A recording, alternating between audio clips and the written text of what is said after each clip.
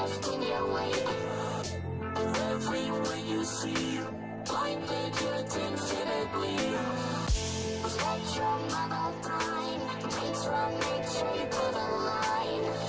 Each instant proves to be a moment reaching endlessly.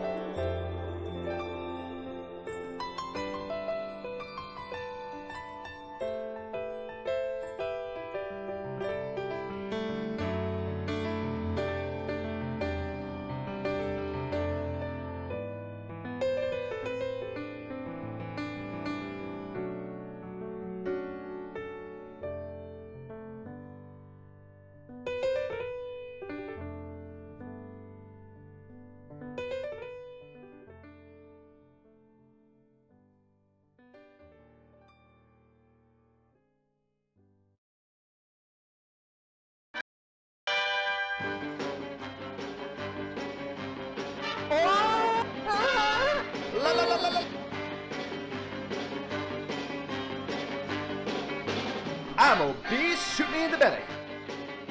Look at all the space I'm creating, everybody. Bad monkey. Bad. Oh, you got baited so hard.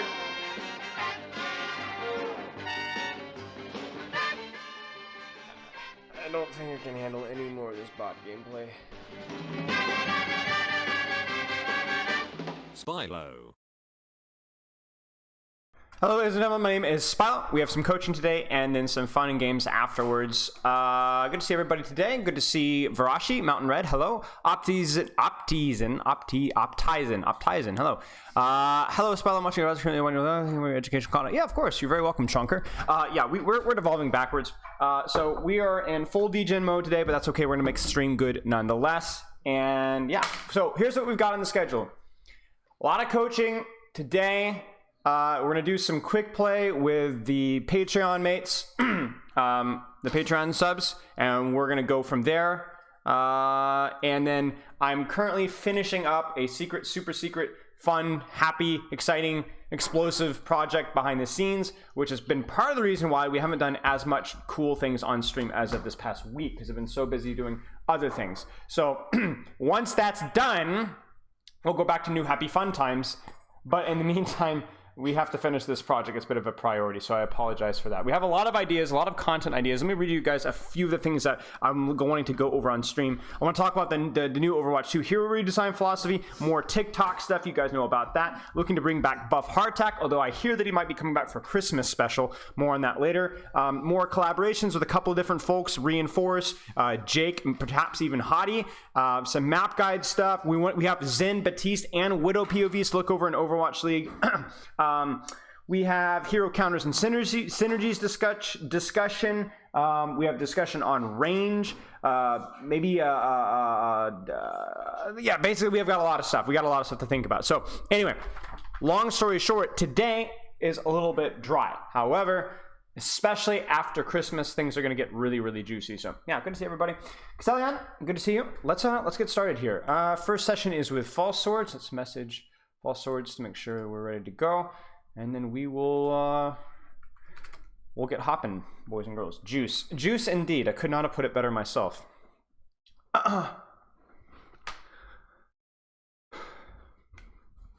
Bum, bum, bum, ba-dun, dun, ba-dun. We're ready to go. All right, plugging in, and let's get rolling.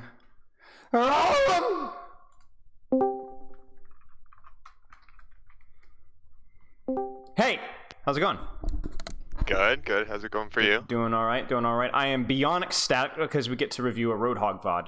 And I'm only half joking because truly it has been... I don't know when I've coached Roadhog last. I mean, really, truly, it has been at least a year and a half, 2 years maybe, since I've coached Roadhog. Wow. So, and I've never coached, obviously, by those numbers, never coached Overwatch 2 Roadhog. So we're going to be learning along the way. So how's your day been so far? Good. Good. What rank and what... I was going to ask what hero, but that's a really stupid question, isn't it? So this is hovering probably around High Masters, low GM. Okay. And I finished last season Masters 1 and finished Overwatch 1 in like low GM. So. Okay, sounds good. So I'm clearly checked out because I'm typing Masters in the hero instead of... Yeah, okay, there we go. Need to fix that. Okay, let's get this code whipped out. So what do you hope to get out of the session? What got you interested in coaching in the first place? So I have been hovering around like high GM or low GM, high masters for a while, and like my goal with getting that was to get like collegiate scholarships, and now I have that. Oh, congrats. Thank you. And so now I'm currently playing collegiate, but I would like to be able to pursue like path to pro sort of stuff. Sure. And coaching is probably the easiest way of doing that. I've also like never gotten like real coaching before. So. Okay, perfect. Sounds good. Keep looking through your form here. So let's look at what do you hope to get out of the session. Tangible and feasible ways to improve in concentrated amounts of time and aspects of your gameplay that you need to focus and work on. And that's relevant regardless of whether you've made it to collegiate or not. Do you want to break down your background with Overwatch, even going back into Overwatch 1? What got you started? What was your hero pool like? Why Hog now? Is this just a meta pursuit? What were your favorite heroes? What got you into collegiate? And then how are you doing in collegiate? And so on. So in Overwatch 1, I joined a lot of teams. So I basically from the beginning of the game, I was like bronze. And then I climbed up the ladder into like Masters about 2 years ago-ish, and then started pursuing, like trying to get into GM so that I could get good collegiate scholarships. And because I was coming out of basically a trade school, and then I was knowing that eventually I was going to go into a 4-year, and so I tried to get GM just because it looks good for collegiate. Right. And right. got the collegiate scholarships, and then I was on a bunch of teams before that, doing all sorts of different tournaments, not for any like long-term periods of time and not very like super serious teams, but a variety of different teams. I also did coaching for about 6 months. I was like pretty heavily pursuing coaching, and then drifted away from that. So interesting. Okay. So you said coaching. Yeah. What got you into down that road, and what got you to drift away from that road? So I was doing a lot of macro coaching, and I was just struggling finding teams that were like consistent enough where I could stick with the team, because that's the best way of doing a lot of team-wide coaching is you stick with a team and then you try to progress them. And I was just struggling finding teams for that. And then I knew I was wanting to pursue collegiate.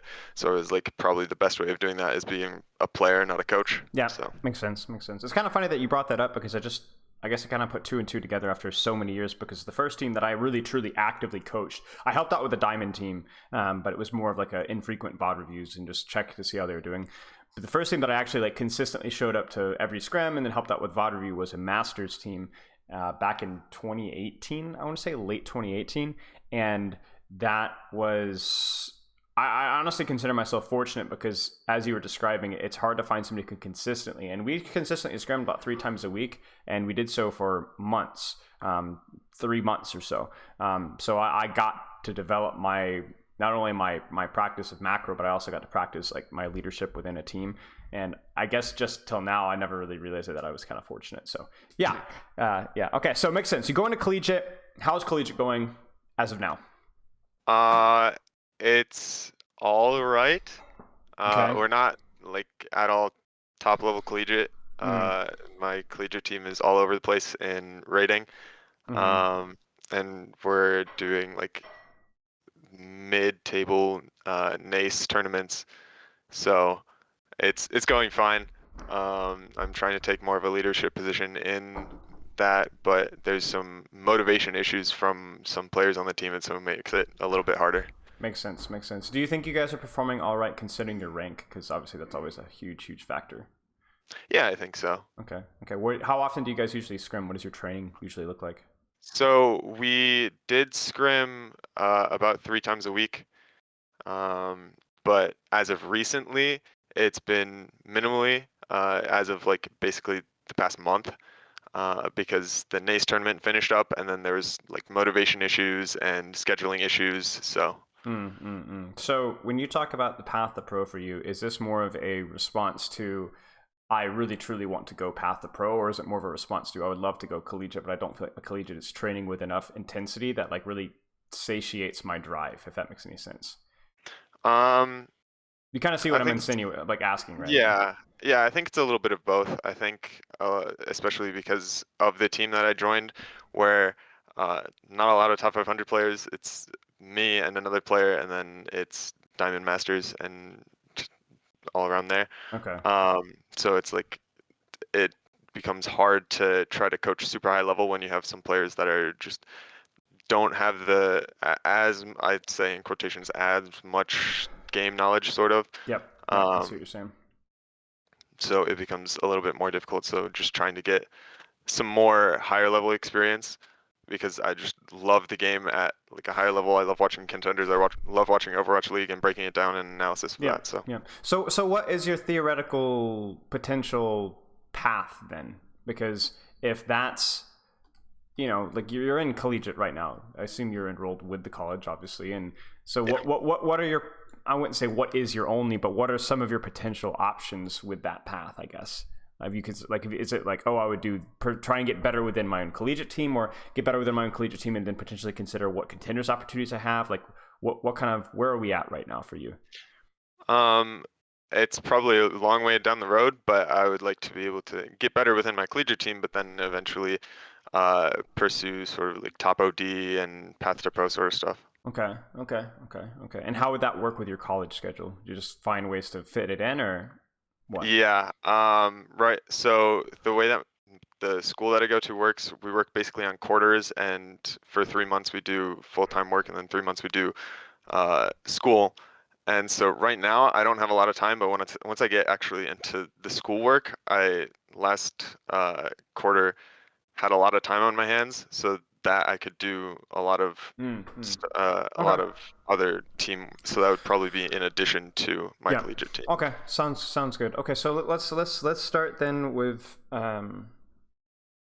we'll start with like continue to go through your form, because I feel like as long as you have a game plan or idea of what you want to be pursuing, then I think you're good to go. Okay, so then let's look at your goals. I know we've already talked a lot about this, but just making sure. Short term, setting up realistic steps of improvement that I can apply through my improvement. Long term, GM1. Okay, sounds good. Nothing new there that we haven't already discussed. Typical training week, collegiate scrims matches. Okay, so this is a little bit of an older form. Monday, Tuesday, Thursday. That generally in the past, those are your scrim days, I assume, / match days, 3 days a week. Yeah. Okay, possibly a few games of ranked throughout the week. 6 hours are ranked on Saturday. So is that still up to date, or if not, what's the up to date training schedule for you? So in the past month, since we haven't been scrimming that much, I've been trying to keep it consistent with like Monday, Tuesdays, Thursdays, just because those days works out for me to play 3 or 4 hours of ranked, and then I have dumbed it down to about 6 hours on Saturdays usually. Okay. So you're basically, those are just the days that happen to work well for you given your schedule. Yeah. Okay, that's kind of where you're at right now. So you're basically playing consistent ranked on 4 days out of the week. Is that the case? Yeah. Okay. What about the days that you're not playing ranked? What do those usually look like? Just 0? 1 game? It's usually 0, just because I don't have the time for it on those days because I'm busy with other things. So. Okay, sounds good. I mean, it's obviously not optimal, but especially if you're able to play 3 or 4 hours on Monday, Tuesday, Thursday, and able to get at least 3 or 4 hours on Saturday as well, we can work with that. We can work with that. Okay. Not optimal. Daily is optimal, even if it's not for a lot. But if that's what you're given, then that's what we have to take. So okay, sound good? Let's keep going here. So hours of sleep look okay. Let's check out your hero pool here. So Zarya, Diva, Sigma, Roadhog, Winston. How is that? Is that adaptable? Does that change? What's that looking like as of recently? Yeah, that changes. So since this was pre-Zarya nerf, so I've sort of dropped Zarya and Diva. Yep. Now basically playing Roadhog, Orisa, and Winston. Okay. So how's that been going? It's been going all right. Roadhog I have the most experience on since I was an off-tank player in Overwatch 1. So Roadhog, especially like you talk about reps, Roadhog's probably the one I have the most reps on. Makes sense. But especially in this VOD, sometimes I struggle with like Roadhog mirrors and understanding fully my job in especially Roadhog mirrors, because there's like the rock paper scissors of Roadhog, Orisa, and Winston that you go through just to get out of all the counters. Yes. So okay. But whenever it's a mirror, I just want to have the upper hand, because then ideally I'll be winning. If I have all 3 of those in my hero pool, I'll be winning more games than I lose. Right. So Roadhog, Orisa, and what was the third one again? Winston. Okay, and you're basically playing to avoid Orisa and just dive backline. You kind of seeing Winston as a soft counter for Orisa. Yeah. Okay, sounds good. Okay, let's look then. Looks fine. And then I guess the last question before we really get into the gameplay, and I think for you seem to have your ducks in a row. You seem to have at least some sort of a game plan. You seem to have everything kind of planned out on your end of things. So I think we'll be able to get into the gameplay a little bit faster than we normally would. What do you feel is holding you back? And the question at the time was my mechanics have never been great, but I feel like the biggest thing is fully understanding my role in niche scenarios of the game, ranked and new metas. Elaborate on that one, please. So this was especially in last minute. Last minute I was pretty bad at just because I didn't know. I felt like I was doing a lot of the stuff that you should be doing on Zarya, and not finding a lot of success in it. And so I was just like, okay, I don't know exactly fully what to do. This meta I'm a bit more comfortable with, because I can see it better. But especially then I was struggling just to see like, okay, what is my job in different team compositions. It makes a bit more sense in this meta, especially with like sort of the soft counters where it's just like, okay, avoid Orisa on Monkey, and then they can switch to Roadhog, and then you switch to like Orisa to counter the Roadhog. That all makes more sense to me, but it's like the mirror. Okay, what fully do I do in the mirror? What positions do I take? What kind of angles do I take? Is that something that we get in this replay that you provided? Yeah, probably. Okay, sounds good. I feel like I play very well in scrims because the game is much more clear-cut on my role with less niche comps. So basically, in scrims, when it's very clear A versus B, rock, paper, scissors, kind of as you were describing it. But in ranked, you're getting far one tricks, and then, you get the ball one trick, and then you get the person that wants to force in that may or may not be me on an alt account, and then basically you're trying to figure out what am I supposed to do around that. Yeah. Okay, sounds good. We'll take a look at that then. Any other questions about what do you feel is holding you back? Anything else here that you'd like to add, considering this is a little bit out of date? Well, another thing is just trying to figure out like how do I do my own personal VOD reviews relatively frequently, and I can see a lot of issues with my play, and it's just a matter of I struggle a bit to find like solutions. Like, okay, how can I put this into practice going forward? So you see errors, but you don't know how to tie it up in a nice, tidy package and present that as something for yourself to work on. Yeah. Okay. We'll try and do that in this replay code here without being just hog focused, but also like try and figure out a way to kind of structure that so you can at least get some reps at doing that. Because obviously I can help you with this meta, but we want to try and make something that's a little bit stickier, more longer lasting. Especially if Roadhog gets nerfed, okay, then is this entire review a waste? I hope not. Right. Okay. Let's take a look at this then. Okay. Do you have any other questions or anything else you want to go over? No, I don't think so. Okay, sounds good. Let's hop into it. Oh crud, I forgot. I cannot go full screen in Overwatch because it will not let me stream on Discord, and I get a jittery mouse as well. It's got a weird computer. Okay. It was a good computer as of like 5 years ago, but okay, let's give this a look. Okay, so what would you describe Roadhog as being good at? Why Roadhog? What are his strengths and weaknesses? I would say he's really good at controlling a like set area, sort of his like hook range, and just being like overall a threat to be scared of, especially in Overwatch 1.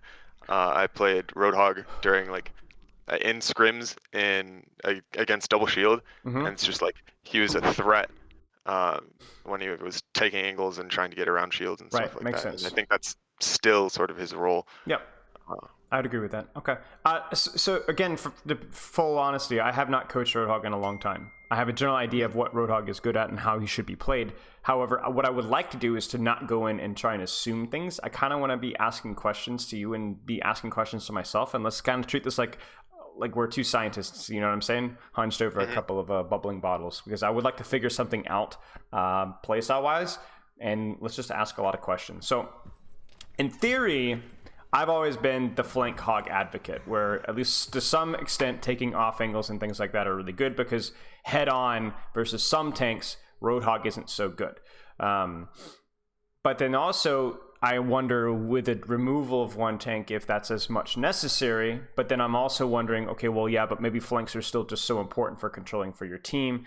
And then is it more important for you to worry about making sure their hog controlling their hog versus enabling your own self to control their DPS? And I've got a lot of questions, let's how have you been playing him?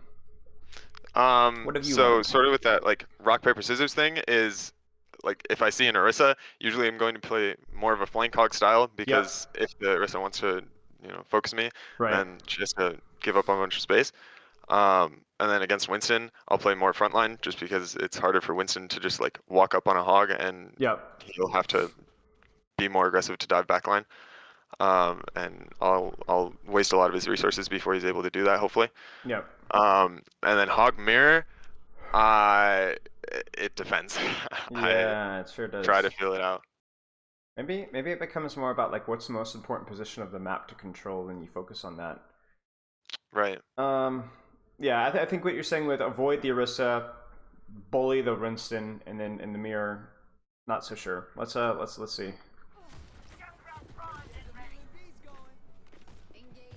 Gladiator skin, all right.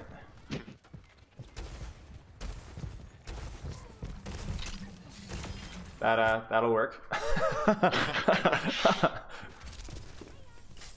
But like, see, this is what I like, right? Because this is like proactive space control. You know what I'm saying? The enemy hog is no longer a threat. All right, now I need to control their DPS. I can't really control their Sojourn, Kiriko, or Mercy, but I can control their Tracer right now because she happens to be on the flank.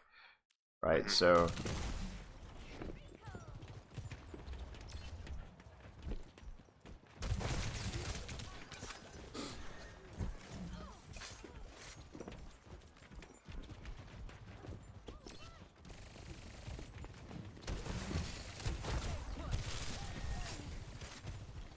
See, this is my question. So I see what you're doing here, but this is gonna be a little bit slower review. I'm gonna be asking a lot of questions. Okay. Did you need or should you have dropped here? I don't think I really needed to, no. Do you see why that could potentially be a problem? Yeah. Why? Because now I'm one feeding the Sojourn charge and she's given the high ground for free. Right. In fact, I actually think that's what happens, because I had a problem with this before I saw Sojourn taking high ground, but I actually think that's exactly what happens. You see? Yeah. And then now do you see how like you've given up space to control? Now, obviously you would need to play carefully here, but I do think that your team is trying to kind of hold the line here. So it seems reasonable enough for you to at least be lurking here / here, right? This seems reasonable enough. Now I have another question here. Where is their Roadhog? Is he even back yet? No, he's not back yet. Yeah, I don't think this is good. I don't think this is good. I think this is indirectly what ends up... Yeah, because this happens because you forfeited the space. And regardless of whether you have hook or not, you're a threat here, right? You're a threat here, you know? Yeah. And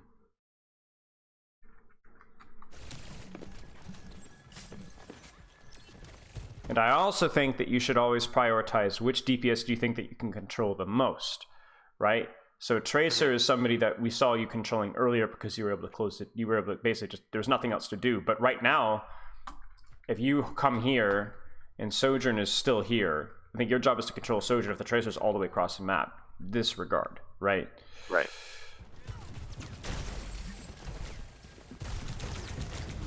I mean, this is the best way to describe this is moronic. But at the very least, it makes sense. Like, you're just completely oblivious to what's going on around you. But right. This at least kind of lines up with what we kind of, in theory, want you to be doing, just to not do it so horribly. Right. You know what I'm saying? Because you did walk at the Soldier. You forced a lot of chaos. You forced Susie. You forced Hog to chase you.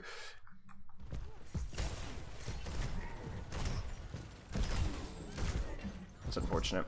Honestly, just got out mechanic there. It looked awkward.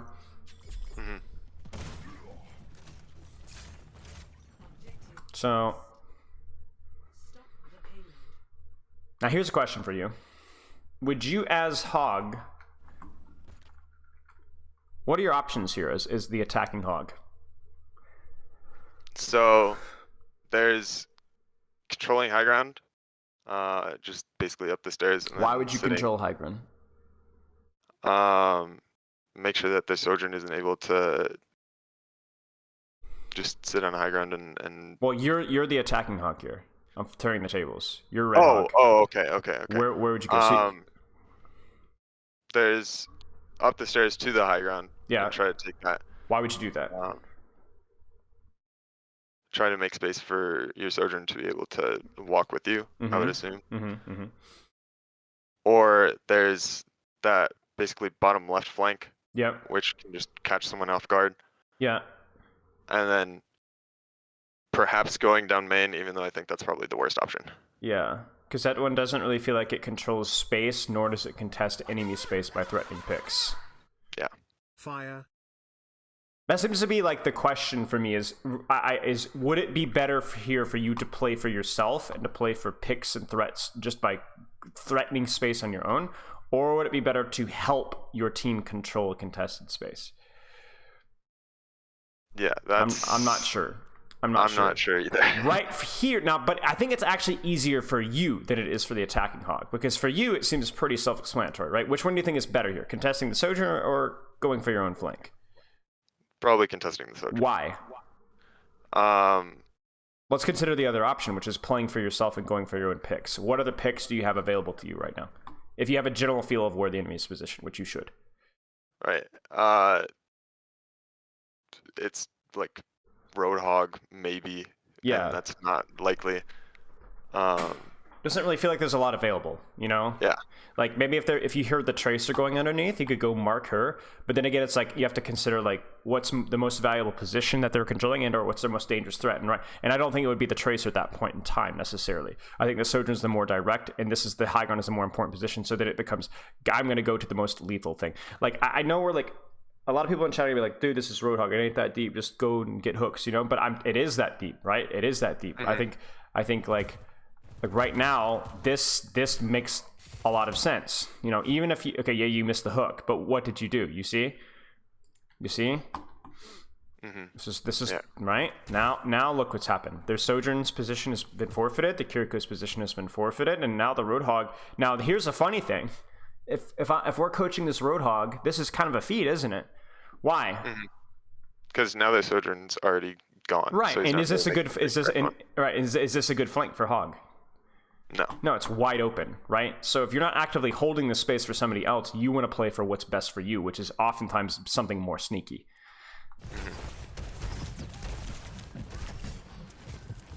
So I think like even here, I don't know. I don't love this. You know, are you controlling or contesting space for your team once you cross this line? No. Unless this guy is low, and or you've got somebody with you that's going to murder him, then this is a waste of time, because what's going to happen here is you're going to hook him, you're going to shoot him, he's going to vape, you're going to vape, back off, nothing happens, but actually maybe he hooks you back in and then you die. Right? That's extremely fortunate that worked out. You could feel the danger there, right? You could feel the danger. You ended up getting help, which is really phenomenal. Like, look at your team's response here. You see, I mean, look at this. This is actually phenomenal from your team. Was this something that you were communicating? Do you remember this game? No, I was not communicating this. Okay. So you rolled the dice and that you got better teammates than that Hog got. But this was... Yeah. You went in at full H, like, yeah. You went in and almost died, even though he did not have hook. Okay, so then now here's the question. Who do you need to be worrying about at this point in time? Sojourn. Right. Not Tracer, not Kiriko. These are not dangerous threats. These are also hard for you to kill. So worry about Sojourn. Why? Right? And the fact, why do you miss this hook? Because I wasn't even looking at it at the Right. beginning. You made it hard for yourself by trying to react, and look what happens. You see? So not only do you miss the hook, but your missing of the hook is what cost your Kiriko her life. That Hog melted. Holy mackerel.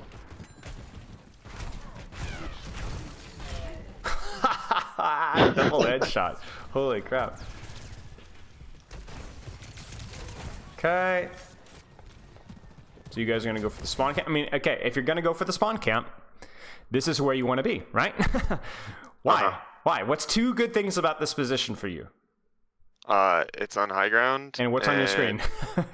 There's Sojourn there. Right. The most dangerous, most lethal, most controllable thing by you is on your screen. So you're controlling the space for yourself. It happens to be pretty good for you. Other than because it's unlike the other high ground, it's got pretty good cover. And you know, you're denying their Sojourn the ability to get kills. So there you go. This is good.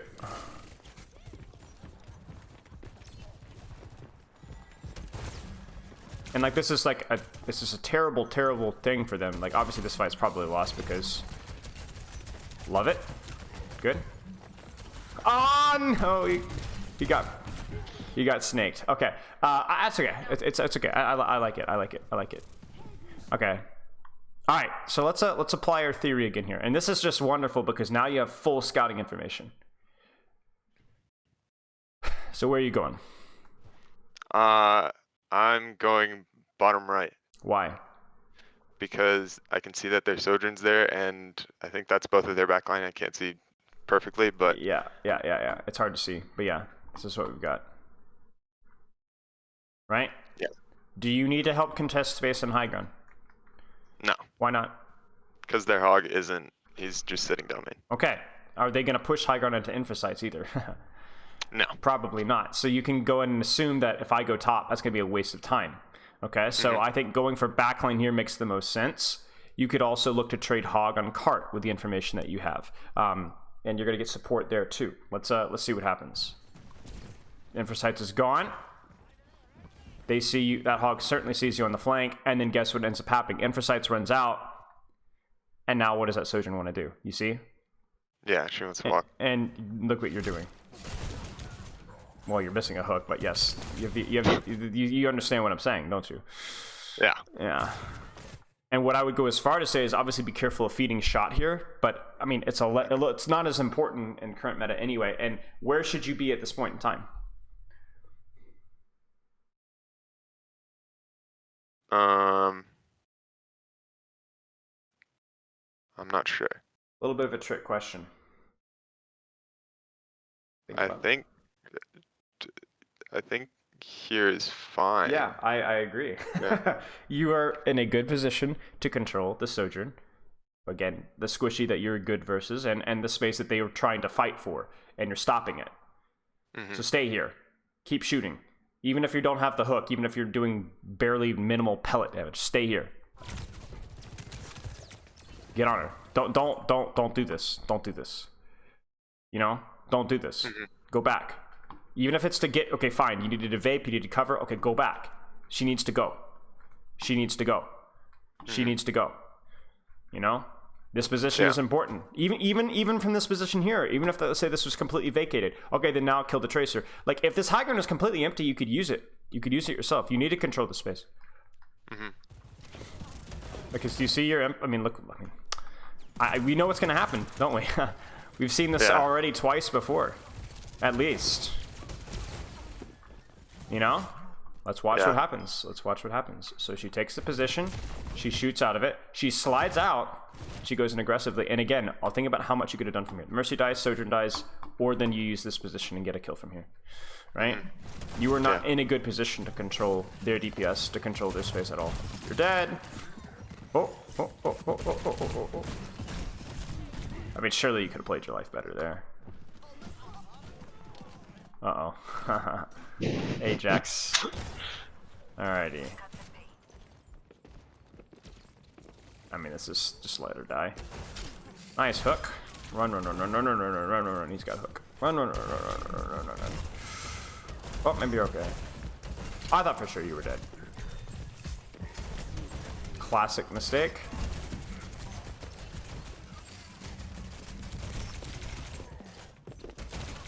So, I mean, this is now 2 times that we failed on our intended plan with our whole hog here. So, not great. We're gonna die here. Wait, did you get Suzu'd? Yeah. That was next level Suzu right there. Wild. Okay. Now, let's rewind this fight. Let's go all the way back to the beginning here. What should you do? You got a kill. What should you do? Where's the space that you should control? It's either good for you or controlling the enemy team. It's not so obvious, is it? Yeah. I mean, the corner basically on this left side is probably the best place for me to be. Why? Because there's always the threat of, like, at least for Hog, hooking him off the map. so I don't have to worry about the hog mirror. And like there's a mega right by the side. Mm-hmm.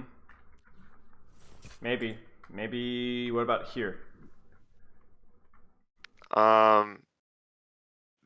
That's okay, I would say. Maybe just to like mark their tracer as much as I can, but What about here? Where you're at here, just on the corner.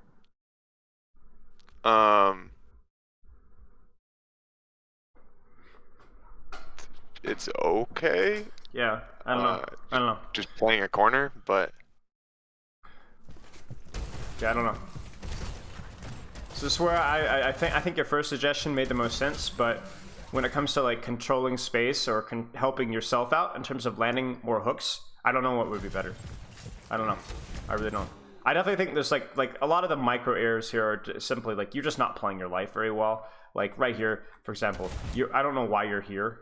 I think you really should be playing this with more respect, given the fact that you've got two people in spawn. You know what I'm saying?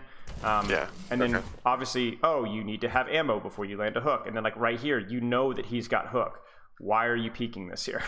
Right? Right. This is silly. You should have died there. If he misses hook, then you mess up your whole hog. So that's another goofy thing. Then you miss your hook again. Then you disengage too slowly, and you get Suzu'd out of a hook again. So like, there's a lot of low-hanging micro fruit here, and I think that's definitely something that you need to put on your list of things to work at specifically. But I wanted to like look beyond that as well. Mm-hmm. And like also like here is just really stupid, you know, because like here's one of two things going to happen: either you're going to die to M1 or you're going to die to their hog hook as you cross out in the open. You know what I'm saying?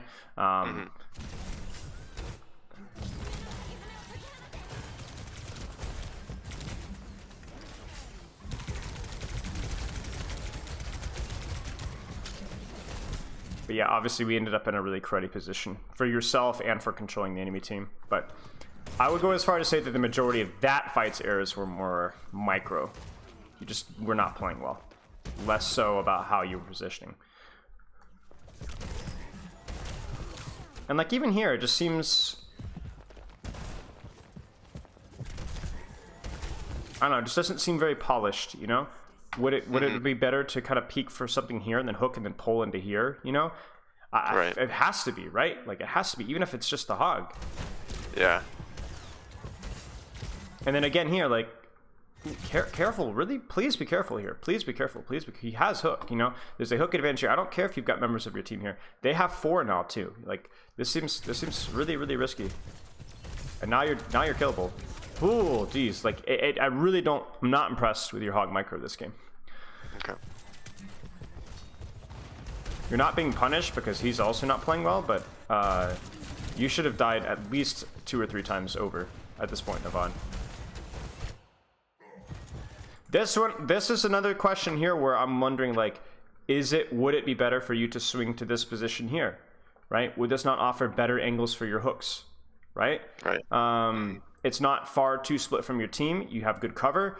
I think this makes a lot more sense because if you're stacking with your team, it's a lot easier for them to kind of play around the 80-80 strafing, and you just basically front load a ton of damage. I think even if you're playing just for hooks on frontline, I think this makes a lot more sense for me. And that's just ignoring the hog micro as well. Huh.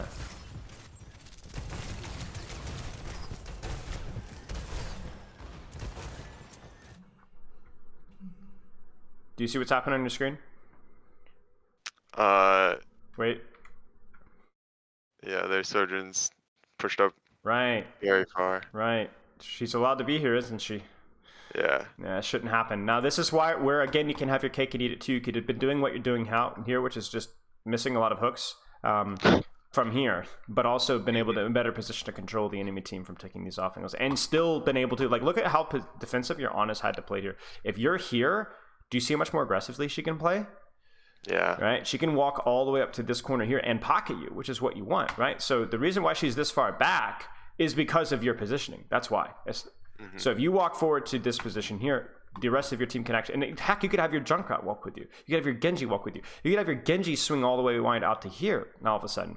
But because you are not controlling space, your DPS cannot control space, so it becomes a self-fulfilling prophecy of like, oh, I have to play defensively here because I'm going to be by myself and isolated. Well, yeah, because of how you're positioning. Mm-hmm.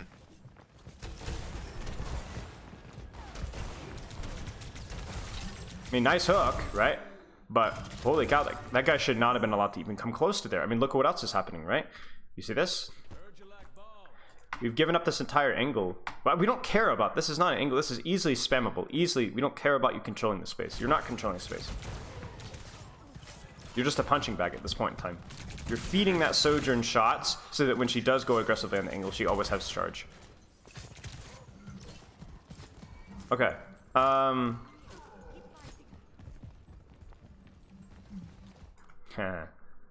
Okay, so they juke you.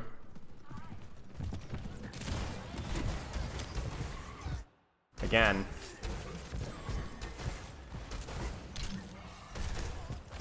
This guy should have nowhere to hide, because if he comes here, he gets hooked and shot. If he comes here, he gets shot from the rest of your team. I don't like this position. You just walk. Nice shot.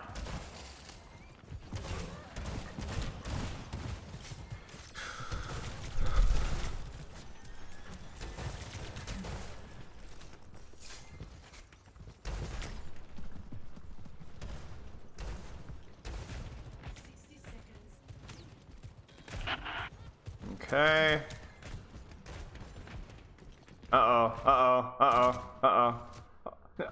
No!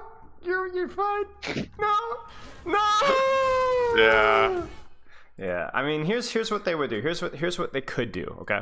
So, if you are here, how could they theoretically clear you out?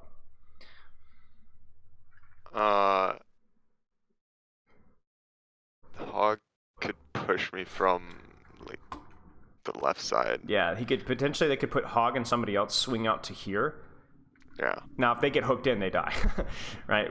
So that's because their supports don't have good LOS. Your supports would have excellent LOS. So I think it's a very risky play, but they theoretically could swing Hog and like Sojourn out to like a really, really far range and maybe bully you a little bit. In which case, maybe you have to rotate out here. But then if they do that, okay, well then at least you force them to do their homework first, and it's an extremely high risk while they're doing that. Well, it's more of a lower risk for you, right? Right. Felt like that hook should have landed, but that was strange. Okay. Nice hook.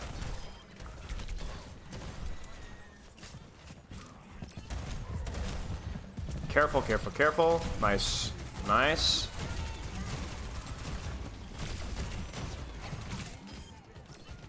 This is probably GG's. Huh, there he goes. Okay. What are you seeing so far? I think I'm incredibly focused on holding like a corner instead of holding an angle and denying their angles. Mm-hmm. Mm-hmm. And I think there's a lot of nuance with that, right? Like there were times when we talked about how like maybe holding the angle isn't as useful if the enemy team isn't looking to contest that angle, you know? But then I feel like you should be very focused on. Well, you continue. You go ahead. I interrupted. Yeah, and then trying to deny Sojourn more instead of like especially Tracer. Right. And trying to deny like Tracer flanks. Right. If you were to try and simplify this up, right? Especially because we talked about rank being this complete chaos. So deny Sojourn more. Okay, well, we have a problem, don't we? They're no longer on Tracer. Now, they're still on Sojourn, but now they're on Soldier. You see that? Mm-hmm. What if they have a Pharmacy one trick? What if they have an Ana? What if they have a Zen? What if they're on Sigma? You know? So how can you structure this in a way that is consistently applicable regardless of the situation, I guess? I need to identify like what hero I can sort of, in quotes, control the best. Yeah, that's a good way of putting it. That's a great way of putting it. What hero can you control the best / what space, like dangerous space, can you control the best? Mm-hmm. And then if the answer is there's no real relevance to either of those questions, then you really just need to play for yourself, play for your kills, and play where your best position. I think the best example of that was where you could have controlled and contested the Sojourn here, but you just AFK sitting on high ground if there was no Sojourn would not have made a lot of sense, right? Okay, look at their comp. What do you see? Basically double hit scan. That's good for Hog, isn't it? In a way. Yeah. Why? Because I can pretty easily deny all the high ground angles. Yeah, you can. You're very scary to all of them, right? You do feed them a lot of ult charge, but you're scary to all of them. Yeah. So, where do you think that your space to well, let's just play it by ear. I'm gonna pause at certain points, and you're gonna tell me, okay? Where you should be. Where should you go?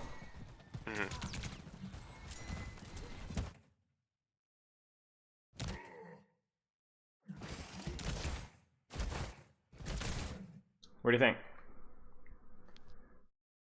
I think this is fine. I mean, with hindsight. Ignore hindsight. Because, okay. Why do you think this is fine?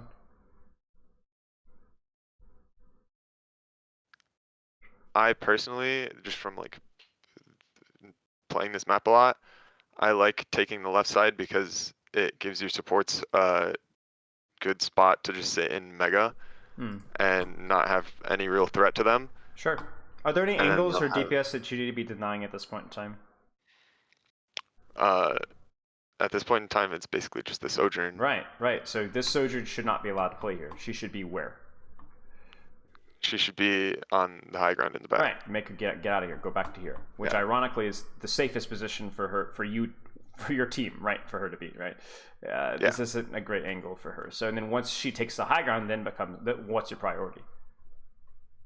Then it's mechanics, right?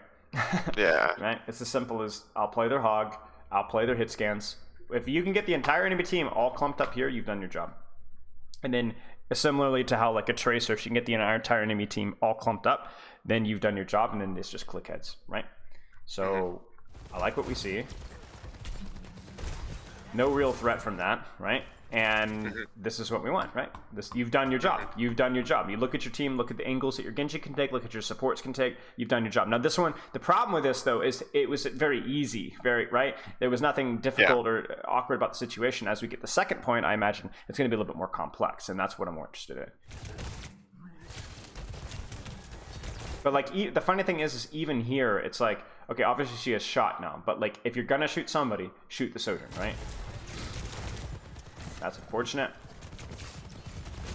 But can we legitimately say mechanics diff that for the last 10 seconds? Yeah. Yes. As long as we can say that, then we're home free. Doesn't make me happy, but we can say it. Mechanics, right? There's no DPS to control. They're still all clumped up. You knew what he was going to do. He's an idiot, and he's dead. Now, right now, who should you control? Sojourn. Or, if I turn around... Or Soldier. Or Soldier. Right, either one. I really like this. You shoot the Sojourn, she backs out. What do? Do you pursue? No. The goal is not to get kills at this point in time. The goal is to stop them from taking space. Sojourn went back. Okay, what's my next responsibility? You kind of see what I'm saying? What do? You turn on Soldier. You miss the hook, but look at where he's gone. You see? Good. You've somehow managed to miss essentially every hook and yet do your job. And yet you've done your job, right? Now, it's mechanics. Now it's mechanics. Now, I would go as far to say as what should you be doing at this point in time if we're considering this situation, right? What should you do? Kind of awkward, isn't it? Yeah. I'm pretty sure what I'd do here is fine. I just pressure point playing underneath them. Sure. Okay. Let's see what happens. I probably would have maybe not even pressured point. I would have tried to use my Genji as an engage tool to try and look for a hook. You guys honestly need to dive this here, to be honest with you. Like, your Junkrat needs to get in here. You need to get your Junkrat spamming. You need to be fishing for hooks. You need your Genji up here with the Kiriko on a pocket. You know, I don't love pressuring point from here, but I'm not as concerned because,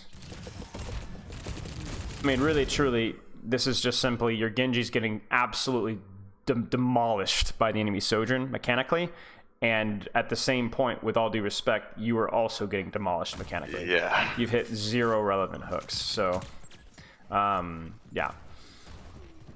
Now, hindsight. Let's say you're here 10 seconds earlier. What's your priority? Hog. Why? Because all their hit scan are just sitting on the back high ground. Yes. So I can't really do anything about them. Yes. Yes. Now, what if this hog was a tracer? It would still be the tracer. Right. It would still be the tracer. Could you kill the tracer? Maybe. Maybe. But what would be the purpose with you on this tracer if this hog was Denying their flank. Right. So when would you be done denying their flank? I guess is what I'm saying. When they leave. Right. So what you would do is you would walk here, you would shoot the tracer a little bit, okay? Tracer would blink across here to here, right? And then what would you do? And then I would walk somewhere else. Right. You can't Not pursue the tracer. Right, exactly. Don't chase, just force her to respect you, you know? And then move on. And then because once she's used her blinks, once your team has intel on her positioning, maybe she has to grab a health back, you've kind of done your job. It's just the reason why I want to clarify that is because obviously it's very dangerous for you to kind of think about only controlling space all the time, because you might get spend a lot of time chasing people around the map. You know what I'm saying? And your hero is just not designed to do that. Haha, idiot. This is perfect, isn't it? Mm-hmm. Right? Because now, are there any crazy aggressive off angles that you need to control? No. Not really, because the angles have shifted, right? This is now the main fight, right? So everything's in front of your team. So now, who is the off angle here? You. Yeah. Yeah, you are now the threat. You are now not controlling the enemy threats. You are setting up your own threats. And that is the balance with Hawk right there. That's the balance with Hawk. Am I controlling enemy threats? Is there anything to control? No? Okay, then now I am the threat. I am the angle. Mm-hmm.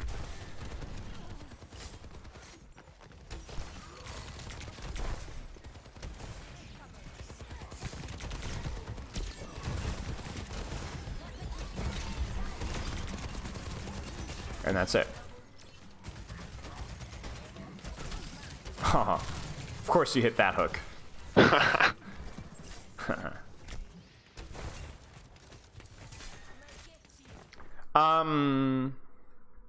I will say on an off note, I guess, your hook accuracy has been unimpressive to say the least, so maybe that's something that you need to work on. I've noticed hooking is a lot like Sleep Dart with Ana, where a lot of times I would say as many as 30-40% of missed hooks are just lack of mental focus and not a lack of mechanics. Mm-hmm. So something to consider. We'll have no proposed solutions for you because I do not have time, but that would be what I would look into, is consider. Okay. Now, right now, what should you be doing? Where are the DPS that you need to be controlling? Do you know? I don't really know. No, you don't. Like mid-game. Yeah. You don't. That's the problem. Now, I ask you, could you control the Sojourn? Maybe it's a bit harder just because of the long sight line. Maybe. Maybe. Maybe. Maybe not, but maybe. But my problem is not that you decide that, okay, this is too far, this is too much of a waste of time, she's just going to shift away, and then I'm to cross on the open, I'll be off. You know, my problem is that you didn't even make that decision at all. Yeah. Right? You didn't decide not to, you just ignored all the information entirely. Who's at a greater risk of being hooked here and dying, you or him? I would say him, Okay. just because I'm playing a corner. He's not. Right into the trap.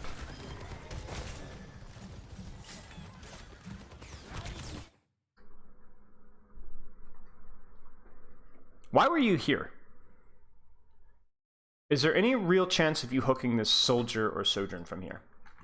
No. Is there any real chance of you pushing the soldier or Sojourn from here? not realistically. So why are you here? Because I think what you did was fine, but there's a very specific reason why you're here, and you probably didn't even realize it. What just happened? What just happened? We retired. Well, what just happened here? Killing the hog. Right. So why were you here? Why was this hog here? Because he's trying to deny us from getting the high ground. Right. He's trying to do what you did earlier, which is control the high ground for his DPS, right? Mm-hmm. So then, why were you here? I'm here to deny him from denying our yes, aren't you? You see? Do you see? Yeah. Yeah, you were here for the hog. If there was no hog here, there would be no reason for you to be here, right? Because he was the threat. He was the one that was the threatening threat. So then, now my question is, where should you be? I should be here. Are you sure? There's no hog here anymore. You said that you can no longer push out. You see? So you see what I'm saying, right? Do you think this soldier sojourn is going to walk all the way up to here? No. So then where should you be? I should be on cart or trying to push up right. Right. I'm wondering if you could go around here now. Would this be the time to go? Yeah. This would be the time. Because now, is there anything for you to control? No. Go be a threat. What about here? You see? You see? Now is the time to go because there's nobody to control anymore, is there? So then you need to go do your thing. Play for yourself now. Because what are you going to do here? You're going to feed Sojourn Chat. Right? Very questionable Riptire. Now this is good, right? Now I don't know if your team's going to be in a position to help you hold the space. You need to be very careful, but you at least have cover here, right? The Sojourn's having a hard time, isn't she? There you go. Now she might use that as an impetus to go aggressive. Again, do you see what your positioning here does now? Now, obviously, you were able to clear off of high ground because you were able to get to here. Because of the Riptire, right? Also, it's worth noting as well, how did you actually really, truly get here? Did you walk out in the open? No. What did you do? You walked out, you dropped, and then you walked up from the stairs from this angle. Right? Interesting.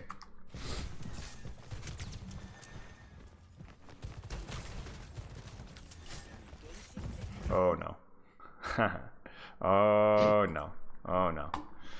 Now, let's, we have the power of hindsight here with perfect scouting. What are your priorities, 2 priorities right now, if you had perfect scouting?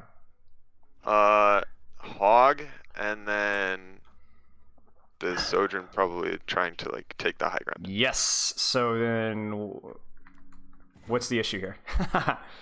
I drop off the high ground. You didn't know where Hog was, did you? Oh, yeah, no, I could hear him somewhere underneath me, but I had no idea which direction. Right. So either you hold high ground to deny Sojourn. Wow, look at that. Who would have thought? Or you really truly go all in on the hog hunt here. And I think probably the latter, or the former, excuse me, because you can always drop for the hog. This is more of a priority for me. I think this is more of a priority. Oh dear. And you know. Yeah. This guy should die. The Mercy should then die. And then the hog should die. And yeah. Okay. It's hard playing this hero, man. It's hard. I don't think people do not give respect to this hero enough. And the problem with Hog is that I think from what I learned in Overwatch 1, and it definitely feels like that in Overwatch 2 as well, it seems like a lot of the decisions that happen with Hog are often automated, so people think that he's easy, but then how are some Hogs so good, right? They're often really sneaky, really unpredictable, and really good at messing up your DPS, right? But then nobody really knows how to, like, people don't talk about Hog like he's a strategic hero, and he is, you know? Like right now, okay, let's ask, what are your options here? You've got 2 options, really, right? What are they? There's walking right side through the building over there and then trying to take high ground. Right. So either you're gonna go clear out this Widowmaker, right? Mm-hmm. And then take this angle for yourself, or you're gonna go clear out high ground. Now, once again, when we say clearing out high ground, what do we really truly mean? Pressuring out their hog from the high Right, ground. pressuring out their hog, shooting him, preventing him, because if you're not here, they will win the high ground because their hog will go where? He'll go here, his DPS will walk forward, and you guys will just lose, right? Anytime that any of you guys try and peek out here, the hog will push them out. But if you're here, pushing them out might mean he dies. So then, I'm not sure which one is best here. I think probably the safe call is going top left, considering where your Genji and Junkrat are. And sure enough, look what happens, right? Obviously, there's nothing you could do about this. You weren't here in time. But that's exactly what we're scared of. Right. So maybe we deal with the hog first. We play the mechanics game here. Let's walk. That's a disaster. Well, maybe not a disaster. But again, here, like, why? I think, like, at this point in time, I understand, like, you want to press your cart, but not, I wouldn't do that yet. There's stuff happening right now. Where's the Widowmaker? Where's the Mercy, right? Where's the Roadhog? You don't know, right? So I would take a split second right now. If you're really, truly, everybody's okay, I can start to leverage cart and cause some issues, then do it. But, like, look at your Genji, right? Oh, man, he would love to have your help. He would love to have your help. And you're just chilling. I don't like that. I really did not like that. Okay, wasn't the worst thing you could have done, especially considering how advanced the cart was, but yeah. You're Junkrat. Like, even right now, go get him! Go get him, please! Don't let them split you out. Yeah, this happens for a bit, because my entire Like, thought you're right now is just like, you're losing, you're dying, your team is dying. Okay, no, whatever.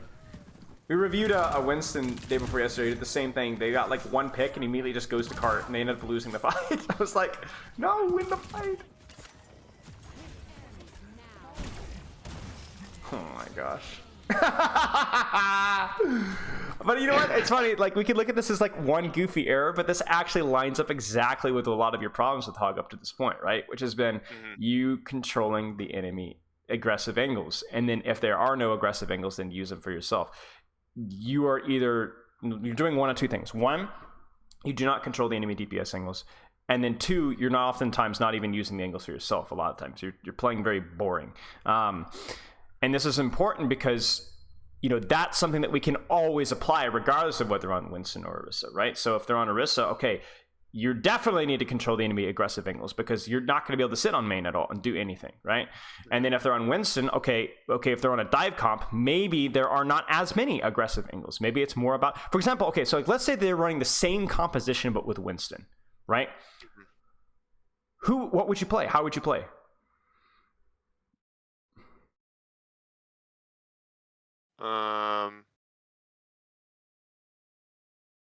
I probably would still somewhat ignore their Winston just because I think Widow and Sojourn are more of a threat and denying their ankles. Right. Now, here's the other thing we're going to dig around too. If I'm coaching a Winston player to play into Roadhog, how does a Winston player play into a spam composition or a Roadhog? Do you think he's just going to run it down mid?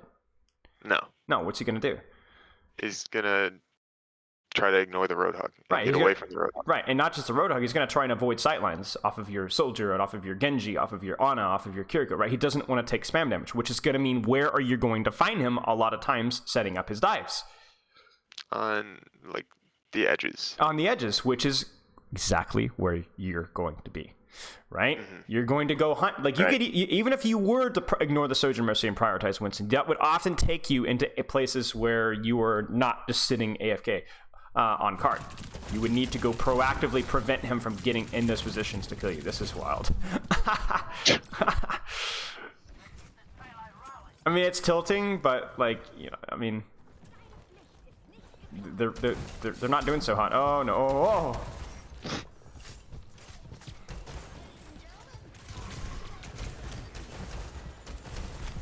Now, right now, what's your mindset right now? Very important that we were able to pivot here. What's your mindset? Deny this sort of flank from their Roadhog. It's not really a flank. Right. So what's the word that we use? Starts with an M. Angle. No. Oh. Are there any really true angles here? mechanics. Right, it's just mechanics, right? This is a fight where, okay, don't overthink this. There's not a lot of angles or flanks for you to control. Everything's just kind of tunneled down mid. It's just the nature of the map, right? So just mechanics. Just mechanics. That's all it is. I'll play their hook. You play your hook better. Play cover better. Play corner better. Play around your vape. Whatever. This is just mechanics. Just mechanics. This is mechanics right here, what you're about to do. Maybe bait his hook. You didn't get it. You got a nice shot, though. Nice. That, if he doesn't hook your Junkrat, was a really nice hook, was it not? Right? Look at the resources that it forced. Look at the mess. Look at the space that it forced, right? Yeah. So that was a good play by you. I respect it. Okay, let's keep going. All right, one more fight. This fight's probably lost. Oh, nice. Jump off the map. Off the map. Okay.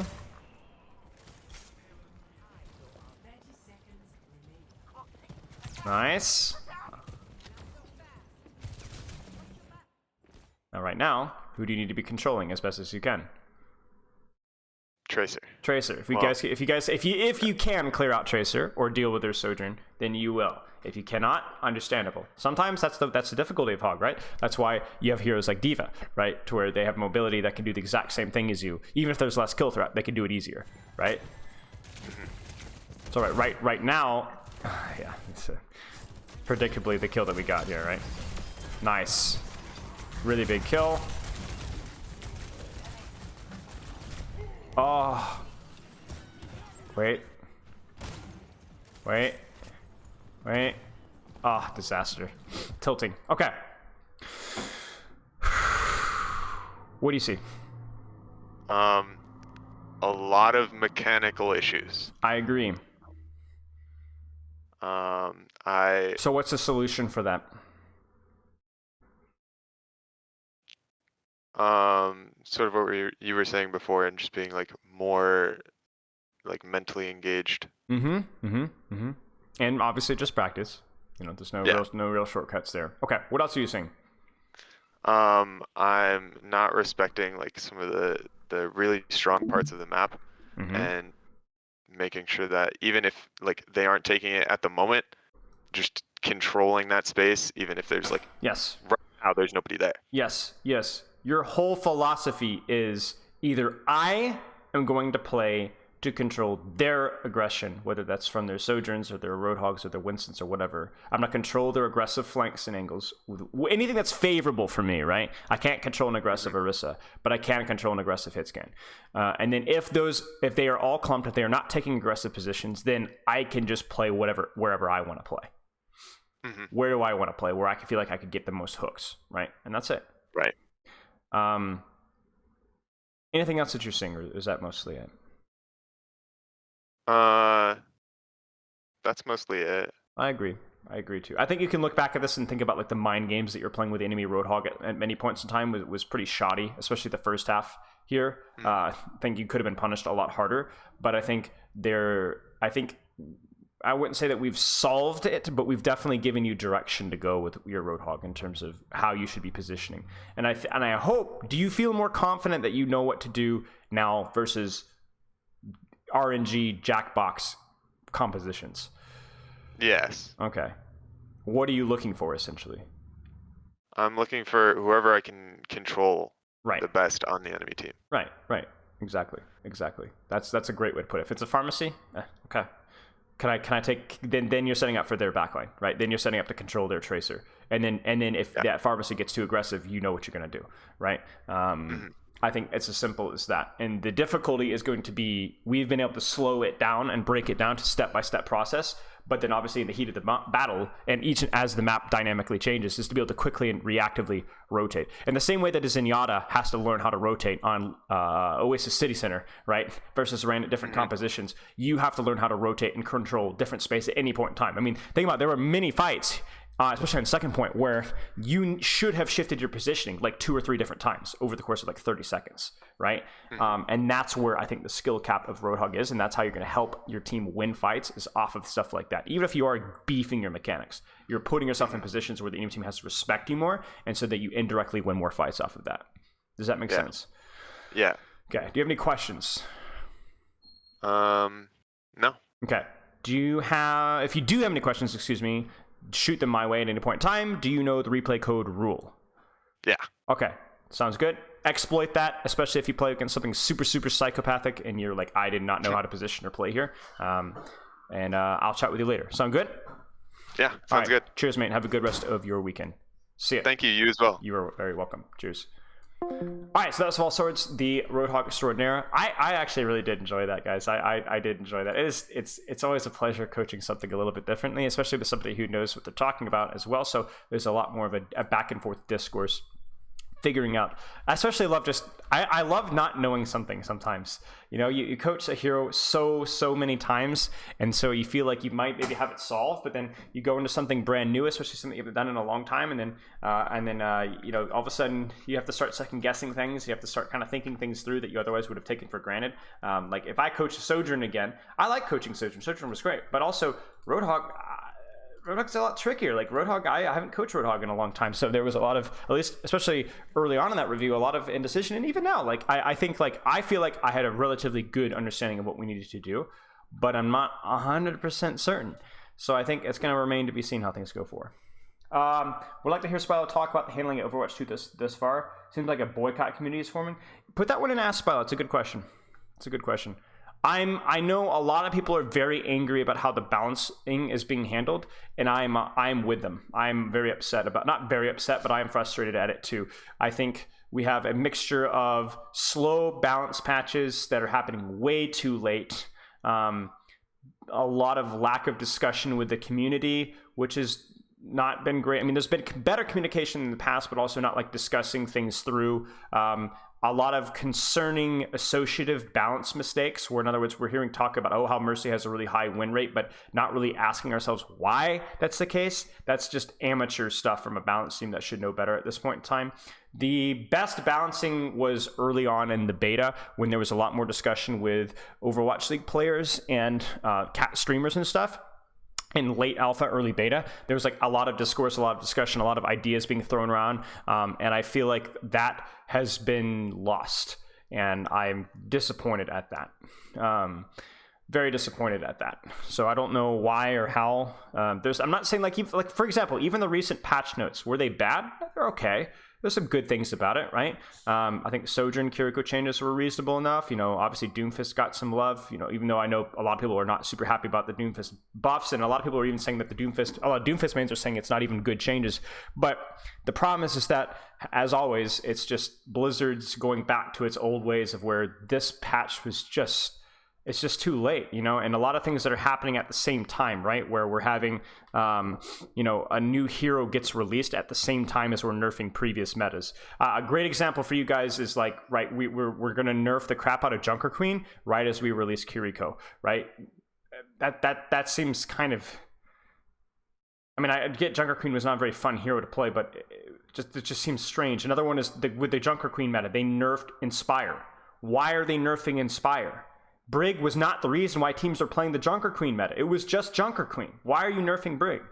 It was like when the GOATS meta, I'm getting PTSD when they buffed the crap out of Reaper and Mei and a bunch of these DPS heroes instead of just dealing with 222 or like nerfing GOATS, because GOATS was broken not because of any individual hero strength besides Brig, but because the synergy of all those heroes was too strong. So they keep buffing these DPS heroes, but it doesn't change the original fact. And then what ends up happening is then we go 222 lock, and now we have all these busted, broken DPS heroes. It frustrates me. It really frustrates me. So I'm not going to go down that rabbit hole again, but I understand the frustration. I think the parroting with the negativity is an issue as well. And I agree, Varashi. I think the balance is fine for the majority of players. But the problem is that when you have players at the top end of the scene that are negative about things, people will parrot. You need to keep your pro players happy. You need to play because they are the ones that are going to be your public broadcasts of how the game actually is. No, I agree with you as well. There are myths. So I'm not saying that it's 100% all devs' fault, but at the same time, yeah. Okay, let's do this. Hey, how's it going? How you doing? Doing all right. Is this a Cassidy VOD? I think it's a general DPS. So I think I put in my application thing that I wanted to mostly focus on Sombra, but after the nerfs, I just haven't been able to make her work. Uh-huh. I've been finding a lot of satisfaction and success playing Kree. Yeah. So I've just Well, bless sitting- your heart. We haven't coached this year, I think, since Overwatch 2. This is just my lucky day, I guess. I've got a Roadhog Fantastic. VOD. I've got a Cassidy VOD. I'm thrilled. Okay, before we get to the delightful gameplay, what rank are you at the moment? So after resets, Ignore the after I'm at- resets. That's bull. Okay, I was Where were you gonna say before it's, reset? it's a little goofy. Plat 5. Plat 5. Okay. Platinum Cassidy. All right, so break me down your history with the game. How long have you been playing Overwatch 1? We'll start with. So I pre-ordered that 2016 for Ah. console, played it for a bit, stopped playing, went back and forth. I have most of my year's experience playing Team Fortress 2. I kind of touch and go with Overwatch because for a while the metas were not very fun to play, and I peaked silver DPS Overwatch 1. Okay, cool. And then Overwatch 2 dropped. I got it in my head that I really wanted to play this game, and I've been kind of grinding it since it dropped. Sick. How have you been enjoying it? A lot more fun than double shield meta, I gotta say. Yeah, absolutely. Okay, cool. Let's take a look through your form really fast here. So, Krell. How do you pronounce your name, by the way? Krell? Akrel? Ackrel. Akrel. Okay. All right. What do you hope to get out of the session? A better understanding of where I need to improve. Sounds good. Okay. Goals here. Let's see this. Short term, hit diamond. Nice by the end of the season. A little bit ambitious, but you know what? Let's just say hit diamond. Okay. Long term, establish a better understanding of the game state, positioning, matchups to improve as a player and feel more confident in your gameplay. Wow, that's straight out of a textbook. That's a well written response. You want to kind of break down why diamond for you? Obviously not this season or next season even, but just let's hit diamond. Why diamond? I don't know. I kind of got it stuck in my head that if I can hit diamond, I can. Like a lot of my confidence, I guess, comes from my SR, my peak, and I'm very not confident with my abilities as DPS. And so I want to hit that next tier bracket to hit diamond, and then I know, if I can hit diamond, then I can hit masters. If I can hit masters, I can hit GM. Easy. Yeah. I don't know what it is about diamond. It's just, I guess it's because it's shiny. That was originally my goal back when I played a lot. I think diamond, going from plat to diamond was like the biggest jump for me in terms of like my self-satisfaction. You feel like a good player, you know? Oh yeah, that's the impression. And the masters look at you like you're still. Yeah, well, silver. listen, it's just a never-ending mountain. You know what I'm saying? Like, I'm sure there's people out there that think that there's like pros that are like, oh yeah, Kevster, he's dog, and proper is really where it's at. You know, it's just how it is. It's a never-ending mountain to climb of like the best. Okay, so long-term, establish a better understanding of the game state, positioning, matchups to improve as a player and feel more confident in your gameplay. Try and break that one down for stupid people like me. So I have a history with competitive games, League of Legends, TF2, etc. And Right. I understand that the game is a lot more than just point and click on heads. It's cooldown management, it's positioning, it's understanding rock, paper, scissors types matchups with team comps. Whether you're wanting to go into a full dive, if you're wanting to play more of a mid range, if you want to play more of a harass poke, and just kind of getting a feel for, because I can look at characters and I can understand, Tracer wants to get in, she wants to brawl, she wants to harass, she wants to flank back line. Zen wants to sit back, harass, poke, go for, damage, but it's that surface level understanding instead of just looking at, oh, they're running these characters, they're playing this comp, and instead of doing that, being able to look at how the game is progressing and adjust to that instead of just this preconceived idea of what their comp is. Sure. Okay. And how have you tried doing that? Has that been something you've been like actively pursuing recently? Like, I want to know, like, what is your Overwatch 2 path been pursuing this, I guess? Because you've gotten a Plat 5, and even with a little bit of the ELO heaven of a new game, right? That's still pretty good, right? Going from silver to Plat 5. So what has that process been like the last couple of months? Watching a lot of your videos, honestly. Oh my goodness. And then I've been talking to and playing like quick play and stuff with a bunch of friends of mine who are like peak masters, GM, stuff like that, and getting an idea of watching them play, getting tips from them,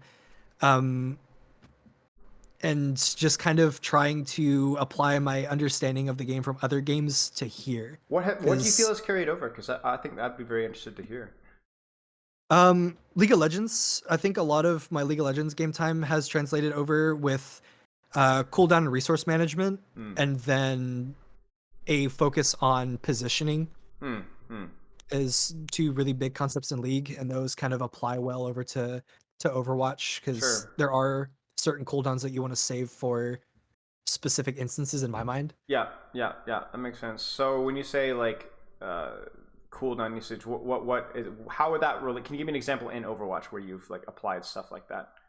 So Kiriko's a big one. Suzu, instead of you can make the option of using Suzu for mitigating a bit of burst damage on your tank if Reinhardt shield drops. You can do that, or you can hold and wait for the incoming shatter, wait a couple seconds and then shatter that, or Suzu the shatter to prevent team wipe, or playing Sombra, especially after the nerfs, holding hack for certain high value abilities instead of just hacking off cooldown. Right. And Makes trying to sense. get not like saving abilities for maximum value, but saving abilities for because that they're going to have ult or they're going to have abilities that you want to mitigate. Right. What about positioning? Because I've never played. I literally have never played League, so you have to break it down what you've learned carrying over from point to point. So spacing, playing just outside of effective ranges, and positioning to prime for big objectives, or in this case, big team fights for Overwatch. So instead of just running in, doing damage, running out, or taking a bunch of free harass, playing outside of what the enemy's effective ranges are, playing around, abilities and around taking harass and trading effectively in order to make the upcoming team fight easier to navigate. Interesting. So you talked about effective ranges a lot. That's actually something that I've been putting a lot of emphasis on recently because I don't think it's talked about. It's one of the few concepts I feel like that isn't talked about enough in Overwatch in a macro perspective. So how does that what give me an example of how that applies in Overwatch from what you've seen? So big ones are obviously tanks. Tanks have varying effective ranges. Reinhardt's obviously going to be very in your face outside of Fire Strike, where you can put down harass, etc. So playing, not even necessarily playing characters, just playing positioning to sit outside of his damage range, or in a position where you can play around his shield and play. Ashe likes to sit backline. Ashe likes to spam you out Widowmaker, Soldier more mid range, things like that, and either playing corners where you can not take free damage, or getting in their face where hitting reliable shots, making them uncomfortable, making them panic, is the best course of action. Okay, interesting. We'll see if we can leverage that a lot, because especially as a DPS player, that's something you're going to always be considering, right? So, okay, so let's anything else that you've been in, like on that long-term goals, right? When it comes to like the macro perspective that you're talking about, anything else that you would add onto that list?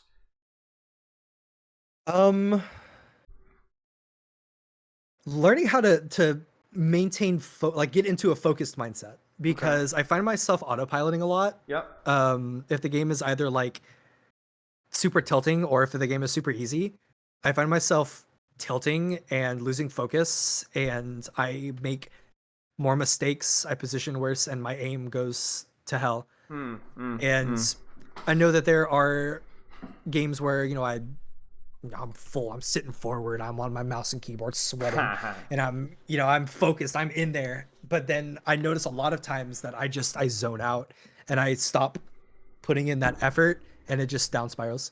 What have you done to deal with that? Is there anything you've tried, any strategies, or is this an issue with you in other games as well, or is it just something more to do with Overwatch? Competitive games, I tilt pretty easy. Not something I'm super excited about, but it's I don't know. I try to just step away after games if I can tell that I'm starting to tilt and down spiral and I'm starting to rage queue. And how does that work for you? When you do it? Yeah, when I do it is kind of the I've gone on a couple bingers of 13 loss streaks because I kept tilt queuing at 2 a.m. Oof. Yeah, but I mean, it works. Get off, play some Minecraft or something, listen to some music, watch Okay. some YouTube, and within like a half an hour, I'm usually over it and ready to get back into it. Okay, fair enough. Those are a lot of recommendations that I would have, like, right, taking some time to rest, to relax, to focus on something that's like not as intense. I think the big one is just recognition of when you're kind of reaching that point to where you need to consider that, and then finding what works best for you. And I really, truly, like, obviously, I mean, you're bringing these issues as like, I know this is an issue. I know that I need to be doing this, but I will reconfirm this is something that you're going to need to be doing, because especially if you're playing at like a plat level, right? You are so close to being able to put in like a good amount of hours to be able to get to that diamond level. All we really need from you is to be able to continue to go with intensity, because we can jump into this replay here at some point, and we'll talk a lot about like, okay, what you need to be doing better in terms of feedback and this and that, right? But ultimately, if you learn a lot from the session, but then are not able to actually apply it in game because of your tilt or the lack of focus or the lack of intensity or your rage queuing, then it's the return on investment is going to be pretty small, right? So I think for you, the priority is going to be you need to find what works best for you, and when you're dealing with these tilt situations, and when you're frustrated, or when you're feel like you're not fully focused, and then you just simply must emphasize on making sure that that is something that happens as little as possible, and that when it does happen, it's not the end of the world, but that you're actually taking steps to fix it, right? You're taking steps to avoid that issue. You kind of see what I'm saying? Okay, yeah. I know that I might get tilted, but I'm really, really, truly going to do my best to make sure that when I do get tilted, that I am taking the steps necessary to mitigate against it, that I'm really, truly taking that rest, doing the Minecraft shenanigans, whatever I need to do, because I'm telling you, if you can't do that, or if you don't do that, then again, it just doesn't really matter. That's more important than anything we talk. So if you were to go on a short list here right now, what's going to be your goal set for your focus, for your mentality? Is it just going to be doing better at what you already have been doing? Do you need more ideas? Do you need more suggestions? Where are we at? I mean, I know that a big part of it is just building confidence, because a lot of my tilt comes from not being confident and like ego bruising and all that stuff. Okay. What do you mean? What do you mean not being confident? Like how to play the game, or your mechanics, or what? Yes. Okay. Yes, all the above. Okay. If I'm getting diffed, my ego gets bruised, and I think I just need to. I think you mentioned this in a video at some point. It's like getting diffed is okay. It's not that big of a deal to lose, because that's you. If you keep improving, eventually you'll make that up and then win more if you learn from it, right, or something like that. Right. And it's something I need to start like consciously telling myself, like, hey, it's okay, like they're better, it is what it is, and if you just learn from it and move forward, like it won't happen again eventually. And that's something I have to like get good at telling myself. Sure. I will say this though, I think it is a little bit like, remember we talked about this, right? Where we talked about how like there's always a bigger fish, So I wouldn't even say necessarily that the goal is to get to a point where you don't get diffed as much, right? Unless you're Michael Jordan of the Overwatch scene, which maybe you are. I don't think that's really the goal. The goal for you is instead to be like, I know I'm going to get diffed a lot here and there. And the best Overwatch League players in the world have like 59% win rates. You know what I'm saying? They're still losing almost half of their games. However, you need to learn to be comfortable with losing more often. And you also need to be comfortable with, or trusting that yourself, that, not even trusting. Think about it like this. If you're not getting diffed, then you're not being forced to improve. Do you kind of see what I'm saying? Yeah. So you need those quote unquote getting diffed moments for you to actually enjoy the game. Because if you were winning every single game, you'd quit out of boredom, right? You need those difficult, challenging opponents to actually push you to do better. I mean, that's why whenever I coached competitively, I was always very respectful of my opponents, not only because that's the nice thing to do, but also because we needed them to be playing well if I really wanted to be getting better as a coach or as a player. If they're all bronze and you're winning every game, that's not fun. You know what I'm saying? That's not fun. There's no sense of satisfaction out of that. So you talk about getting diffed. That's a normal process of, and not just getting better, but that's a normal process of enjoying the game. You need to get diffed if you want to have fun. Because if you don't get diffed, you're not going to have fun. I promise you. You're beating up on children.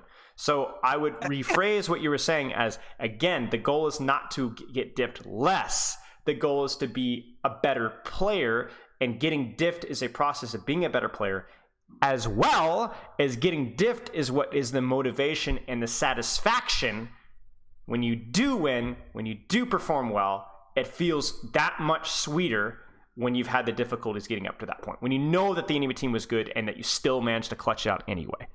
That's where you have fun. You know what I'm saying? Yeah, that tracks. So be very careful about aiming for avoiding these negative things, because first off, it will never happen, and two, you don't want it to happen. You don't want that to go away. Instead, what you need to do is be more positive and constructive about your actual play to begin with, and then have better tricks of dealing with those situations, which we talked about, right? Okay. Yeah. Your goals here, okay, your typical training week: play 3 to 5 games Monday through Friday, grind all day and weekends, VOD review and downtime, and listen to analysis videos at work. Okay, so you have a reasonable, I like your training schedule. Looks good. 3 to 5 games Monday through Friday should be enough to get you to Diamond if you're playing with a lot of intensity and your hero pool is not expansive. Grinding all day and weekends, just be careful about that, because I imagine those are the days where you probably tilt queue. Is that okay? Yeah, so that's what I figured. Yeah. Why do you think that happens? I mean, fatigue, like mental fatigue. Yes, right there. That's it, right there. Yeah, that's it. When you play for a long time, it is inevitable that you're going to get tired, well, first off, when you play a lot of anything, at some point you're going to go on a bad streak. You're going to go on a really good streak, you're going to go on a bad streak on the weekends, every day, probably. And all you do by playing more and more is you're increasing the odds that you go on a bad streak. And if don't have a very good way of dealing with those bad streaks, it's going to snowball. But also, like you said, the mental fatigue. When you're more tired from playing, you are more vulnerable to those bad streaks, more vulnerable than you are to those good streaks. You know what I'm saying? Mm-hmm. So be careful about that. Be very careful. Differentiate between. I would go as far to say, when you're saying grinding all day and weekends, don't grind all day and weekends. Grind for 2 to 3 hours on the weekends, and then either do something else, or if you want to keep playing Overwatch, just play quick play or off roll. You've done your grinding, and then if you want to tilt queue because you're screwing around on a Mercy account, I don't care. You know what I'm saying? That doesn't matter. It doesn't matter. When you are playing, there's no such thing as grinding all day.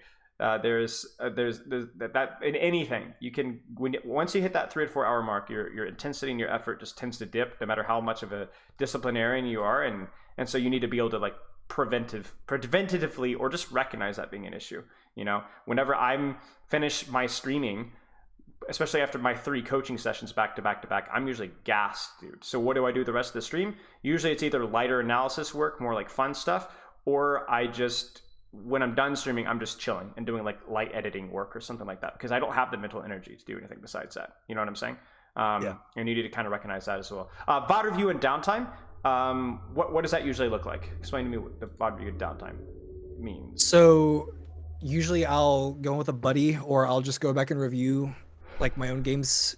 I don't do it super often, just because usually after I finish playing, I'm exhausted and I don't really want to look at Overwatch anymore. Yeah. But I'll do it occasionally, and I'll look at like my gameplay. I'll look at, looking at this third person perspective, not in the moment. Am I really doing what I should be doing right now? Yeah. Like in the game, obviously I'm playing, I'm like, oh, obviously I need to be positioning here. Obviously I need to be shooting this. But then looking at it after the fact, an hour later, third person camera, all that stuff. And I'm like, okay, well, maybe I shouldn't be melee into Reinhardt right now. I think maybe that might not be the best choice. Sure. I don't know. Sure. Do you feel, how do you deal with those reviews? Do they ever frustrate you, or is it mostly like a positive, I guess, interaction? I crack jokes, but I know that it's like what the fuck what am I doing? Yeah. Like when I'm watching these, it's like, why am I doing this? Why am I doing that? And it's like not frustrated. It's just like, just perplexed, like annoyed. Okay. Well, to encourage you, I guess, I have these moments a lot of times when I'm playing nowadays. I don't play very much, and that's part of the problem.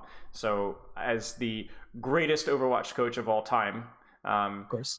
So then I go into a game and I'm like, I'm like Diamond Plat level on most roles, and so it's like, wait a second. I feel like an idiot sometimes. So like, just as long as you're being positive about it, but understand that like the knowledge of like what am I doing That's normal. There's always going to be a gap between what you know and what you do. And especially if you're a smart player, especially a person who watches a lot of my videos or educational content or does a lot of self-out reviews, there's going to be an even greater gap between your knowledge and your skill. That's why I don't recommend people spend all day long in my stream if they really want to get better and improve. I think some measure of educational content and videos and watching this and watching that video and then applying that. I try and make all my videos very helpful, right? But you also just need to play the game.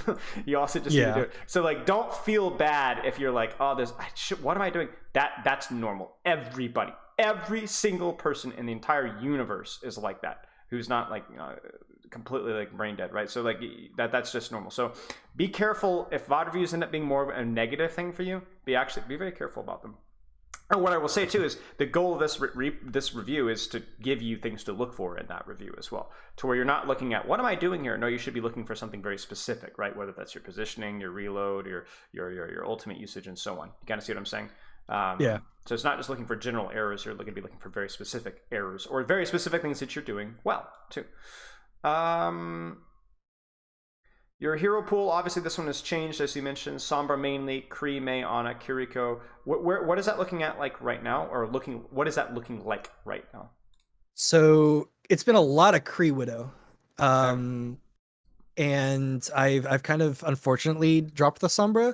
It's just I cannot make her work right now. I don't think I'm good enough. Okay, sounds good. And then I'll swap based on what the comp needs occasionally. Like, sure, if I need to go Junkrat, I'll go Junkrat, even though it's completely veg. Okay. What situations will you go Junkrat? If I'm just not hitting my shots and I know I'm not hitting my shots, or if they are super spammy and I just need to hold an angle and prevent a push, let's go back to the former. Let's go back to the former. So you're not hitting your shots. So you're Plat. Yes. Are there going to be situations in which you can't hit your shots often? Yes. So what's the solution? To force myself to play more to hit the shots, I'm assuming. Yes. So here's what I would, and I know you're like, I'm just gonna tilt myself, right? Is that the case? Kinda, yeah. And also, okay. I want the dub. Yeah. But is your goal to get to Plat 4? Is your goal to get to Diamond? Yeah, it's the Diamond. So does that dub matter, really? No, long-term growth. It really doesn't. I mean, really, truly, if you looked at your career profile right now, how many games have you won? How many games have you lost? You know what I'm saying? Probably a lot. One game. Even if you were to accumulate all of those games, as like, how many games have I won and lost? That practice matters, you know? Now, what I will say is I'm not going to be unreasonable and say you need to force Cassidy, okay? Here's what I would recommend. If you feel like you're not hitting your shots, finish out the game. Force yourself to finish out the game and really, truly give yourself the cake of the man's. Be like, I'm really going to focus on hitting my shots. I'm going to do the best I can. And even if I don't hit my shots, at least I'm getting good practice, right? And then if you're kind of feeling frustrated at that game, you're just like, I just feel like my aim's horrible. Okay, what should you do right there? I mean, if it starts to tilt, I would imagine swapping would be the best mental savior.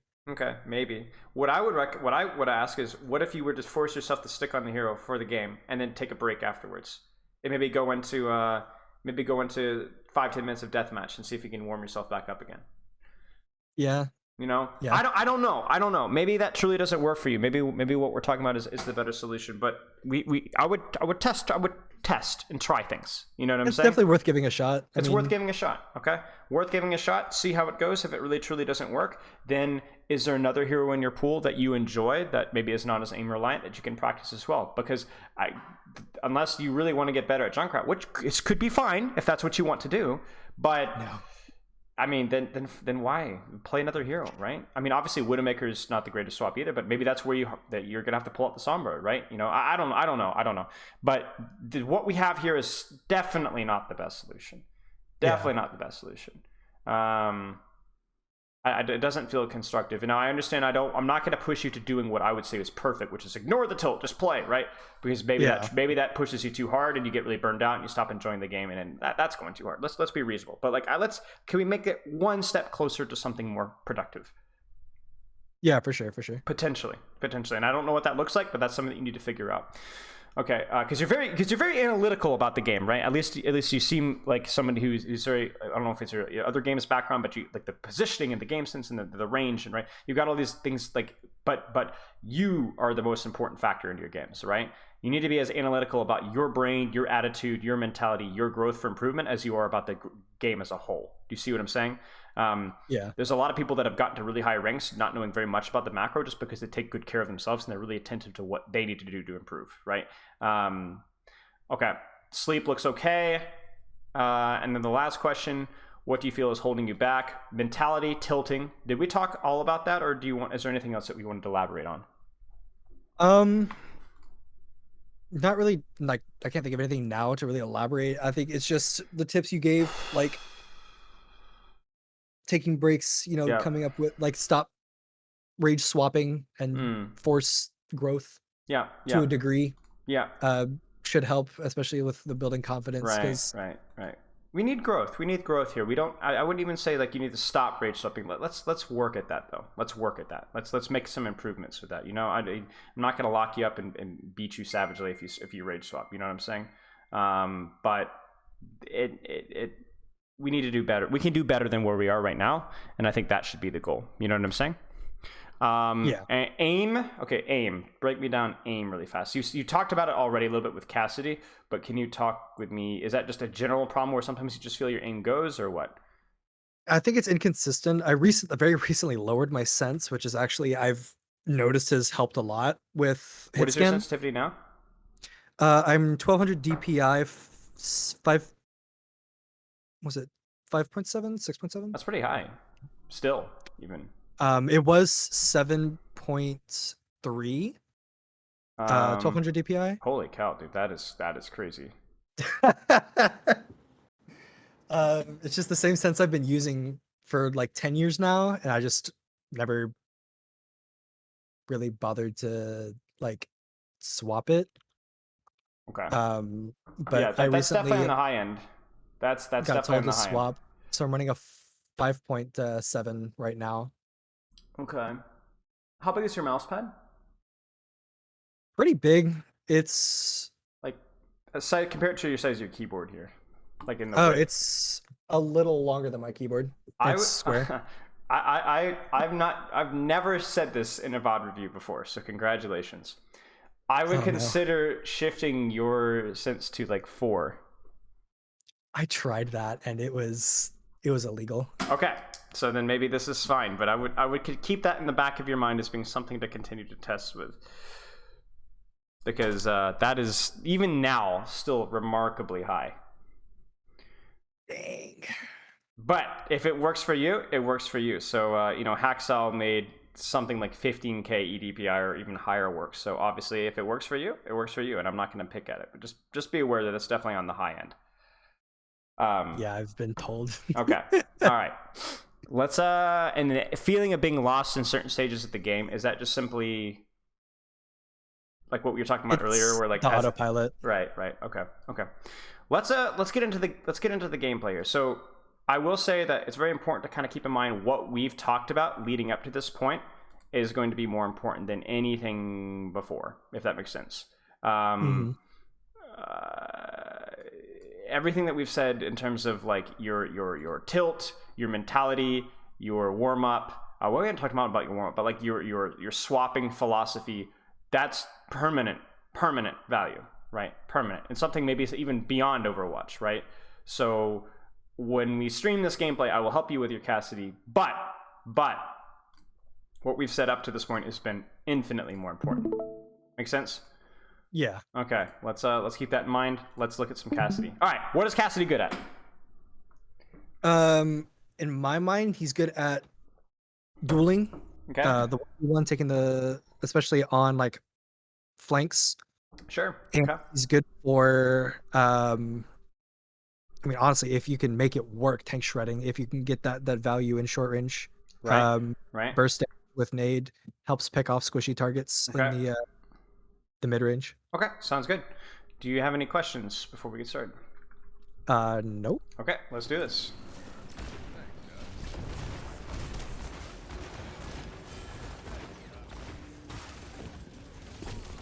Nice. Kind of an odd use to fan the hammer, not gonna lie, but okay, I respect it. I think that might have been a Fat finger? fat finger. Yeah, I think I did that a couple times just because I have a really sensitive right mouse. Yeah. And I actually recently swapped it from okay. I swapped from nade on right click and then Got it. fan on E. Got it. Okay, this is interesting, by the way. Why are you shooting Tracer here and not Sigma? I wanted to force her off the flank and try to get the pick to free up my Mercy from being harassed. What's more valuable here, a body shot in Tracer or 2 or 3 shots on a Sigma? For making space, probably on the Sigma. Okay. Well, was the question about space, though, or was it just about value? Oh, just value? Yeah, I mean, yeah, raw value, then yeah, on Sigma is probably, you get more. Maybe. Who's more of a threat to your team right now? I mean, in my eyes, Tracer. Okay, who's more likely to die based off of the damage that you put out right now? If I hit a 1 body shot on Tracer versus 3 on Sigma, Tracer's more likely to die. Right, random spam could catch it, right? Or maybe you hit the next shot too, right? So, I don't know. I think shooting Sigma if he's playing aggressively is totally fine here, but the reason why this is important is as a DPS player, there are oftentimes many things that you can shoot. So it's all about prioritizing what's going to provide the most pressure and not just what's going to be the easiest thing to shoot, right? Damage, This is why damage medals just don't matter anything. They just don't matter. Like right there, you've missed. Okay, but that's good practice first off, but also look what you actually did, right? You got the body shot, you forced her back, maybe you save your Mercy's life as a result. Maybe not. Maybe you do. Yeah, we need to get out of here. Get her. The beef. Yeah, so let's talk about this. This is a little bit of what so deep breaths. First off, you've hit some really nice shots, and I really love your focus here. I love that we're not putting a lot of attention on Sigma because he's easy. You've done a good job. This is a great shot. You get 1 so close to killing her. And again, Tracer is a very hard target to hit. A lot of 80-80 strafing. Now, right now, what should your priority be? I should be backing out. Right. You need to be near cover. Now, I understand you're like, that Tracer's 1 HP, but this Sigma will kill you. There's nothing that you can do about that. Yeah. So what I want you to do is just to play cover, get out, play your range, right? Play your range. This is even if you get the kill on Tracer, you probably die for it. This is not what your hero wants to do. As simply as we can put it, right? So now your Genji was doing you some favors because while you were doing this, Genji was basically denying their backline. But it's definitely not optimal. Like even here, right? Where's your cover? Now I'm just wide in the open. Right. I think I rely too much on movement instead of playing smarter on cover because that could be the case. Yeah, that could be the case. Again, really love the sticky here. Instantly just forces recall, which is a huge value. Huge value. Training sticky for recall is one of the best trades that you can make. And then again here, right? Like priority for you. So first off, cover, right? We got good cover, all right? Who should you be shooting right now? Kind of hard to see, right? But Tracer. Sure. I mean, Sigma's. There's supports I know are pushing up a bit aggressive past Sig Shield. Sure. So the reason why you often will times end up shooting tank is because he's the most aggressive player. But if you kind of look at the battlefield right now, is a Sigma playing more aggressively than his team right now? No, they're kind of all clumped. Yeah. So this is like, I don't know who you shoot here. Tracer, maybe? Maybe there's supports. Maybe there's Zen because he's easy. I don't know. Like you've got a lot of options here. So anything that you shoot here seems reasonable enough. Like even this here is not optimal, but you know that she doesn't have recall, right? So maybe she's killable. This is terrifying. I don't know why it's like this, but do you see what's on your screen right now? What? What is going on? That's not where you are. I don't know if that adds up. Wait a second here. Wait. Now she's over here. She was over with her. Wait a second. This is confusing. Oh my gosh. Wait. Wizard polish. Wait. Yeah, exactly. Wait. Now she's over here again. Oh my gosh. Look. Now she's over here. This is astonishing. Okay. Nice. Okay. Oh, I'll get her. Oh, she's dead. Oh, nice. Nice. All right, this is good. Yeah, see, like even again here, like your Reinhardt is just not doing the best, to be honest with you. I I don't even know where your Reinhardt died, but okay, regardless, like this is again cover, right? I want you cover here, right? This is not cover. So once you get the kill on the Tracer, if you want to push up, maybe you push up to like here and here, and then get to this position again, right? Kind of make your decisions from there. Because this still feels too spooky, you know? Yeah. Like you are really truly in the middle of their Sigma. Yeah, I think that's just ego. I think I could just dodge everything. Yeah, but again, you're gonna get to a point of where if the goal is diamond, it's not gonna happen at diamond, right? So, and then I would say go as far to say like even in Plat, like this happens to happen here, but this Sigma is really truly quite bad. So you're just even like this is just ego, right? Play cover, play corner, don't front line, please. Nice. This is what we talked about, right? Target priority. One body shot and Tracer. Guess what? Goodbye. Here comes the ego. Oh, no. That was so close. Now, this is aggression, isn't it? Ridiculous aggression. However, why do I like this better than what we've seen previously? What have you got going for you? Well, I'm playing high ground, so I can use cover to negate damage from their team coming from spawn. Right, it's the cover. That's it right there, right? This is stupid aggressive, but if you're gonna go aggressive, do it respectfully like this. That being said, haha. Hey, you made it tilt swap. Happen. So she's tilt swapping. All right. All right. Who should you be shooting right now?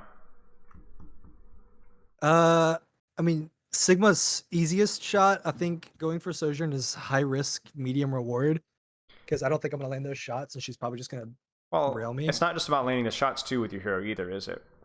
It's your fall off at this point too, right?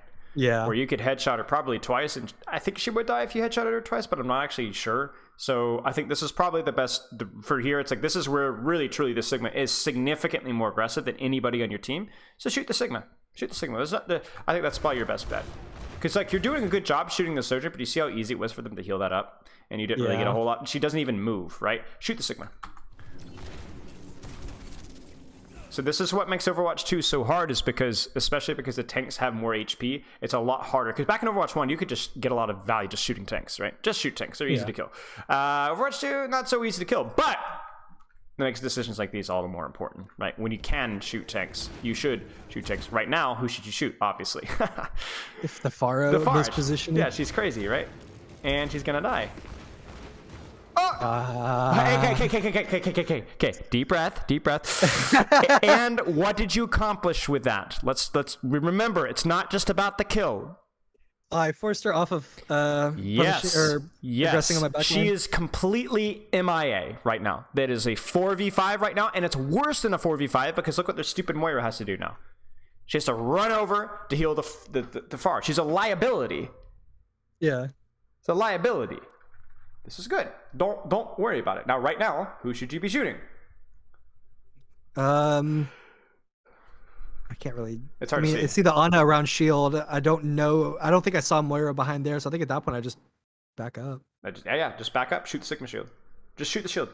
Shoot the shield. This is too aggressive, right? This is no cover, front lining, too aggressive. When you could have just shot the Sigma shield, right? Yeah. Right.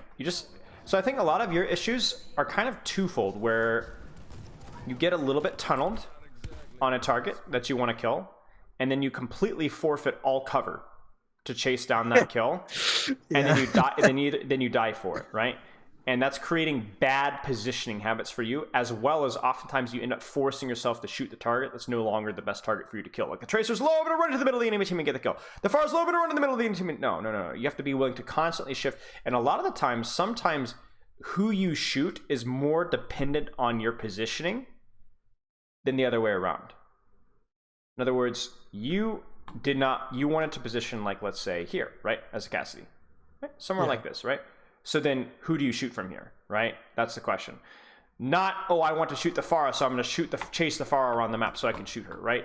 That's another thing, the same thing here, right? You wanted to position mostly here. So then sometimes if Tracer went too deep, you would shoot the Tracer. But then oftentimes you just shoot the Sigma. The supports are feeding, now I'm going to shoot the supports. Do you kind of see what I'm saying?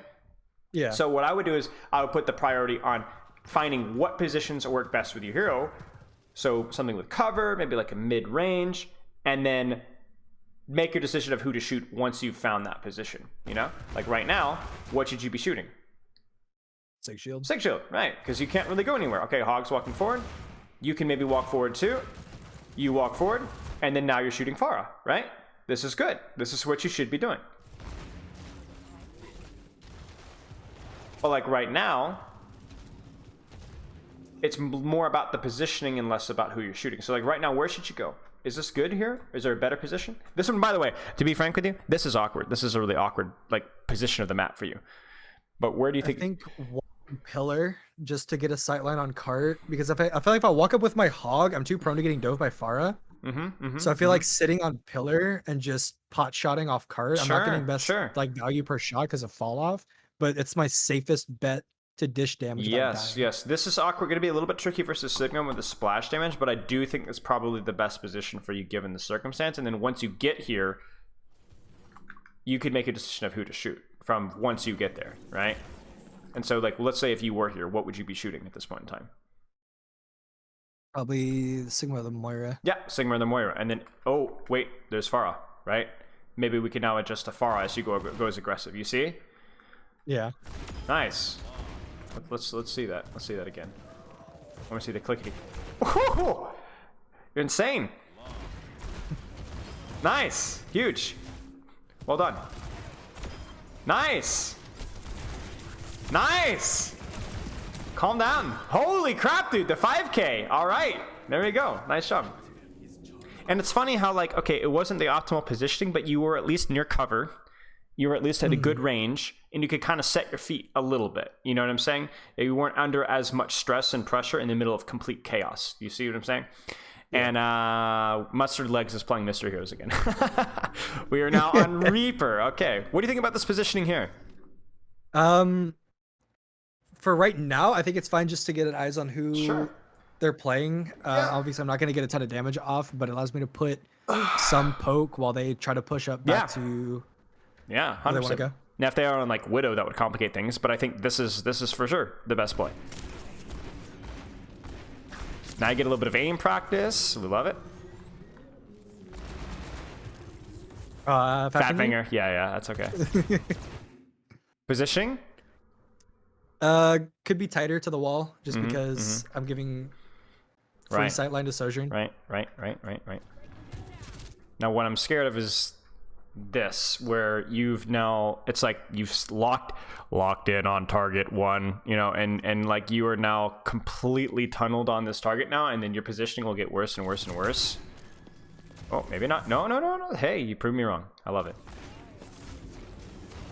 Here comes the high noon. I love it. Rat, get rolled. And so this is where, again, like positioning, right? Could you stay here, just pot shot?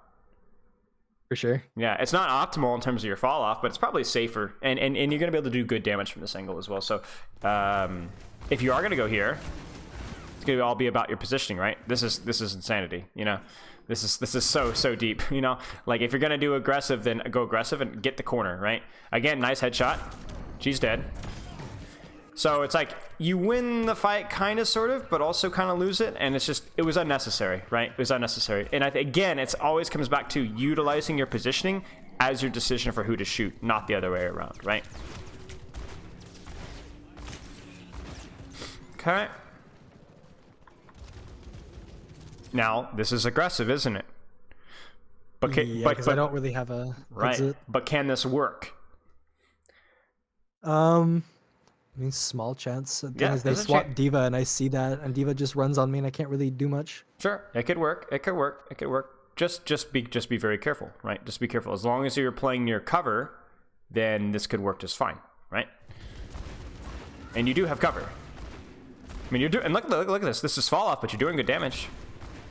And if anything pushes you, you're gonna roll out. Ha! What a rat. I mean, she's gonna die for this, right? Oh, for sure. Yeah, it's way too far for her. Careful. Positioning. Like, the key thing for you is gonna be able to cue yourself in positioning mid-fight. Positioning. Because this is all fine. Whoo! Okay. I hate Baby D.Va so much. She's impossible to shoot. That's what I'm saying. It's not just you, by the way. Overwatch League players like have immense issues. Cover.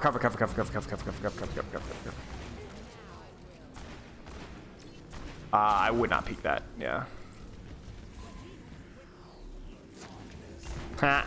That's unfortunate for them. Cover. Where should you go? Position. I don't think here, right? I don't think here. I think maybe here, right? Maybe even like here. I don't know. This is not it. This is too close. Whoa, you're crazy. No. And this is you. You are occasionally just lock in and feed. It's because it's like, I will kill the targets, I will hit the shot, but then you just completely disregard the basic rules of positioning and then die for it. You know what I'm saying?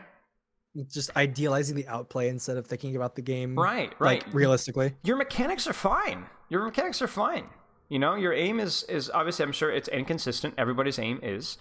But you use that from better positioning. Like, I think, again, remember, it's all about the priority list for you. It's about find a good position, look at the comp, think about where the best place to push or position in any situation, and then hit your shots from there. You're occasionally, especially when things get just a little bit chaotic, your brain just completely removes itself. And I don't and actually that's really not a good way of describing it, because that implies that you're stop thinking. I don't think you think about your initial position to begin with, or you don't have the habit of thinking about it to begin with, and you certainly don't have the habit of thinking about it mid-fight. I think a lot of my positioning, even when I'm positioning well, it's not so much I'm thinking about it, it's just instinct. Like Right. And unlike the animals, you're not born with the instinct of knowing how to position. It comes through a lot of conscious thought and practice from other games, right? Or even Overwatch itself. That has not developed enough. You need to be bonked around a little bit more, and you need to be thinking a little bit more so that we can actually get some progress with this. Because obviously the goal is to turn your skills into instinct. I think I would go as far to say that skills are not skills until they are instinct. Right? But for you, your instinct is lacking. Okay? Yeah. To say the least. Ooh.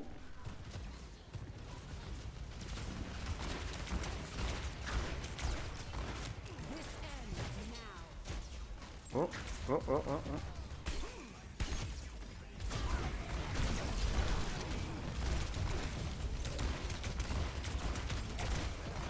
This is all fine. I think a little bit better use of cover there, but I appreciate you trying to push with your blade. Probably just would have been better to deal with the diva at that point in time, and because you guys can kill her, you know, while she's while the rest of their backline is zoned off.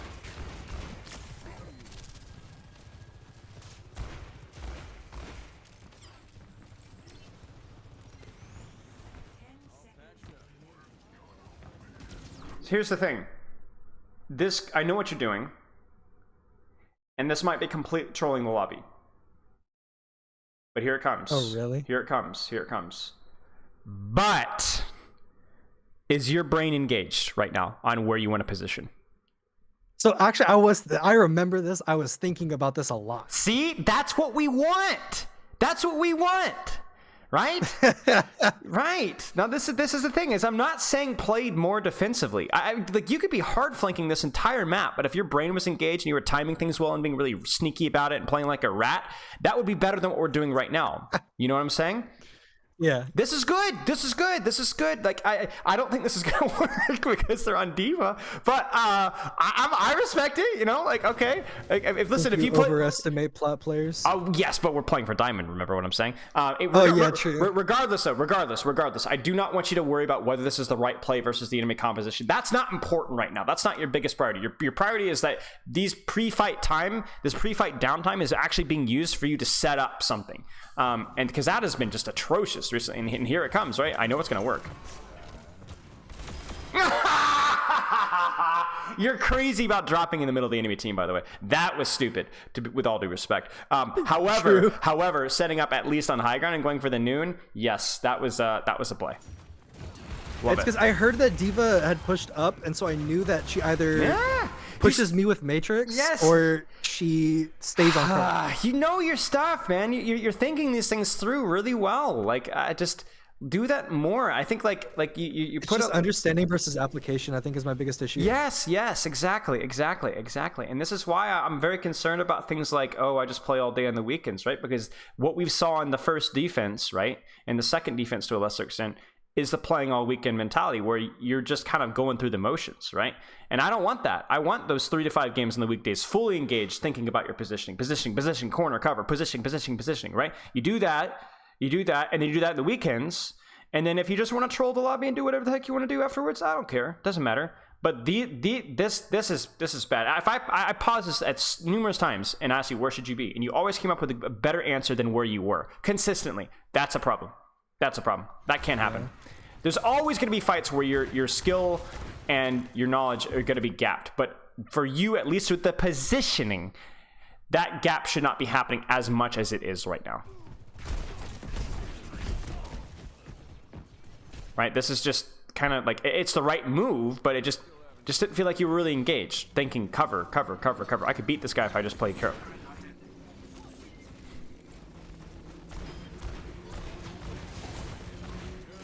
This is good, right? But was this an accident? Right? Like it was just autopilot. Yeah. Yeah, because this is the best angle you should hold. This is it. Very good. Target acquired. W key engaged. What are you doing? You crazy? Oh my gosh. I heard Mercy was rezzing. I wanted to get the pick before she finished. Yeah, shoot her, right? Shoot her. And honestly, if the Mercy reses, like, yeah, again, you just can't be the one frontlining, right? Like, it's like at this point in time, it's better to let her get the res than it is for, because you guys still got an advantage, right? You guys still force them off. You guys will still probably win this fight. Just please don't die for it. I've got somebody in chat asking me, how do I get girls to like me? Do you have any suggestions? What? I got somebody in chat asking, how do I get the girls to like me? Do you have any suggestions? Yeah, I'm the worst person to ask for that. Hit high. Listen, the way to do it is to hit high noons like we just did there on third That's defense. what I'm saying. That'll do it. That'll do I'm it. gonna Right? update my Tinder with that. Yeah, y'all check out this high noon. This is better, but I think cover could still be better. Like, you could be hugging that wall, you know, here, right? Again, it's all about, I don't care if you're going to go aggressive here. I don't care if you just drop in the middle of their backline here, but it's all about the cover usage, right? All about the cover usage. Like right here. You're dead. You're dead. It's over. You are dead, right? 27 HP in a dream. Right. Why would you be here and not here? What do you gain? Do you still see targets? Yeah. Yeah. So why go here? You see? Is it the view? Like, do you see the windows pretty. easier? You know, you see what I'm saying? That's pretty. Oh, you no! No! Yeah, I'm a bit of a psychopath for that one. I think that was a... Oh, I feel like it's got a kidney stone. Okay, I don't know about that one. Okay. Yeah. My game bugged. It deleted my noon. I never used it. Yeah, you fat fingered your Q there. It wasn't the fan the hammer, it was the ultimate that time. That definitely wasn't even a fat finger's the worst part. Oh, it definitely was. Okay, I'm sorry. We just have to really just enjoy this. I've never seen this before, ever. Chat, this is the rare mating ritual of the Orisas. Look at him go. Yeah. That is my wild. tank was playing his own game this game. Yeah. The tank playing both sides has been rather sus. I say that as you high new. Oh, never mind. But yeah, this is great. This is something else here. Ooh, Adrissa might die. Yeah. Okay. I mean, there's nothing you could really do here. That was something else. The sticky grenade always lands except when you want it to, and then it doesn't. That's what I'm saying. I was so shocked that didn't hit. I don't understand. Meanwhile, I'm getting stuck through walls, so yeah. This is good. No, to be very clear, this fight is over, and you're probably dead here, regardless of what you do. But this is cute, right? This is cute, you know. All right, you've got it in ya. You know, even like this position here, like you've got it in you. It just kind of goes MIA sometimes. All right, you've got A minute 30. This will happen surely. Now on this map, Widow positioning is not exactly like super big brain, you know. Especially if there's no sightline. Yeah, it's like long sightline and just play Kovacs, right? Nice shot. Especially if there's no Widow duel, right? If there's a Widow duel, then it gets to be a little bit more big brain, but we'll give you a second. And so you gotta have an iron mental to play Widow as well, because the nature of her kit is that you are sometimes there are just gonna be fights where you're not hitting a lot of shots. So if you get tilted at that, then you're done. This is something.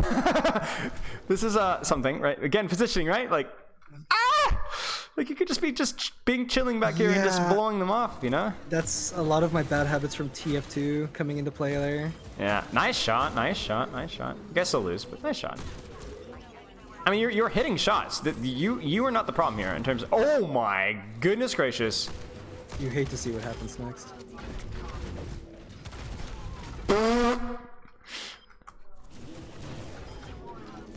Yeah. Oh, she had cooldowns too. She had cooldowns. No. Oh no! You hate to see what happens next. The Ryan is like actually terrified of her. Oh. I made a small inquiry as to the nature of that play. Oh, she got the sleep though. Ah, the lack of sleep that really hurt. Okay. Yeah. So what do you sing? What do you sing? For you, I feel it's remarkably one-dimensional, which is nice considering we've talked about a trillion things beforehand.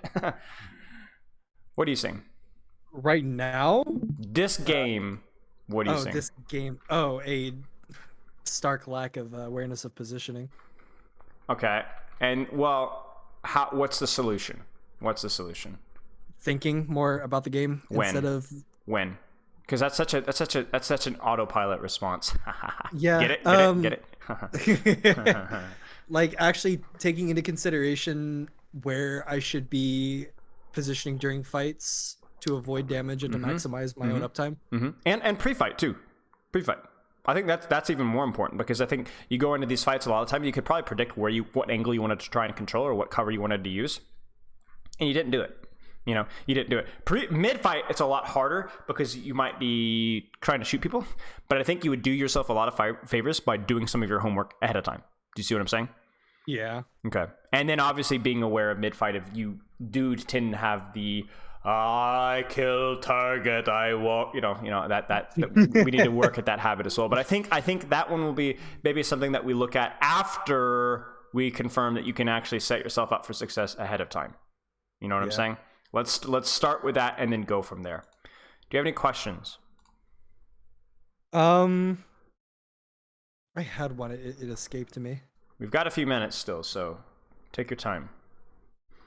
So when you say pre-fight, I know you're talking about the downtime between team fights. You know, you get a team wipe or whatever, or it's just a game of both sides exchanging poke before anything really happens. Yes. When you like positioning around pre-fight, I think it's something that I guess I don't really grasp. I know that it's important, and I know that it's mostly like, you know, taking angles to get in as much damage as possible before the fight starts, or blow cooldowns, or taking a flank route in order to collapse when the fight breaks out. But is there like any specifics that you would like recommend? Look at their comp, then make a decision. That's it. Fair. I really truly think that you need fewer details right now. I think you already have enough information to make a reasonably good decision. If you want to play aggressively, if you want to play cautiously, okay.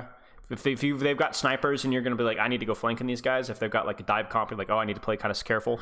You'll know it. You'll know it. And then all I want you to think about is cover. And then go practice.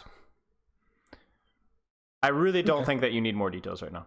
I think you have more than enough information inside that massive brain of yours, and so just practice using it between fights. And I think because like nothing about, obviously their enemy comp wasn't like super difficult to play versus, but like there's nothing about this map or this game screamed to me you don't know how to do, it just screamed to me you just weren't thinking. That's it between fights. That's all.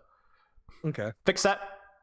Work at. Let's not say fix that, because you're not going to fix that. Work at that. Nobody fixes that. Nobody gets perfect.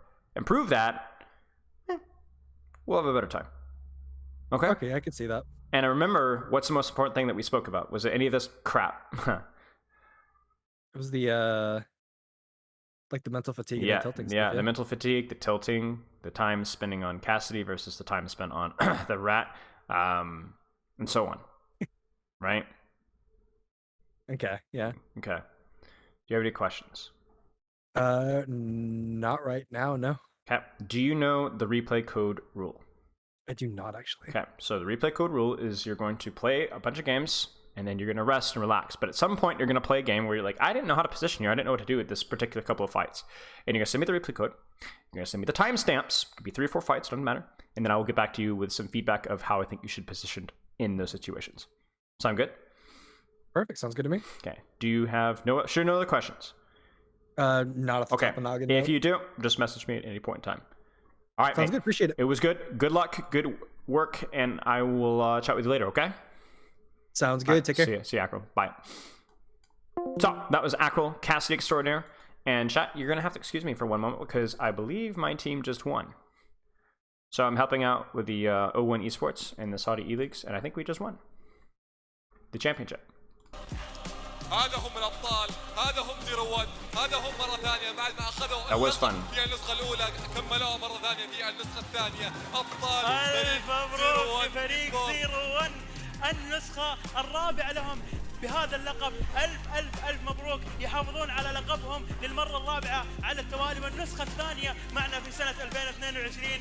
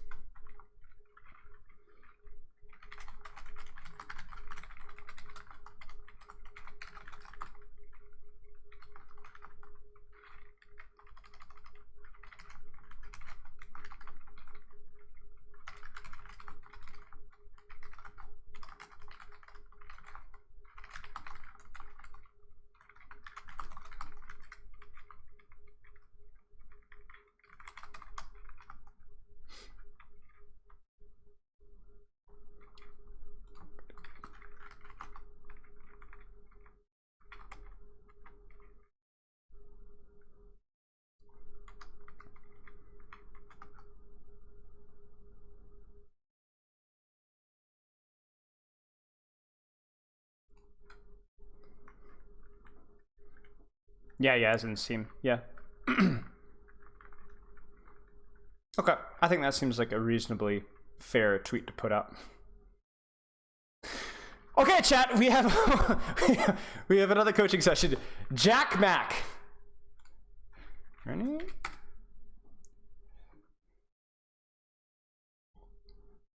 Okay. Hey, how's it going?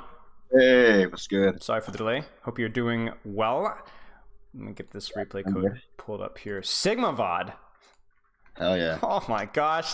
You guys are spoiling me. We did a Roadhog VOD, which I've not coached before. We've done Cassidy, which I hadn't coached before. Now we're doing Sigma, which I haven't coached before, at least on stream and Overwatch 2. I'm beyond thrilled. So this is like just been awesome. Okay, so Diamond, okay. Yeah. Yeah, Diamond, because the foolishness of all the resetness. Okay, yeah. Diamond. Yeah, that's dumb, yeah. Yeah. Okay. What break down your history with Overwatch 1 and 2 for me, please. So I originally got the game 2016. I got it Boxing Day, the day after Christmas. I've since then that's like been the only game I played. That's like the first FPS game I played. I was like 11. Yeah. And it's been the only game that I've played pretty much since. I originally got it on PS4. I got up to like high diamond there, like nearly masters there. Nice. On all 3 roles, and then okay. Yeah. Because and then right after Roll Q came out, I swapped to PC. I got back diamond on tank immediately. My other roles, gold, whatever. I don't care about them anymore. and then I hovered around high plat low diamond for a while, and then like a year ago, I don't know, something just clicked, and I got up to masters. I chilled in masters for a minute, and then this summer I went away. I volunteered at a summer camp, Nice. and I couldn't play the game there, Mhm. obviously. So so then when I came back, I was very rusty. I was like 2 months away. I dropped back down to plat. I ended Overwatch 1 in plat, but now Overwatch 2 I climbed back up diamond, Nice. and trying to get back up to that masters. Okay, well, welcome back. How are you enjoying Overwatch 2? I like it. I like it. Yeah, it's all right. Yeah, it's pretty Okay. Okay, you seem unsure. good. Is there anything that you don't like about it? Well, right now I don't like the new Doom. I'm not gonna lie. I feel like every game is either I get rolled like a 5-minute stomp against the Doom, or I win or nearly win, or it's like a really Fair close enough. game. Fair enough. Okay. Oh, that's unfortunate. Let's check out the form here. So, what do you hope to get out of the session? A point back in the right direction to help regain some lost skill. I feel like I'm making mistakes that in the past I wouldn't have made, and I need to get those dumb mistakes frilled out of me. Okay. Do you care to elaborate, or is that kind of say it pretty succinctly? I just feel like you'll see it in this VOD. Like I play well for like most of it, and then I make some really stupid mistake Yep. that I can't seem to like help myself from making. Like I can, but like you know, I just make the mistake, and you know, I want to not make that mistake because I'll win a lot more games if I don't do that. And I feel, and like they're easy mistakes to like not make, but I still make them. So it's about the outliers for you that just occasionally you just do something really stupid. Yeah, I like really stupid, and I lose big because of it. Okay, sick. We'll take a look at it. Okay, so goals. Short term, get back to my peak 3600. Long term, reach top 500. You want to elaborate on those, or those? That's pretty much just straight up. Yeah, that's pretty straight up. I like to take it like one at a time. Pretty much, I do want to get back masters, and then then from there I'm gonna work up GM. Okay. Obviously, like Sounds good. Let's take a look at your training schedule then to see if that's complimentary of your goals. Playing 2 to 5 hour days on days when I can. However, with more responsibilities coming to my life, I have less time to grind every day. Usually grind hard on weekends and play around 2 hours on weekends when I can. Or on weekdays, I assume. Play about 2 hours on weekdays when I can. Okay. Yeah. So 2 hours on weekdays usually, and then you grind a little bit more on the weekends. Has that been consistently the case? Because this form is about a month old, so you've had time to like hopefully. Yeah, since I did that, it's been more. It's still not the most consistent because my work, like I don't have like a consistent schedule. Yep. Yep. So I don't have all the time, but when I can, I try to get in at least like an hour or 2 hours a day. Okay. How's that going? Are you consistently like, do you miss days, or is it mostly just very few missed days or whatever? Days that I'm working, I usually miss because Okay. like I go from school straight to work pretty much. On a weekly basis, how many days does that usually end up being? Like 2, maybe 3, but like usually 2. Okay, sounds good. And yeah. So we're talking about like 3 days, 2 hours, 2 days, a little bit more of a grind. The weekends, how many days is that usually, or how many hours is that usually on the weekends? When you're talking about like more of a grind? Like if I'm like not busy on the weekend, usually like 4, 3, 4, like a day. Okay. So we're talking 2 times 3, 3.5 times 2. So about 13 hours a week. Does that seem ballpark? I can see that. Yeah, like maybe a bit less, maybe like 11, 12, but like about yeah. It's gonna be a little bit of a challenge. To get you to masters, but I don't think it's unreasonable. On the days where you work, is it truly impossible to get like anything? Well, I could maybe get like an hour. Like there's like an hour of time downtime. Yeah. But like I work till like midnight. Like so. Probably not then. Okay. Yeah. Okay.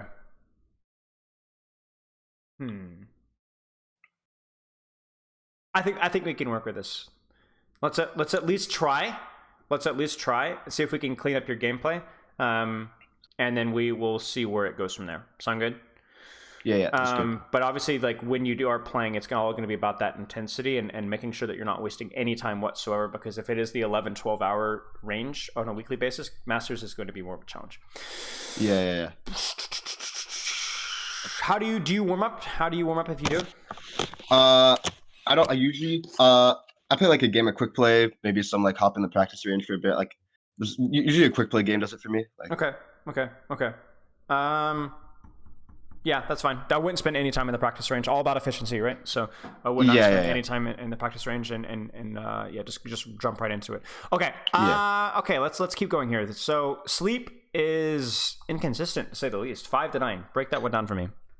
Yeah. Again, it comes in with like my work. Like I work late, and then I don't get as much sleep because I have to be up early for school the next day. Okay. And then and also just I like usually I get like 6, 7, 8 like around then, but like sometimes a little less, sometimes a little more. I don't know. I need to fix that. That's something that I'm working on. Okay, I would put that at getting better sleep. I'll put that at the forefront, especially when we're talking about the intensity of the amount of time that you have to play. Yeah. You really need to make sure that you've got your battery as close to fully charged as you possibly can. Okay. Yeah, definitely. Hero pool: Sigma, Roadhog, Zarya, Diva, Winston. So you got a little bit of a cornucopia here. Break that down, that one for me, especially because now you've had a month to kind of like toy with that, right? With metas and things like that. Yeah. So Overwatch 1, I was a big off tank guy, right? Yep. I played a lot of Diva because Diva's been like super OP. Sigma as well. Like I think Sigma's like probably my best character. Hog maybe up there with it. Like that's what I played mostly when I was in Masters. Yep. Them two. Do you enjoy those heroes the most as well? Yeah, I think Hog is like the most fun, and Sigma right after that. Okay. So I think my best and the most fun for me. Okay. Okay, makes sense. Yeah. Okay, fair enough. And then let's keep looking here. Is that change from meta to meta? I mean, because it's broad, right? 5 heroes, even within an Overwatch 2, is a little bit broad, especially for the amount of time that you're putting into the game. So yeah, definitely. So how much do you play? Let's put it this way: right now, how much do you play Zarya? Not as much right now. Like not at all right now, but I can. Like she's in my pocket. Like when she was like really good. Roadhog, I play him like he's like my most played this season. Diva. Diva. I play like she's like my third most played. I'm pretty sure. Like, Winston. I not as much right now, but last season I played a lot of him. Okay. I did good on him. Respectfully, shelve at least 2 of those heroes per season whenever you can. Stick with the 2 or 3, and then roll with that. Okay. And then if your time opens up, we can definitely expand that one to 3. Maybe even throw a 4th in if you got more time. But with you being only able to play on average less than 2 hours per day, the number of hours that you play per day should mirror the number of heroes that you play unranked. So if you're playing less than 2 hours, you should be playing no more than 2 heroes per meta, I guess. Sound good? Yeah, okay. So Sigma Hog maybe is fine. That's probably good enough. And then if you really, really, really, truly have to, throw in a Diva or Winston, whichever one you're more comfortable with and you enjoy the most. Sound good? Yeah, definitely. Okay. Yeah. And then if the meta shifts, Roadhog drops off the side of the cliff, like we all hope and pray that he does, then you can insert Zarya or whatever, or Doomfist or whatever you may want to practice at that point in time. Okay. What do you feel is holding you back? Mechanics and micro, I think, to be the main ones. Break that one down for me. Is that still up to date? Mechanics. I have some technical issues. Like I play on a laptop on my bed, so like my laptop's my aim is like very inconsistent. And micro. Yeah, I think I make a lot of like micro mistakes that end up getting me killed. Like I don't think that's my main thing anymore. I think what I said earlier about making like really, really, really dumb like positional mistakes, or like I start in a good position, or like and then I overextend or something like that. Okay. I feel like that's like a new one that I like recognized is I play good, and then I overextend. I'm like balancing like aggression and like continuing a snowball, and then overextending and feeding. Okay, finding the balance there. Yeah. So you're a laptop player. Yeah. Yeah. How's that go for you? Oh, it's tough. It's tough. It's tough. Okay. How does that? I imagine that probably causes issues with your sensitivity, or Not really. Like, I've been playing like this for like 2 years. I'm used to it. I started with a laptop as well. I remember back in the day. Yeah. Yeah. My setup is scuffed. Like, I got my mouse pad on my bed, my laptop in my lap, but it's efficient. It gets the job done. Yeah. Okay. You know what? Let's roll with it. Then the greatest laptop gamer of all time. Anything else that you feel like you'd like to touch on? Are we good to go? I think we're good to go. Yeah. Okay. Well, that was the shortest discussion we've ever had. We're right into it. All right. Remember what we talked about with the hero pool, and then obviously like the training time whenever you possibly can. Yeah, those, definitely. Those are Yeah, definitely yeah. low-hanging fruits to work out. Okay. So let's Yeah, definitely. let's do this. So, Diamond Sigma on Circuit Royale. Shocking that you'd play Sigma on Circuit Royale. Yeah. Who would have thunk? Okay. Let's take a look. So what is Sigma good at? He's really good at. Okay, yeah. He's really good at like controlling off angles, marking DPS or like people on and off angle, not necessarily DPS, but just people trying to take an off angle. Really good at controlling those, marking those, and taking them himself. Okay. Why are you playing Sigma on a map where there's almost no off angles? Because very long sight lines. So it's not just off angles, is it? Not just, but yeah. But I'm just giving you a hard time. Yeah, absolutely. Like off angles is something that Sigma is very good at dealing with, but his most important identity is his range, especially compared to, especially now like with the death of Orisa, not the death of Orisa, but the adjustment of Orisa. You are the quintessential ranged off tank. I would go as far to say that even better than Ramatra, at least from my initial feeling of Ramatra. So nothing matches your range. And so it's all about just putting pressure. And I think what you consider is, even though there's no off angles, who you shoot is heavily influenced by controlling space. So for example, when you turn this corner right here, who should you shoot? Like if you can see right here, who could you shoot? I'd just spam out on the right side, like top right high ground. Right. Just like that clump. Okay. And then what? Then what would be your priority based off of what you can see? Walk on the junk probably. Sure. So basically, you're basically just thinking what's the most dangerous or aggressive position, and then shoot or pressure that dangerous or aggressive position. So we just talked about this with the Hog player we just reviewed, where it's a constant balance of like what is threatening to me versus what I can kill, and that helps you to choose which target to focus, right? So you're either getting value through the kill threat, or you're getting value through protecting your team. Okay, let's and then a lot of Sigma is just going to be about your resources and how you're managing your resources. So we'll take a look at that. So this is a very common mistake with Sigma. All right. Yeah. What's the shielding mistake? at the bat? Yeah. Right, because if I turn around, what am I going to see? The shield behind me. The shield and also behind like you. my team isn't there. Yeah. So 2 points there, right? Number one, you're like, do I even need to shield here at all? And then number two here, should you be actively taking space here at this point in time? And the answer is no, because card is moving. So who's getting value out of the shield? No one. No one. Just you, really. Now, does your shield need to be used for multiple members of your team? No, it can be used for just you. But at the very least, it should be enabling you to go aggressive when your team can also capitalize. But if we look at our Torb, nothing. Sojourn, nothing. Kiriko, nothing. Ana, nothing. This is a 1v5.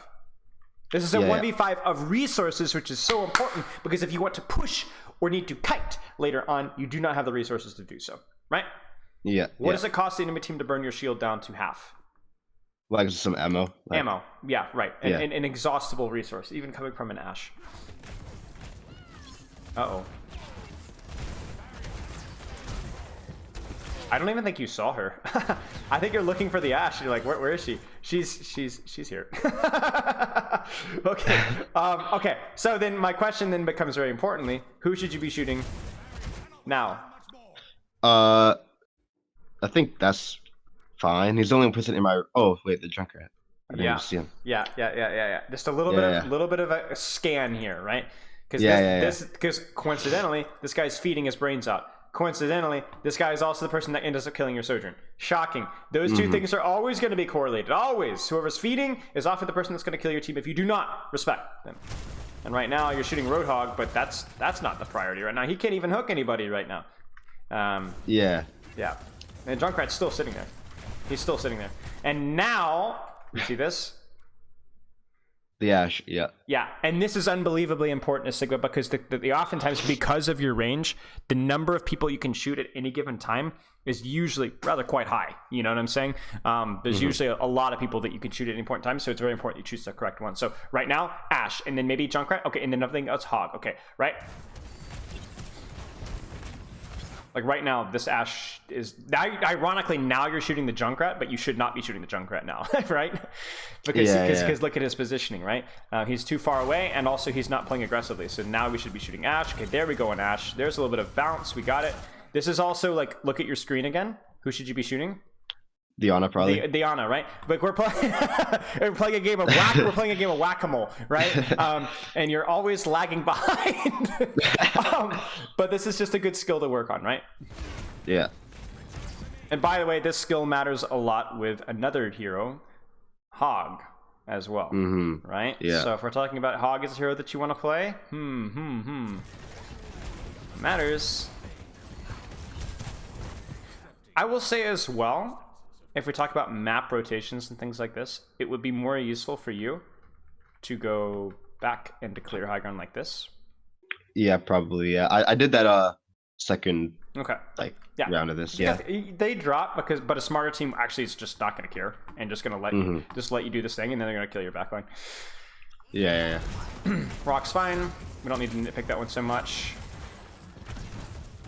But do you see the problem here? Like, you're getting good pressure out here, but you see what's directly above you, right? This is shooting on my team. Right, this is the real fight here. This fight between your Sojourn and your Ashe is the real fight, not what's happening here.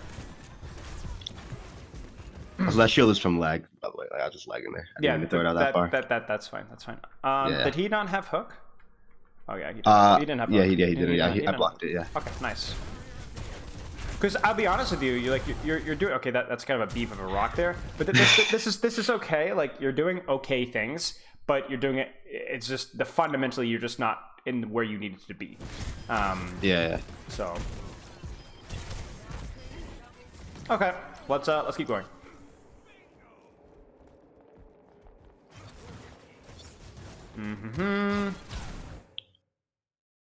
Good. Nice. He goes Sigma. Nice job.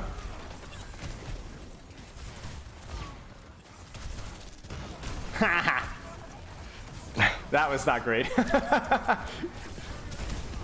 Now, this is really important. What's the problem with all this? I don't know what my team is. I haven't looked at them. Right. And why is that a problem? Because as I turn my camera, what am I going to see? They're probably all on cart right now.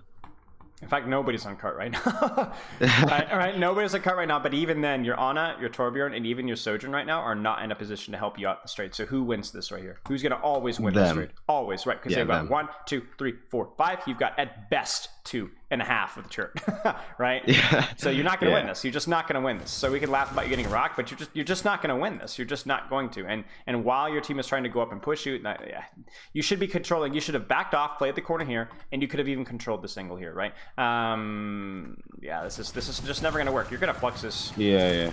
Oh, maybe not. I was nervous. You didn't flux it. You did good. But yeah, the problem is then you now is when you should be going aggressively, right, to control the space, but you can't because your resources are down. And why are your resources down? Yeah, because I pushed up too early. Right, my team wasn't there. So your team is all worried about taking care of you, and they should be worrying about taking care of themselves, and you should be worried about taking care of them.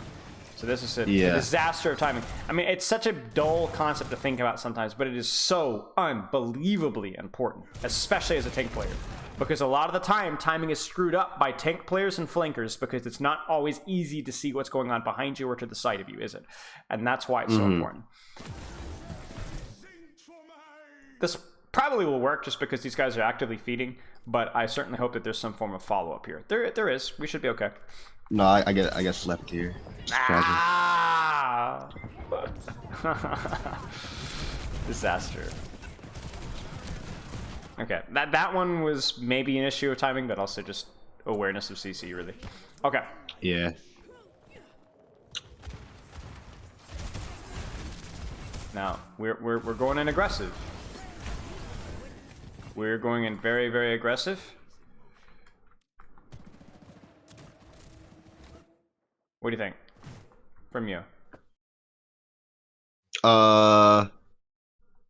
Maybe I should try to get the shoot at the Ashe a bit, try to get her because she's kind of stopping my team from. Right. We can't forget that, can we? Right. Yeah. So you're all in on the Sigma. I think your timing is okay, but this Ashe is pressurable. You could throw a shield here, shoot the Ashe, right?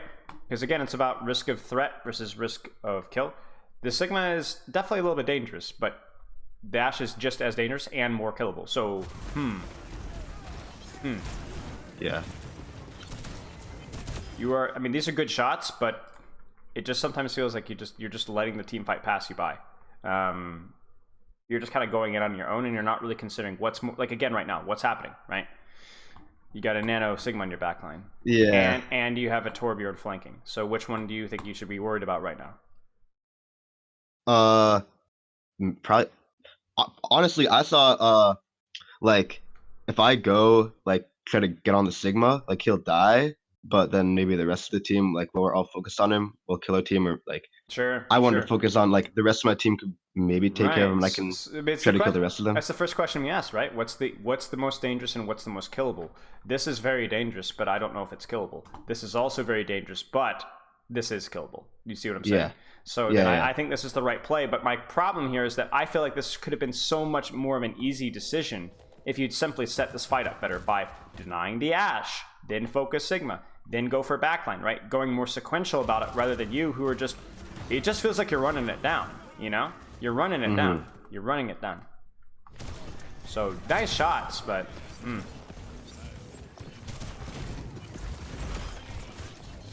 So the Sigma unsurprisingly kills your Ana, but okay.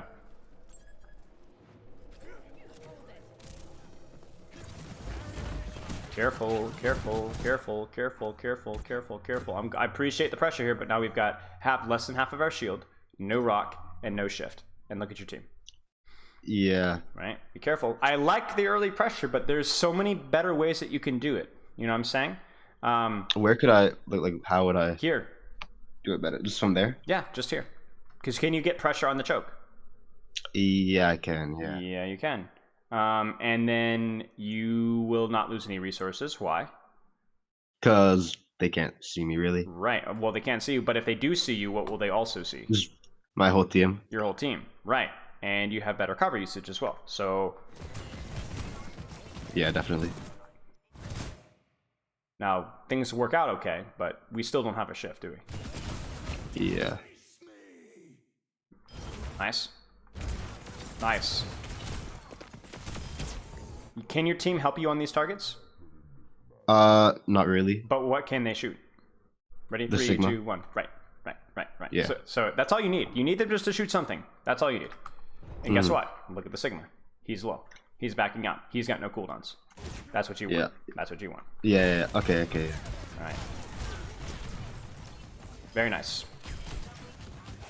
Now, there's times where you could break the rule. You're breaking the rule right here, aren't you? Why? Because it's like none of them. Yeah, there's no. I think Like we can. they're all dead. Right. I think we can maybe catch this Junkrat. Right. This is crazy, but also you're like, even if I get my shift force here, even if I get my shield force here, it doesn't matter, right? I'll be fine by the time the fight starts, right? So yeah. No, if you know the rule, you can know the exception to the rule, right? So, alrighty. And again, here, is this going to cost you your shift or shield? I don't think so. I don't think so. Not if you play it well. Not if you play it well, right? Right. This. Right. You're getting a little extra pressure. You're not getting your shift or shield force. We love to see it. Now, this is the most dangerous thing in the battlefield, though, right? So then my question is, could we have shot this Junkrat and pressured out this Junkrat? I'm pretty sure that's like out of my range. Yeah, exactly. Yeah. So the answer is no. So then you can't help. That's it. It's that simple. Okay, yeah. Yeah. So there's something like that, I just kind of like ignore it, like. Right, exactly. You can't help with that. So you can't help with that. So you don't worry about it. That's it. It's that simple. I mean, this fight might be lost just because a couple of unlucky shots, right? And the funny thing is if he had played more aggressively, that Junkrat, that is, could you have helped with him? Oh, yeah, definitely. Right. So do you see, look how defensively he had to play to avoid you. You see this? Yeah, all the way in the back. Look at this. And if one of your teammates dies to something like this, I mean, it is okay. You know, whatever. He's just shooting blind. You know, at a million miles away. Yeah. You can't worry about that, right? So for him to play in a way to where he can consistently get kills, he would also have to play in a way to where you could consistently pressure him out, right? He can't have his cake and eat it too. Here comes a flux. Oh, I thought for sure you're gonna flux there. Let's look at this again. I like your positioning here. I like the focus on the Ashe because, again, most aggressive, most dangerous, right? Yeah. Somehow your Sojourn dies again. Good cover usage. Be careful here. Your teamfight's basically done, I guess, at this point. Oh. Maybe not. Nice. Here we go. Nice. May swap. Early pressure. Good use of cover. Nano. It all goes downhill after this. Looks good. I like the focus on the DPS, and then the easiest game mode in the history of the world, right? Sure, you full hold them on first, and then this is the easiest VOD of all time, right? Yeah, definitely. All right, so what are you seeing so far, by the way? So let's break it all the way back down to first fight. What are you seeing? I need to be more conscious of where my team is. Timing with them, making sure that they can follow up with me. Okay, and then what else? Also pressuring who I need to, like the biggest threat. Right. Easiest kill, biggest threat. That simple. Yeah. Yep, 100%. Yeah. I think that checklist needs to be followed a little bit easier, and that's incredibly easy to VOD review as well afterwards if you get the time. You can always look back and be like, who should I have been shooting at each point in time? You're probably gonna know. You're probably gonna be able to freeze frame it and think about it, and then that's a skill set development of itself. Okay, let's get started. Any questions so far?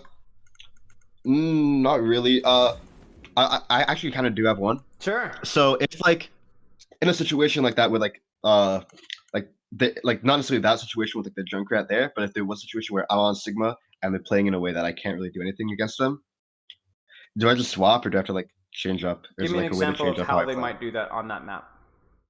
On this map, like if they're like just playing, I guess it like, well, I don't know about on this map because Sigma's kind of another OP map on this map. But like, let's say, I know it's not in rotation like this season, sure, but like Gibraltar, like, do I just swap? Well, I mean, just playing on that high ground. So the mobility makes it very difficult for you to handle that. So how do you compensate? Well, I gotta like use my shield and reasons to kind of rotate closer to them. Also, if you do get onto the high ground, you're very good at controlling the high ground, right?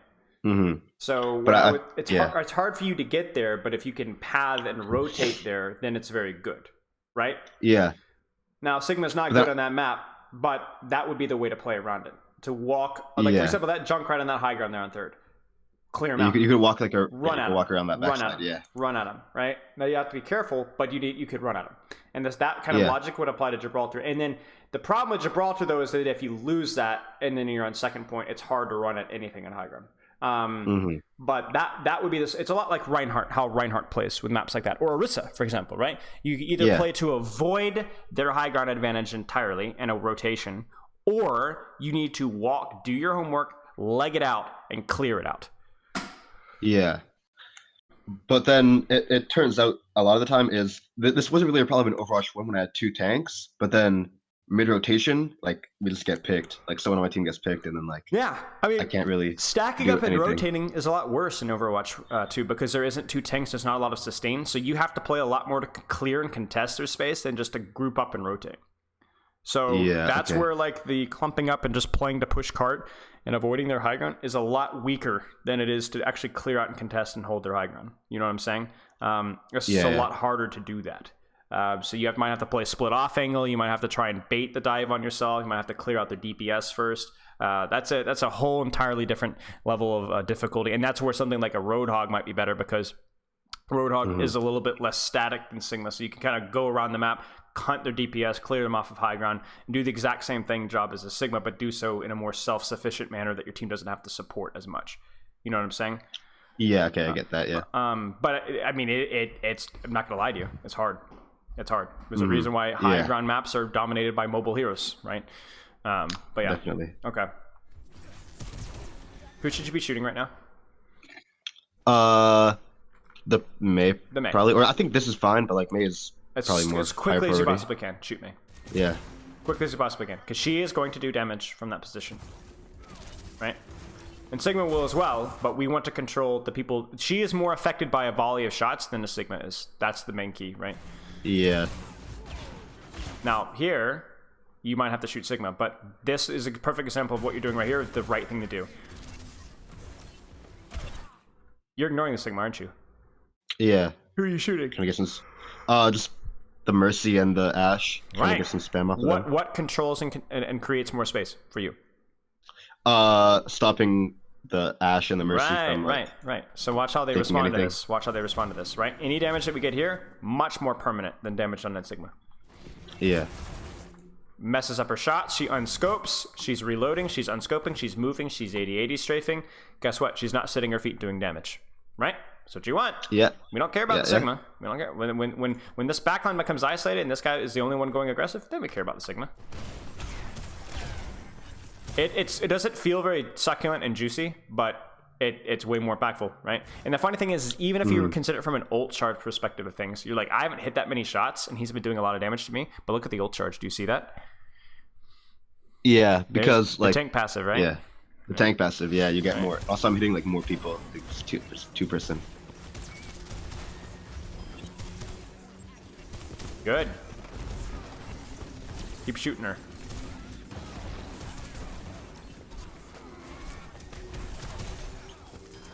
Bit of a mess, but doing the right things for the most part, you know? Yeah.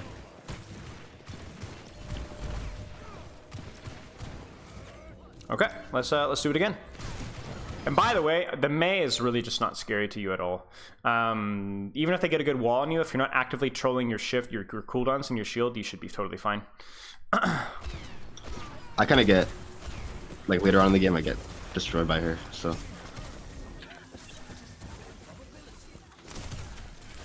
Like this feels stressful, right? But you're okay. Yeah. Ha! That's what you meant to do. Definitely. Okay, I probably should back off at this point here. Yeah. Yeah, that's what we do. Nice. This guy is struggling. Target priority. I know res, but even before this, look at this. Yeah, there's the Ashe shooting from. Right. from Right. That should be your immediate goal right now, because that's how you lose, right? This is obviously fine, but nice shots. I mean, well, that's a pretty simple. Yeah, this is. Yeah. Overly ambitious shield. Miss your rock, and then you get murked. Die. Yeah. Yeah. Okay.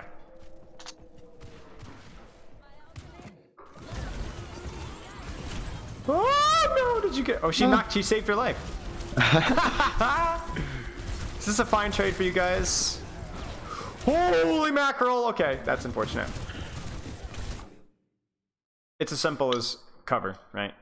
Yeah. Where she likes playing like further back, like there. Yeah. Yeah. Right here. This is the position. Yeah. This is the only position to play, or you hug here, but that's not optimal. Sometimes you're gonna be bullied there, but that's the best. When you have the option here. I mean, that's disastrous. Yeah, I'm before I should need to look at my health. Yeah. But not horrible. Not horrible. All right. All right. That's good. That's good. Not horrible. Yeah. Huh. Is your team with you? What? Is your team with you? Pretty sure. Yeah. Okay, right.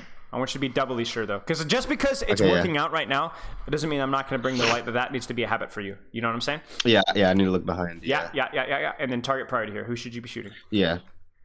Probably the May. May or Ashe, right? May or Ashe. May, Shoot yeah. through the Sigma. I think is the best way of looking at it. Through the Sigma. Yeah. Nice.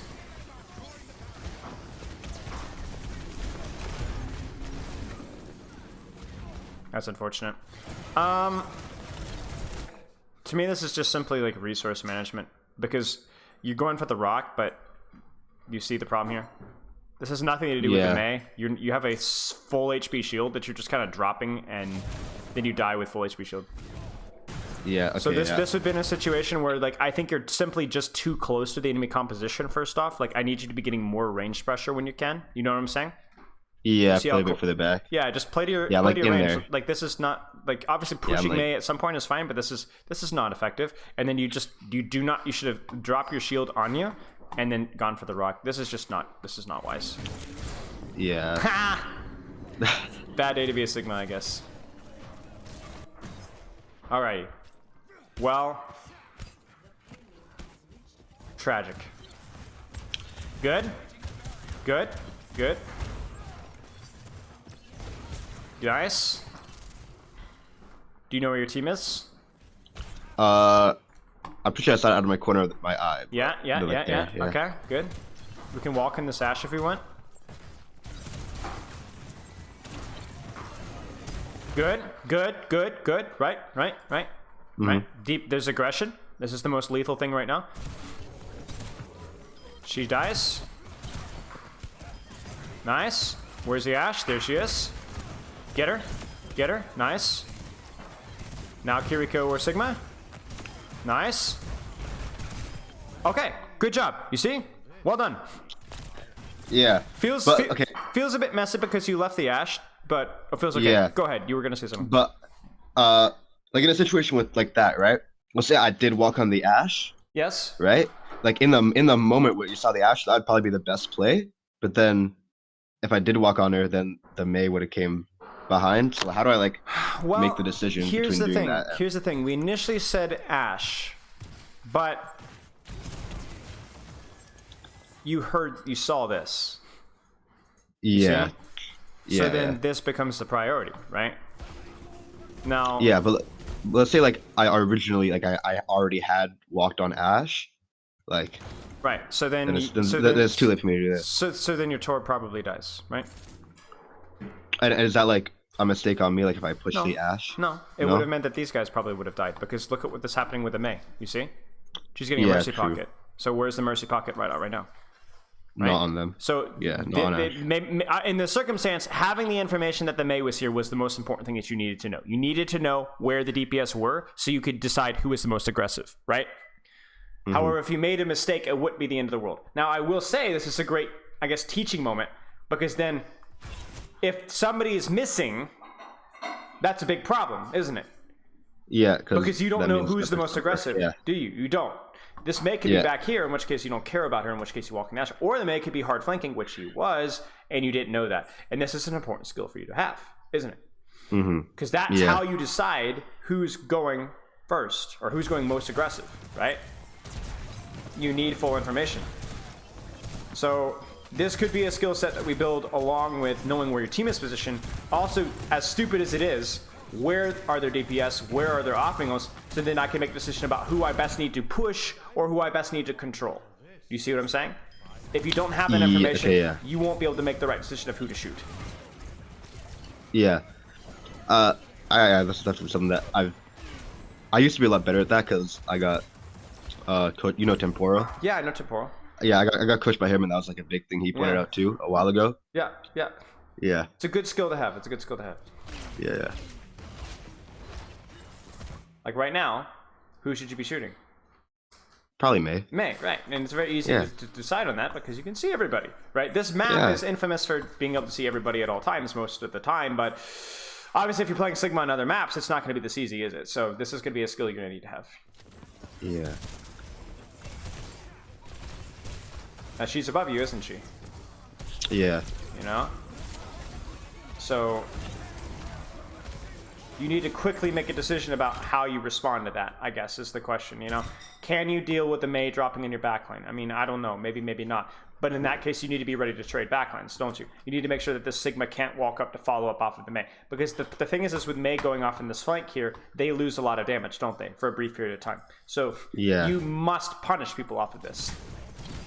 Okay. So if I see like someone doing that, I need to like go more aggressive and try to go for trades. Not necessarily more aggressive, but you need to kind of think about like, what do I do about that? I don't have the mobility to go chase that Mei down. So then what can I be shooting? Are you shooting the right things right now? Is Mercy the right thing to shoot right now? This is a tough question. Yeah, probably maybe the Ashe, maybe because she has like maybe. I think the Mercy's okay. I think the Mercy's okay because she's accessible, right? But it's tricky, you know. Yeah. I really don't even think this was a bad play, to be honest with you. Nice rock. They just used their ults better, you know? That's pretty much it. Like, you guys did not use your ultimates well, and then what ended up happening, I mean, you guys all got caught in a blizzard. It's over, you know?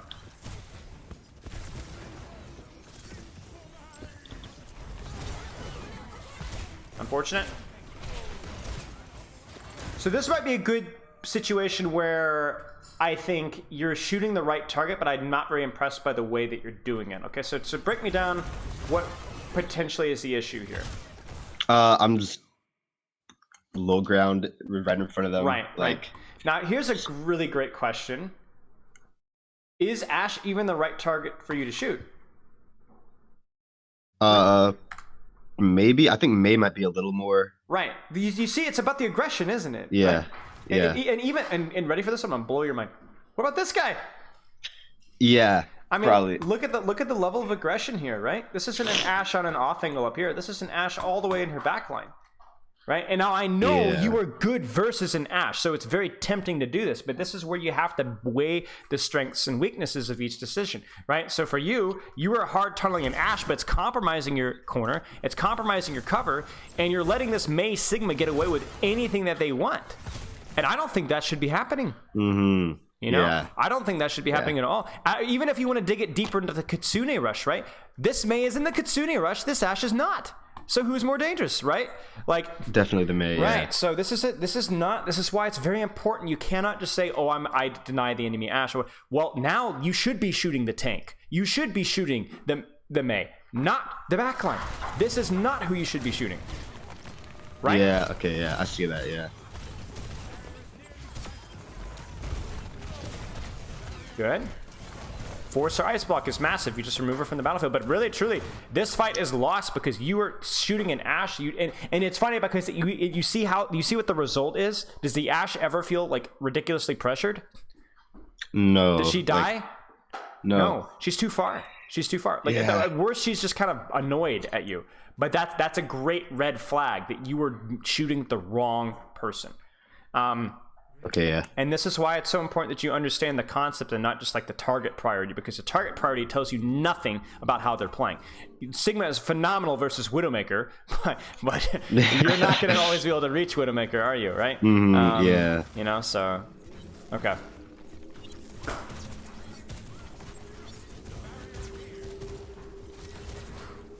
Like right now is a great example, right?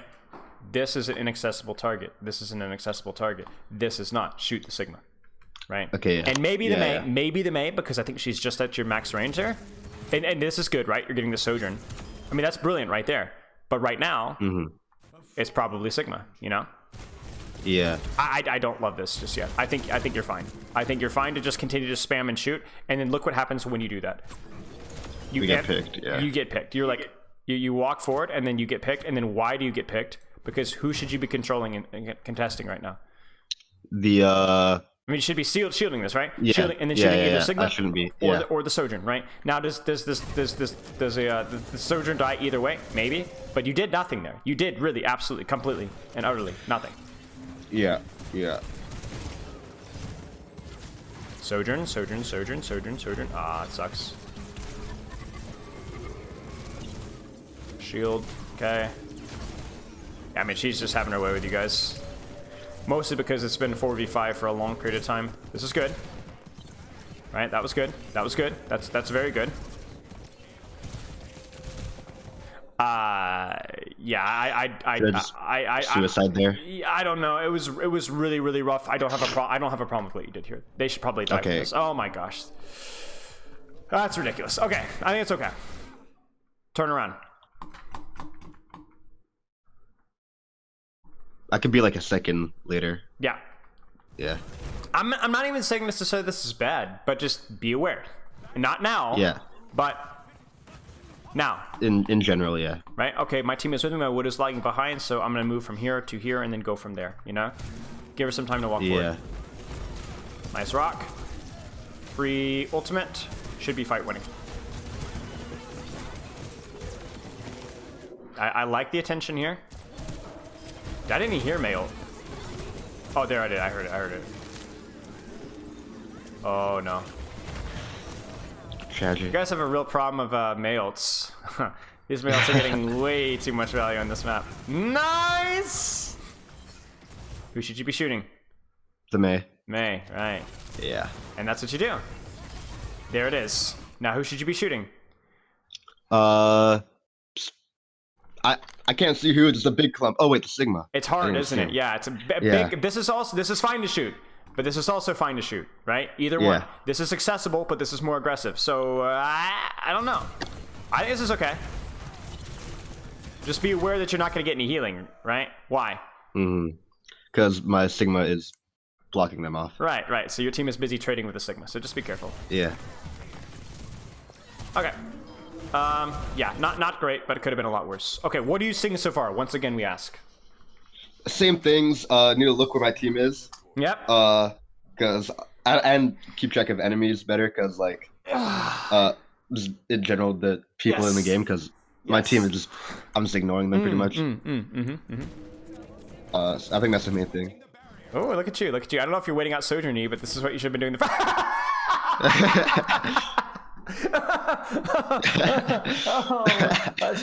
That's great. Okay, but you know the funny thing is this literally doesn't matter. You know, it's just whatever. I mean, I respect it. You're waiting. Okay, then hey, look at the timing here, right?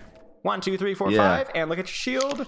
Shield's almost completely full. Nice. Look at you. And hey, all right, look at you taking the high ground. All right, getting control on the DPS. I mean, look at this. Look at the Sojourn, right? She's using the high ground to shoot your squishies. No, she's not. She's shooting you. All right, we love it. We love it. Really nice job. Nice. Love the corner usage here. But this is good. This is the only thing here is a little bit of tunnel vision, because watch this. This is out of the corner of your eye. You see it, right? Yeah, I got walked on. You got walked on. This is now your like his walk, yeah. Right. Yeah. So this is now my priority target, right? Oh. Nice shift. Fat shift. Good target priority there.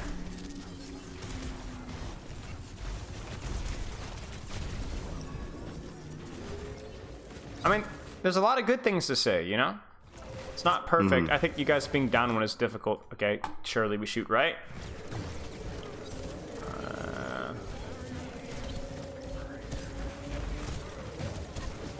That's a great situation where probably shooting Sigma made the most sense, you know?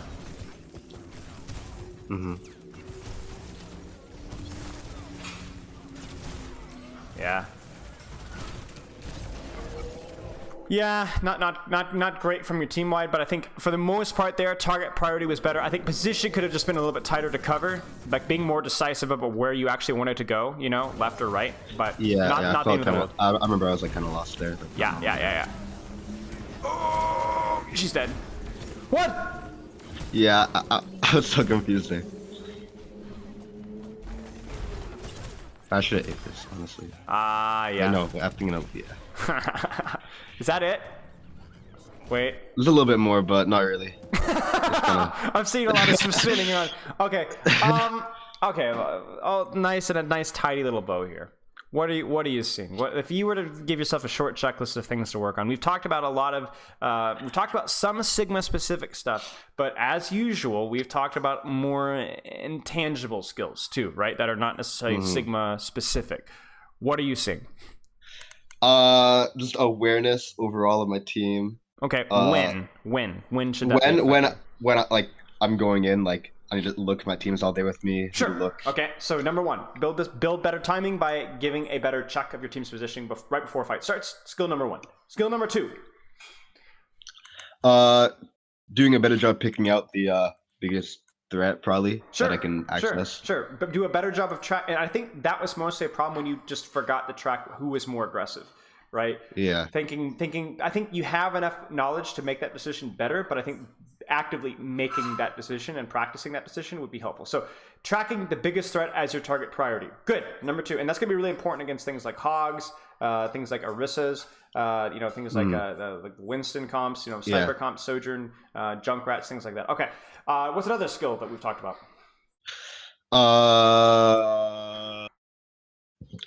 Keeping track of enemy, I guess, as well. Sure. I think that one kind of ties into the second one, doesn't it? Right? Yeah. Anything Sigma specific, because I think those 2 intangible skills were the most important ones, right? So anything Sigma specific that you saw? Probably playing corners better. Sure. Like, I guess that's more overall, but like. No. Yeah, that is very Sigma specific. Like playing corners better. I agree. Better cover usage as a whole, I think, was definitely something that we were lacking. But yeah, I think those things, and remember, you need to work on them one at a time over the course of like 3 or 4 days, or even a week, and then move on from there once you get bored out of your mind turning around for your team. That's But I think these are going to be things that are going to help you moving forward. And by the way, every single one of these issues, all 3 of them, are relevant to another hero that also happens to be in your hero pool. Yeah, Hog. Roadhog, right. Yeah. Because whoever's most aggressive is usually the person that you need to be trying to control, or the person that you can focus with your hook. Tracking enemy positions. Hey, where's that DPS? I'm going to go on a flank and find that guy, or where's the enemy Hog? You know what I'm saying? Not forgetting those things, and then being aware of your team's positioning. And then, of course, cover. I mean, don't even have to talk about that one. That one's obvious. But, a lot of those things are going to be very relevant for all tanks, but especially Roadhog as well. Do you have any questions? I have one general question. Please. I guess the Doomfist, like what I do if I don't play Doom. Okay, if you have Rock, you can punish and kill him.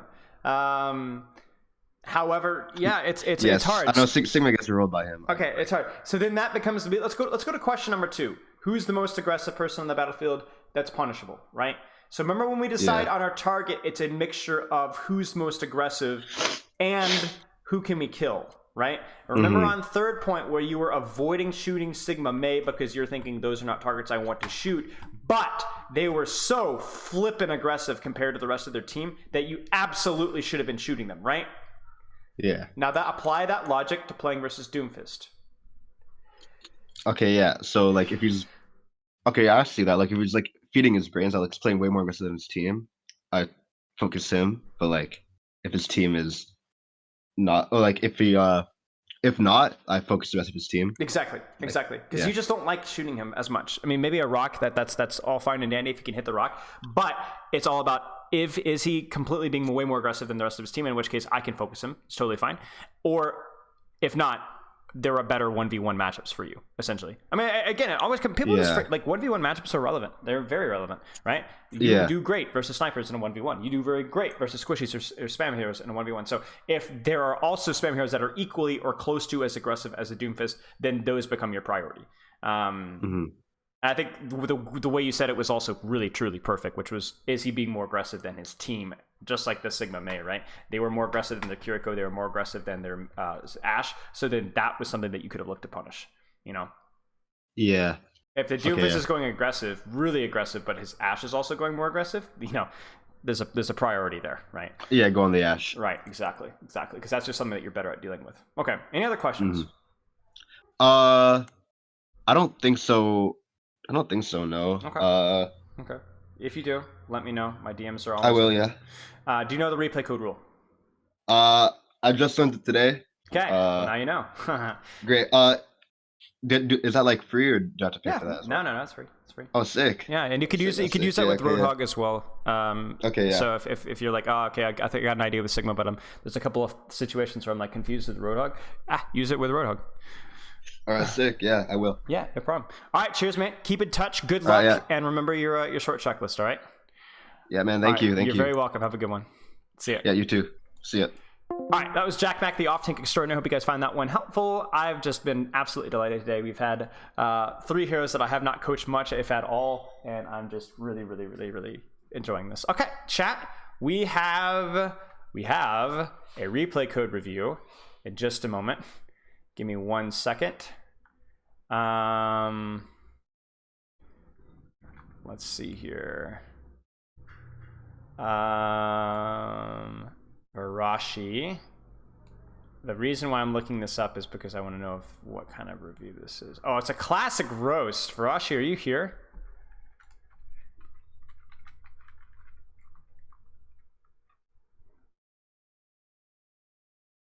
Oh, Varashi, are you here?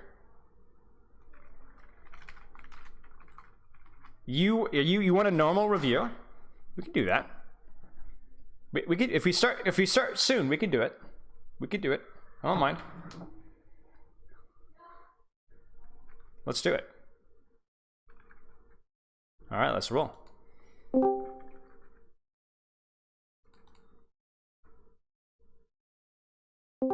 Hey. Hey. Impromptu coaching sessions are always the best. Yep. Let's do this. So this is Ilios. I two Ilios is the worst of the two. I think I had not the best game there. Okay. Okay. Yep. Let's do that. Let's start with the Esperanza, and then if we need more time, we'll do the Ilios one. Sound good? That's fine. All right. Let me get this thing pulled up. Okay. And then we'll take a look at your forms. So, what rank is this? Plat Ashe? Yeah, high gold, low plat on threshold. Okay, sounds good. We'll fill this out in the form really fast here. Okay, so tell me, break down your history with Overwatch for me real fast. I played since release. I was quite into Blizzard games. Overwatch was really well. Let's just say I've been a gamer for quite a long time. I'm 40 years old. I was a very big Unreal Tournament 2004 player. I'm big into arena shooters. The entire, let's say, military shooter thing never really, wasn't my thing. Then, arena shooters, they kind of got into a huge decline. And then Overwatch got released, and there was like a nice blend of a hero shooter with like this arena feel, and I just loved it. It was amazing. It's very unique for sure. Very, very unique. Okay, so played Overwatch 1 since release. I'm actually looking through the additional notes. As you have a lot of these questions answered in the form. Hit 3800 SR or one tricking SR Zarya a few seasons before Roll Q got released. That's cool. That's awesome. Why Zarya? What was it? Just enjoyable, fun, tracking, zoom, zap? What was the whole deal with that? Well, at the start of the game, I was a little trying to figure out what I wanted to play. I was a bit into a competitive streak. I saw that apparently Zarya was a really good carry hero at the time, and I really got into that, and it really got me up in the ranks. Okay. I think purely just on Zarya being still kind of overpowered at that moment. Yeah. As well as just some mechanical skill I still had at that point. Yeah, 100%. And then you swapped to DPS main. When was this?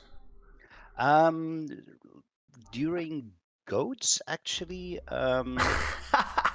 You did it backwards.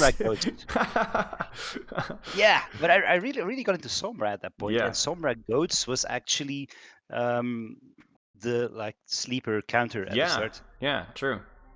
Sombra Goats was like the life hack, and because EMP was so strong, it was like if the enemy team didn't cleanly win neutrals, like, man, EMP was strong. Like really strong. Also just bullying a Rhine with hacks, you make him just leave the game out of sheer tilt. It was nasty, but fun. Yeah, fills some of the sociopathic tendencies. Okay, so you swapped DPS during Goats, and then you left because few times, right? So basically, interesting as well that you said you slid down ever since, probably because the community kept getting better. But I said the same autopilot bot I've always been. Sad violin. Break me down your rank decline since the 3800 SR Zenith. Bit by bit, it just slid down to diamond over the course of like 4 or 5 seasons. I also really got into playing Ashe. It kind of gave me a throwback to the good old Unreal Tournament shock combo days with the dynamite and all. So that really did it for me. But, interesting. Yeah, just I guess you just like shooting there's also stuff. the fact that I like shooting stuff. There's also the fact that I got about slightly after the game was released, my first kid was born. Nice. And like in the first year, it's actually quite doable. Just keep your old gaming schedule because babies they mostly need mom's attention. But as Yes. soon as they're like a year old, then dad comes into play more. Ah, yes. Makes And perfect then sense. 2.5 years later, my son got born, and my game time also went down. So Fair I enough. guess that probably also didn't help. Fair enough. So, sense of priorities obviously stems the tide of competitive outlet, and I think for you, maybe it will be finding the best way to be efficient and qualitative. Not qualitative. I always use that word, but spend quality time. When you are playing. Yep. Okay. So you quit because of the queue times, and then now you're back because Overwatch 2 queue times are delightful. How has your stay been so far in Overwatch 2? I love it. I'm completely hooked. Spending too much time on this game actually for my own good. Yeah. But it's amazingly fun. Also the reduction in stuns and shields and all that. It wasn't fun shooting a shield half the time. No. What's been your Just too many. experience with like your hero pool? What heroes have you enjoyed playing since? Because we're looking at an Ashe VOD, so clearly Ashe is still at the top of the list or near the top. But what else have you tried and what have you enjoyed? Ashe, Sombra, a little bit less since she got nerfed, obviously. I tried forcing Sombra a bit, but just after a huge loss streak of about like 15 games or so, Good gracious. I said, let's try something else. Tracer's kind of fun right now. And then for all those flex queues, it's BAP. Actually, my BAP SR was a little bit higher than my Ashe SR last. That's funny. That's funny. Yeah, mostly by just shooting people actually and weaving a bit. Yeah, that sounds like me and playing Ashe. Quick play. I'm like, I'm just gonna shoot people. I think. Okay. So you've got quite the fascinating like track record, I guess, of swapping roles and ranks and different going in and out of the game, and I guess we can kind of take that as a springboard to. Well, let's before we do that, let's go back just a little bit. What do you hope to get out of the session? And in the form, you said get a good indication of what things I should focus on first, so I can at least try a bit of conscious effort in the following weeks. Planning on booking a full in-depth. This is the in-depth review. Brilliant. Okay, so what do you hope to get out of the review? I guess. Well, I consider myself a little bit of a mindless player actually. When I'm playing and at some point I die or anything like that, 80% of the time I have the feeling that I should have seen this coming. I should have actually thought about this before I make this play. And yeah, I have a feeling I play on autopilot like 90% of the time. The thing is, if I want to make a conscious effort into improving that, I foresee like dozens of different things I could keep an eye on, track cooldowns, try to track everyone's positioning, maybe ults and all that stuff. It's just a little bit too overwhelming actually to pick a decent place to start. Yeah. I mean, there is a One thing I lot. should Go ahead. one thing I Sorry. should probably add in the history is I've played with some friends on some LAN parties. We did some scrims, especially pre-goats and during goats times. I think we ended up with a group of diamond/master players beating up a team of grandmasters or two on a local Holy LAN cow. party in Sombra goats. So Holy cow. we had some decent team play. Yeah. Well, here's the interesting thing. So I'm gonna whip out a stereotype here. Let me know if it fits or if it doesn't. I think one of the interesting things with age, especially with a lot of the players that I've coached, is that people often consider age to be like, oh, my reaction speed slows down, my mechanics get worse. But that's not really the case from what I've seen. What I've actually seen more often than not is that older players are more experienced and more intelligent about the game and usually have a better grasp of like how things should go and like are a bit more aware of their own mistakes. You kind of see what I'm saying? Than younger players. Yep. But one thing that I have noticed with a lot of older players, and this I now fall into this category as well, is that I am less I have a harder time breaking autopilot because I have a harder time applying the same level of intensity that a younger person could, because I have so many other things in a day-to-day basis that I'm thinking and putting pressure and putting emphasis on, that when it comes time to play Overwatch, I just don't have the same intensity that I need to bring to the game. Yeah, that's probably an understatement. Yeah. Yeah. And so it's not that I couldn't put intensity. It's just that I'm applying intensity. Look at what I'm doing right now. I mean, you could probably guess what I'm applying intensity to, and I could probably guess what you're applying intensity to, you know, being a father and working and, you know, even things like last night, you had, you know, social obligations. And so when it comes time to Overwatch, it's just time to relax and have fun. So here's what I would, we'll talk more about this, I think, as we go along. But I think for you, I think we can look at this in two ways, and both can be true at the same time. I think it's going to be about the nuance, where it's a matter of being more comfortable with just enjoying the game for what it is, and maybe finding a low-hanging fruit with something to think about. Maybe you can play with a little bit more intensity in your first couple of games and then lay off afterwards. I think it's going to be about where can I apply some form of intensity without wearing myself out when I'm already worn out? And also, is there a low-hanging fruit of things that I can think about that even if I autopilot a little bit, I could still practice that to a reasonable degree? Because I think I indicated that in the form. Okay, perfect. Basically, the low-hanging fruit that I am okay for. Perfect. Because you're just not going to be an Overwatch League player, because an Overwatch League player is going to get up and they've got nothing else to think about for the rest of the day but playing the game with as much intensity as they possibly can. You have so much more than that to think about, and so it's just it's unreasonable to expect that. So, all right, let's look at the goals. Short-term goals. Figure out what my biggest weaknesses in my gameplay are. Probably all of them. It's Plat after all, but you know, like we said, it's the low-hanging fruit. Long-term, get back into diamond or better. Okay, and then training time, and this is the real, the real mess. I play about 4 times a week, on average 3 hours or so.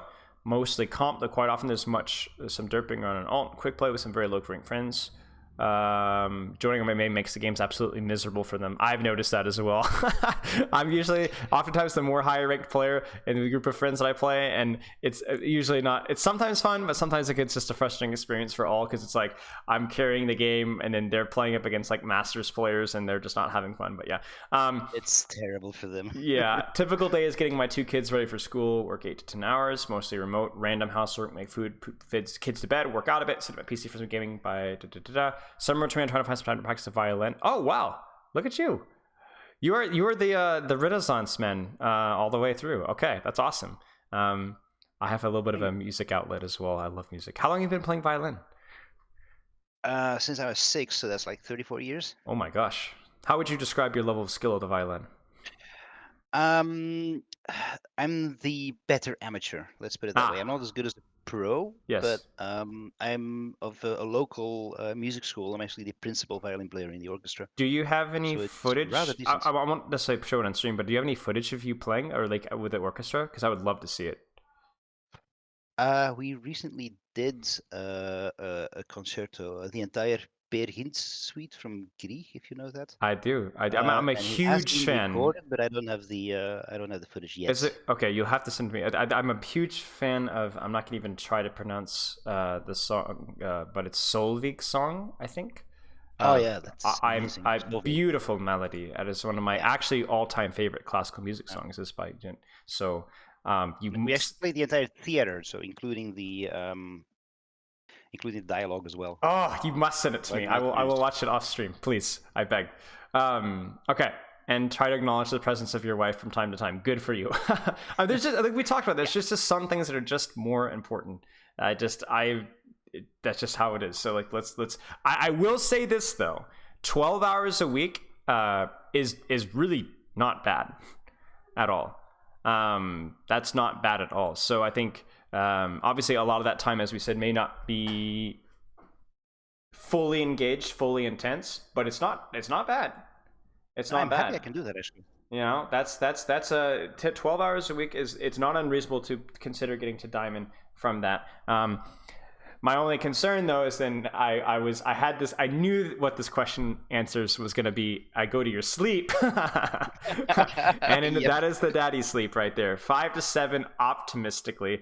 I mean, Yeah, take care of give. yourself. Take care of yourself as best as you Yeah, can. yeah. You know, obviously, as you age, there's like less need of sleep, but at the same time, it's usually compensated by people sleeping like drastically less. So just, I mean, you don't need me to tell you that, but yeah, just be aware that that is a concern, especially when it comes to things like mental health and aging and sleep matters. Okay. Yep. Hero pool. Mainly Ashe, Sombra, sometimes a tad of Tracer Soldier. Sombra, I assume, has been shelved, at least a little bit. And then you... Yeah, well, whipped them out yesterday.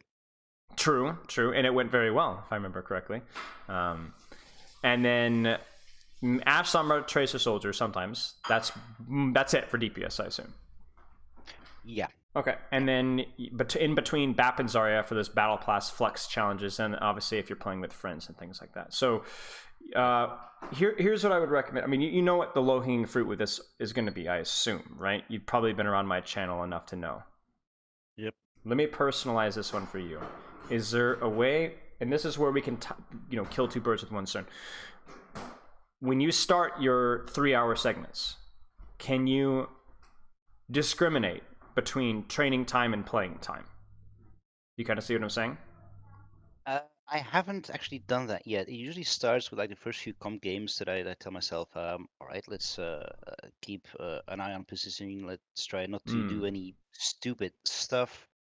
As in try to take a flank without taking into account that the enemy team has a sojourn, for example, that could just shift right next to me. Yes. Or stand somewhere where a Winston can jump me over and over again. I think you'll see that in the Helios. Huh.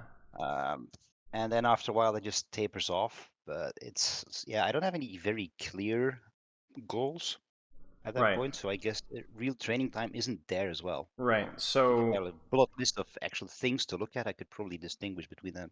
Right. So we should do both. We should obviously give you something to focus on within that real training time, but then we should absolutely discriminate and segregate between real training time and playing time, because your description of your hero pool and the way that you play, especially being a grown man with grown responsibilities, is that the tapering is a natural recourse of just being flat out tired and just wanting to rest and relax, right? So what I would recommend is going in and being the first 3, 4, 5 games, even if you can make it that long. Let's say the first hour and a half of your play, even up to 2 hours, I want as much intensity. No BAP, no Zarya, no Flex Q. If you're playing Ashe, if you're playing Sombra, if you're playing Tracer, that's fine, but I don't want you playing 4 heroes. I want 2 or 3. You're just grinding those heroes with the goals that I give you off of, at least for Ashe, right? That's it. After that, especially when you judge your level of energy and maybe you've got friends coming online and you're feeling kind of tired, then that becomes a line you draw in the sand, you know? That's it. I'm done. We're just playing for fun now. You queue quick play, you can queue off roll, whatever you want to do. You kind of see what I'm saying? But I need that to be very consciously segregated, because I don't want this dancing in between. You know, you need to tell your brain exactly what you expect from it and exactly what it is time for, and then do that. You know what I'm saying? Either you are training or you're playing for fun. Obviously, training should be and can be quite fun, but I don't want this gray area. Do you know what I'm saying? Where maybe you cash in a Flex Q, maybe you play a little bit of Ashe, maybe you're like, oh, I'm kind of tired, let me just play a little. No. Either you're training or you're not. That's all. It's as simple as that. You see what I'm saying? Yeah. Okay. Go 100% or don't bother. Right, or as close to 100% as you can, right? Even if that's 90%. You could still learn with 90%. You could still improve and train at 90%. But it has to be 90%, not 66% and then 70%, and then, I need to do better, 75%, and the next game you're back to 54%. You know, we need to be very clear about what your expectations are. And that might vary day to day too, right? The level of sleep that you've got, how motivated you're feeling it, whether you're just feeling it in the moment. That can vary day to day, and I would recommend paying very, very close attention to that. Okay, let's look at what do you feel is holding you back. Honest answer: not putting in the effort to actually improve. Well, long answer: I'm pretty sure I'm a bot. I play on autopilot 90% of the time. I like to think my understanding is okay, but I'm quite sure that there's a ton of stuff I don't know. Realize mechanics probably are other as well, but I think it's a very low priority issue. I'm also 2Ks are okay. Yeah. Okay. So I mean, I feel like we've addressed all of this, right? We've addressed all this, and we've given you at least a plan for action. One is recognizing the limitations that you've been given in, and then number 2 has been making the best of those limitations, whether it's being more tight with your training time and your playing time. And then the other one that you brought out, which I think was really important, is then what are those low-hanging fruits for goals to work on? Because there is so very much to work on for each and every single person. So it's about what's the biggest impact changes that I can make, and then being comfortable about ignoring everything else, right? Because you were probably cursed to an extent with a form of knowledge where you can see a million errors in every single moment, and that causes cacophony, right? Where there's no sense of direction of what do I need to do, you know? So what is your response to that? Usually just to autopilot and avoid everything. The brain blocks a bit. Right. So we need to find a way to control your energy, control your focus towards something that's more productive and not so confusing. Because I don't know that knowledge is going to be your problem. I think it's going to be about the where you're turning your attention to. Okay. Do you have any more questions? No. Pretty clear. Okay, let's at least start with some gameplay, and we'll go from there. What is Ashe good at? If you're rolling out on Ashe here and you were not autopiloted, what would you be thinking about at this point in time playing this hero?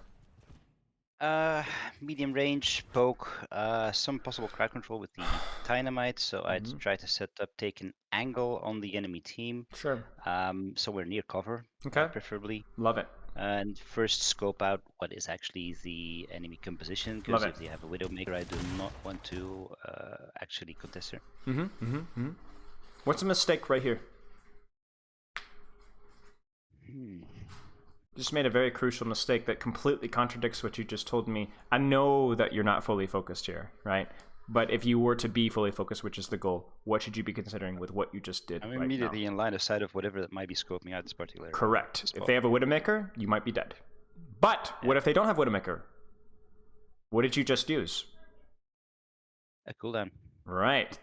A very important one. Right. You've exposed yourself to Doomfist pressure, Tracer pressure, Sombra pressure, Genji pressure, Moira pressure, Ball pressure, Winston pressure, Diva pressure, and so on. So your challenge here is to assume the worst until proven otherwise.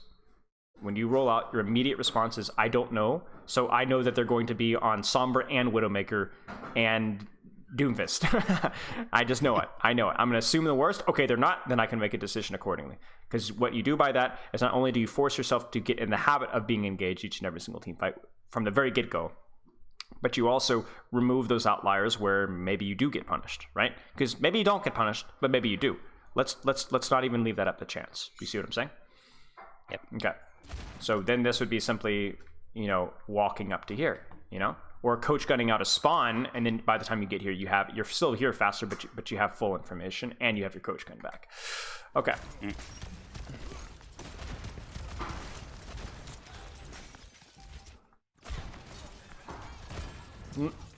Brilliant.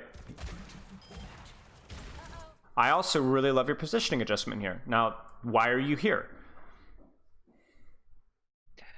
As opposed to your right. Well, reduce sidelines. I'm shooting at people right side of me, so I shouldn't expose my left side. 3, 2, 1. You see? You saw the Hanzo, you adjusted your positioning, and you're still shooting people. This is really quite good.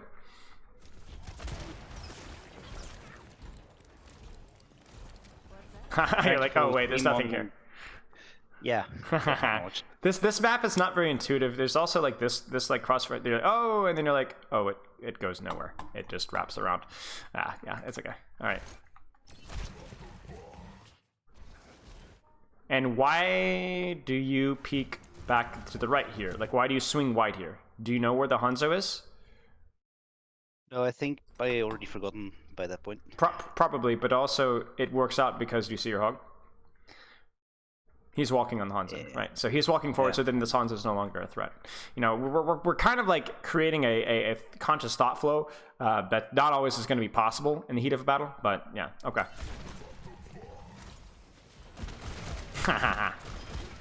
Probably wouldn't have dropped, but okay, yeah. I tend to do that from time to time, drop from high ground without any needs. You know what that's called? I don't know what that's called, but I've given it a name. Literally back, like years ago, it's called the Plat magnet. And this used to be a big issue on like maps like 2CP, you know, where fights start to get devolved, and then the attacking team they just start pressing W. It happens with supports all the time. On and Zen, press W, and then they end up dying to something really stupid, like a Reinhardt pinning out a spawn. You know, but yeah, it's a Plat magnet where like push. But wait, you're playing a sniper. This is actually, you will do less damage the more you push. Nice shots. Okay, looking good. I love your positioning. All right. I love the little checks to your right. This is really quite good. Look at what you're doing. You're constantly checking. You're assuming that Genji's flanking on you, and guess what? He is. Right. You were proven right. Uh-oh. That's unfortunate. Okay. Poor dude.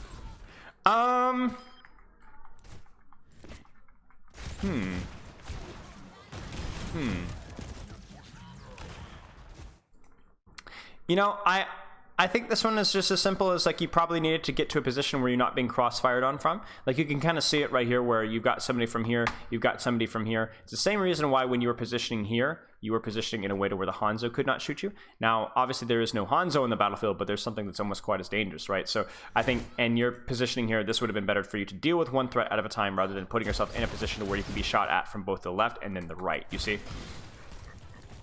So I'm trying to look at the Twitch stream at the moment due to the Discord quality, so I'm not sure which position you actually meant to take. Sure. So, well, you tell me. You tell me. Well, I'm... We'll turn off Discord there. Here, try from here. Probably on the left side on the bridge. I mean, if you could have gotten back on the bridge, of course, right? So, with delay here-ish, right? But then even if you can't get there again, like you messed up your coach gun. Okay, where do you go? Probably just take a step backwards. Sure. Just to cover. I could do that on the right side, below the bridge, and just poke people on the right side. Yeah, you could poke this Ana out from here, or you could even like, and then once you poke out the Ana, you can then walk to here. I want to make sure that we avoid putting you in between the middle of this thing. We don't want you in the middle of stuff, right? Yeah. You need to kind of be on that. Actually meant going through the tunnel on the right. Below the bridge. So like actually through the tunnel here. Yeah. I mean that could work. Yeah, that could absolutely work. So like a little bit of delay right there. Yeah. That could work. Okay. Nice little res. Okay. We get up top. Get the shots in Moira.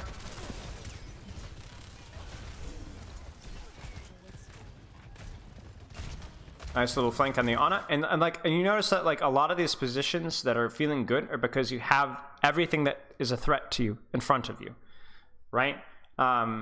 There's nothing that's going to flank you from the right in this room. You see everything, right? So this is maybe a little bit, and like the key thing here is that okay, the Ana is out. This is a mistake. You're gonna have to deal with stream delay. This is a mistake because look at what happened. You dealt with the Ana, but then now. Do you see the problem with this position here now? Wait for stream. They're pushing my team. Right, they're pushing and your I'm team. getting right in the middle of a crossfire. Right, you are walking into a crossfire without a full information. You have a Moira respawn to worry about. You have an Ana behind you. You do not know where their DPS are. This doesn't feel good.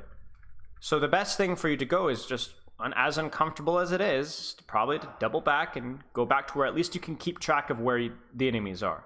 Now, I would go as far to say that at least until you've capped the point, which you had not, is there any reason here, was there any true rush for you to even drop from this position just yet? Not necessarily. I think Not my train of necessarily. thought there was we're up a few people, so if we push aggressively, we could probably clean up the rest of the team. Sure. So then how would you do that dumb stuff. best for you to walk forward?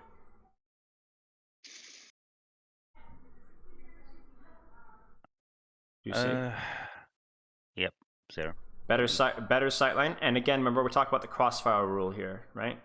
You have all of your threats in front of you. Because even if they do take positions like here and here, I would rather have it here, right? And then be able to rotate from here.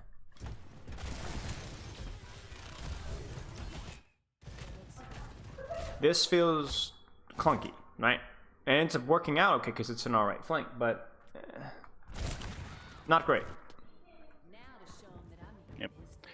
I think I actually tend to do that from time to time. Take these flanks because it's easier to shoot at people that don't look at you. It is. It's good even.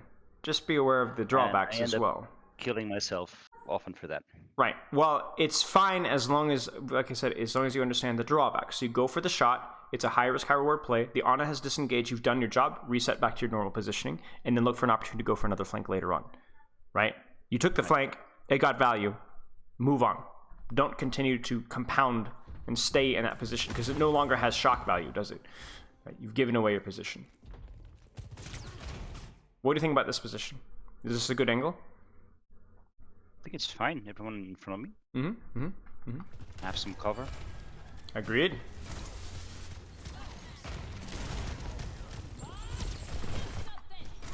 There's the Plat magnet. Yep. Yeah, it's a brilliant bomb.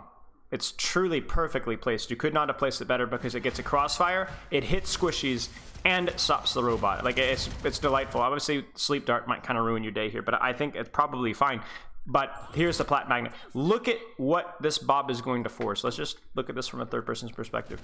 Bob is placed, forces fade, Sojourn split, Moira goes to high ground, Ana's by herself, Doomfist is isolated. There is no reason. Look at what you would be able to shoot from here. You see this? Doomfist. You just be chilling, right? No Murdering the Doomfist. And that Sojourn gets too aggressive, she's dead. Ana gets too aggressive, she's dead. Look at how much damage you do once you launch the Bob here.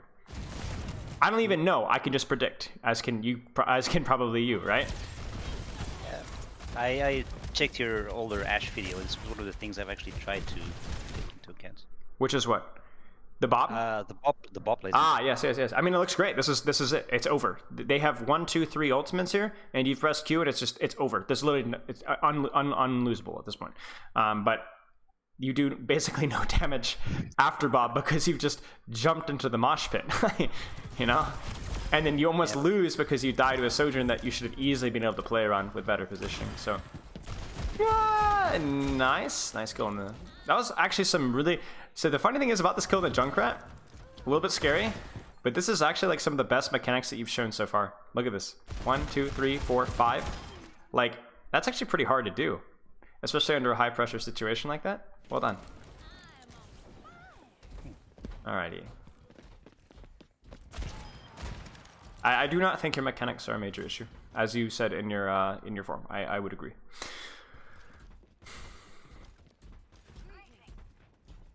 I love this positioning, you know? It just feels like it's impossible for you to be surprised by anything, you know? Yeah, this is really quite good. Uh-oh.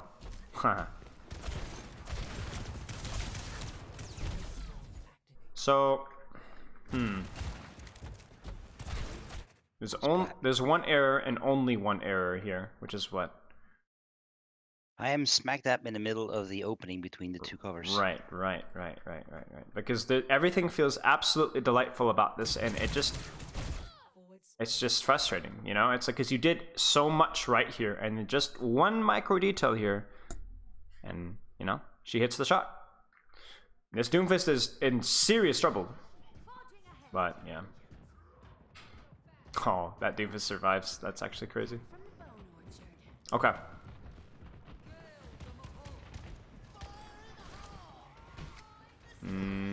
Okay. What do you think about this position? This is an aggressive angle, is it not? Quite. And there's some shenanigans there. Yes, but what's good about this, I guess you could say, if we just provide you a little bit more context. Do you feel like you have good vision? I still have some cover on my right side for any other angles, and, well, I can just free shoot the Doomfist there. Right. Will there be any flank behind you surprises? Not behind me. No. To the side, if I don't keep an eye on it. Right. But I think you were in a position to anticipate and react to anything thrown your way. Okay, so this is aggressive, yes, but reasonable. Probably would run. Run. Yeah, that's an ego or just Ha! Shenanigans. Yep.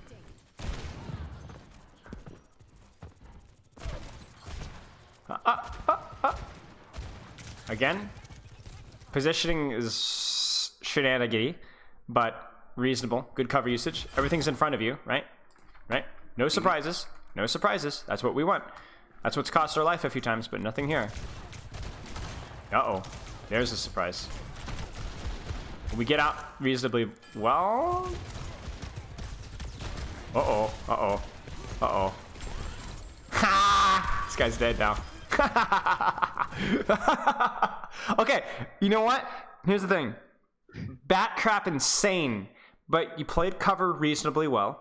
You used your cooldowns well. Base positioning was decent. What do you think about this overall? The entire fight here, the last 60 seconds. What would you say? I think at one point I thought by myself, well, I'm invested, and I might as well just get 2 kills with a Bob. Reasonable trades. Yeah. If that went wrong, though.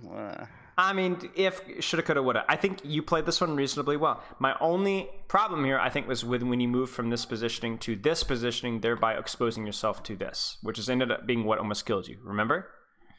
Yep. Okay, that's the only, because I don't think it increased your sightline enough to justify the risk. But how you played it, very reasonable. And again here, no surprises, right? No surprises. We see everything, right?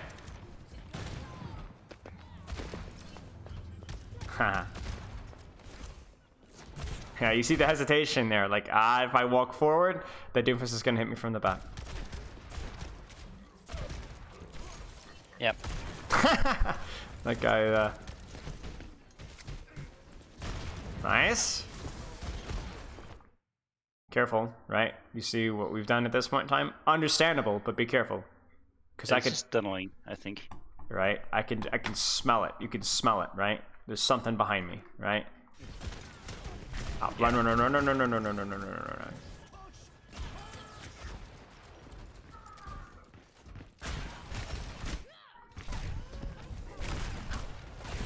Nice shots.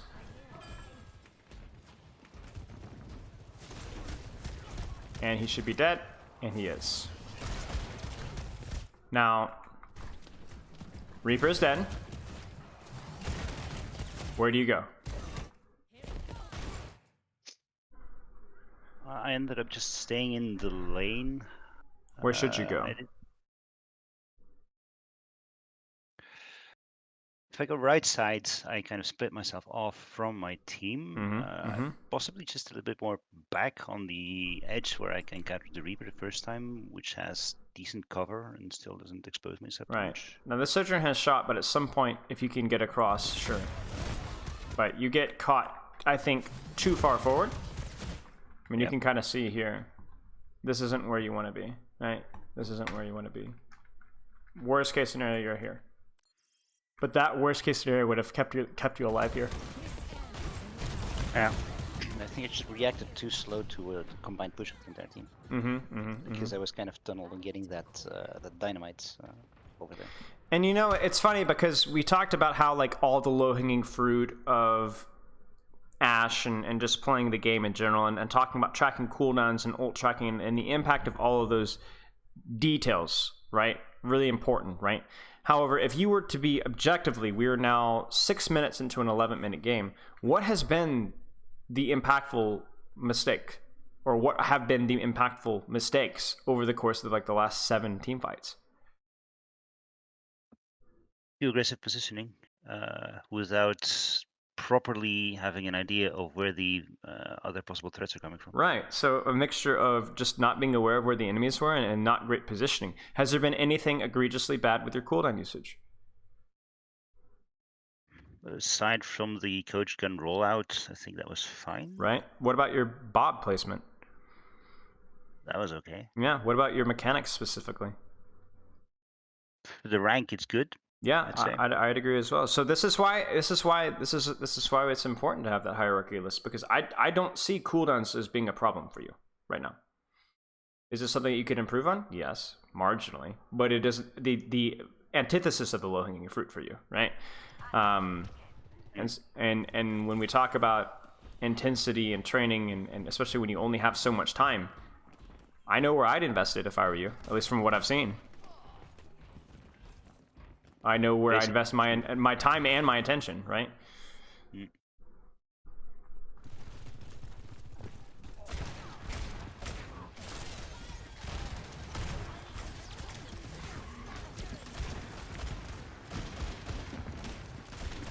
That was a bad choice.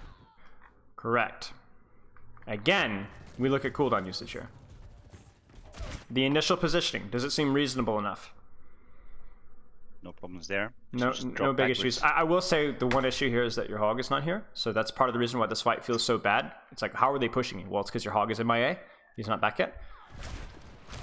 But right, the dynamite, reasonable. Coach gun, maybe not so reasonable, but yeah. I think, like you said, the major issue here is you isolate yourself, and then, you know, it's over here, right? So, not complicated, is it? No, it's the issue I have with these things is I basically know what I'm doing wrong in this case, like right when I've actually done it, and I'm not entirely too sure how I can not make that mistake. Good question. Good question. Let's think about it. I assume you drive a lot or a reasonable amount. Yeah. Okay. Do you know the term defensive driving? Yep. How would you describe it to somebody who doesn't know? Keep an eye on any possible. Well, I'm guessing threat is probably not the right word, but yeah, kind of. Any possible mistakes that other drivers could make, and adjust accordingly. Right. Beforehand. Now you can't assume that there's going to be a pit opens up in the middle of the road in front of you, right? There's no way to defensively drive around that. But little things like on a merge lane, I don't know if this guy sees me or not, right? Or maybe I'm going to make sure that this guy actually stops at the red light, or I'm going to make sure there's enough distance between me and the following driver, because if he slams on the brakes, I need enough braking distance, right? Just the basics, right? A couple low-hanging fruit. So going back to your question about, you make the mistakes in the heat of the moment, but you don't know what you need to do before then. Right now, what are the low-hanging fruits when it comes to what you could be thinking about right now? Foresee an exit strategy. Right. They're on Doomfist, for crying out loud, and Reaper, and Moira, and Sojourn. It is not unreasonable to put the number one problem here being that if I might get dove or pressured, and I need to know where I would go if that were to be the case. And then the number two issue would be that Sojourn has shot, right? In which case I need cover. And it oftentimes is as simple as either one or both of those things, and that's truly it. You don't need to consider, what happens if they flank me, or what happens just what if they push me, where do I go? You see what I'm saying? And this is a question that you could be answering. That's when I should hang in a note on my right screen, maybe. Yes, maybe so. Because I think to me, you would know the answer to this already.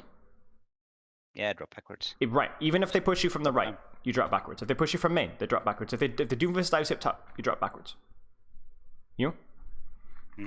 But you need to know that now, when it actually matters. And there's your defensive driving. Whereas now you're entirely leaving it up to instinct, which often will work, but will sometimes fail you. Case in point. Do you see? Yep. You can't consider every defensive driving situation, but you can consider the most likely, and those are the ones that you need to focus on.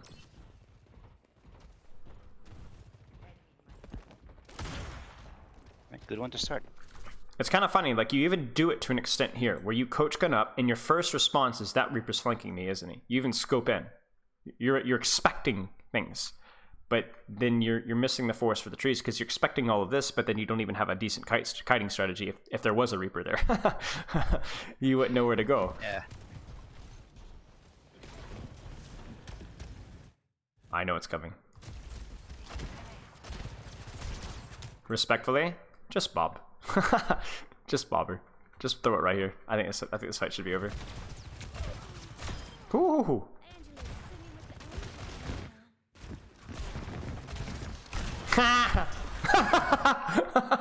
Oh no. Oh no. This poor gentleman. Oh, this poor guy. He's gonna get you. Yeah. Did you have an exit strategy planned? No, coach gun away if need be. That's basically the instinct. Yeah, but you see, strategy that's always there. But you see how that's an issue because your coach gun away would have put you where? In this case, in the wall. Right. Further away from the support that you needed. You know, it's like even though it ends up working out. Ooh. Yeah, that was just a lucky instance. Correct.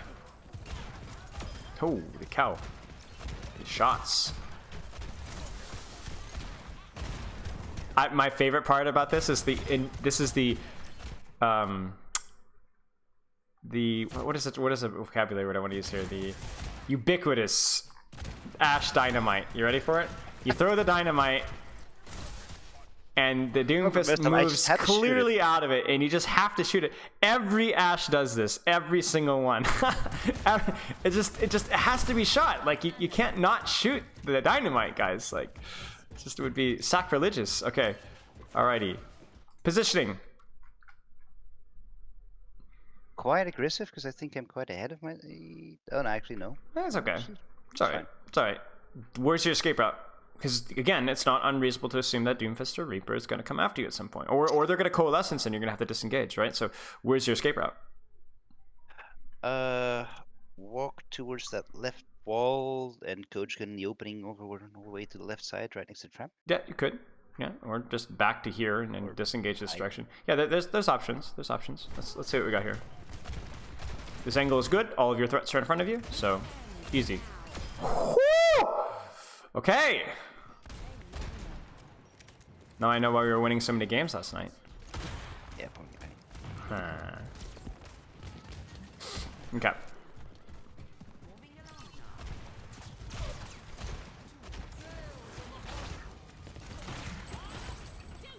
And you can see it here.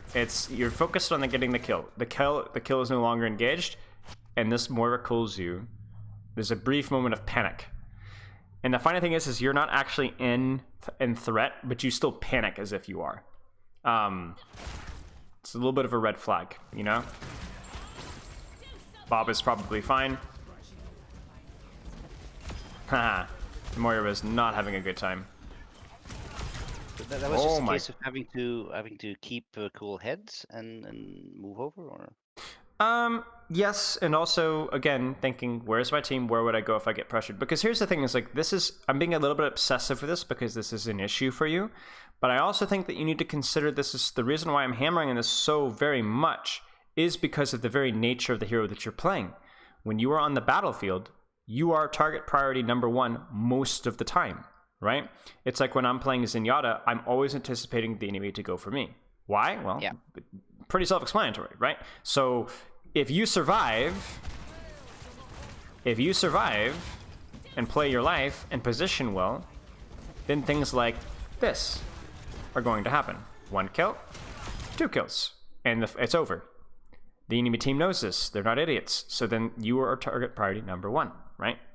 So this is why it becomes such an issue, because you almost sometimes act surprised to the enemy team coming after you when that's the very nature of the hero that you're playing. That's the autopilot thing. Mm-hmm. I should know it happens. You should know, but you actually need a plan of action of how you could know more, right? And that has to do with the pre-fight active anticipation of pressure. Whether that's on you from a direct dive standpoint, like a Moira or Doomfist, or even if they're playing snipers as well. If you are playing Ashe versus Ashe, that Ashe needs to kill you first, so that then she can kill your team. So they will be looking for you, you know? It's that awareness. So in a lot of these fights, it's been about active direct dive pressure. But if we zoom back to this point here, remember when you died to the Sojourn here, because you're standing out in the open. Why was Sojourn shooting you? Because you have to die, otherwise the Sojourn will die first, right? Yep. Right? And then even down when you were here, when the Sojourn railed you. Why is the Sojourn railing you here? Well, you're usually target number 1. So even when it comes to things like cover usage, when the heroes are ranged, or kite location, or disengage location, when the heroes are dived or brawl oriented, this is the kind of preparation that you need to be making as much as you possibly can. That being said, ridiculous aim. Hey. Thinks I can't hit the broadside of a barn with Widow, and it just frustrates me. It happens sometimes. It's the same thing with me. That was in our games last night. That Nepal Sanctum. You saw me play the game. Got like a 3K. Got like 2 headshots previous to that the entire round. Yeah. And then something just literally clicks, and then there you go. So. All right. Here it comes, right? Surely they're going to dive you. Where would you go? Drop back. Right. Oh, in this case, was it a bad idea to actually coach gun up there? Because no.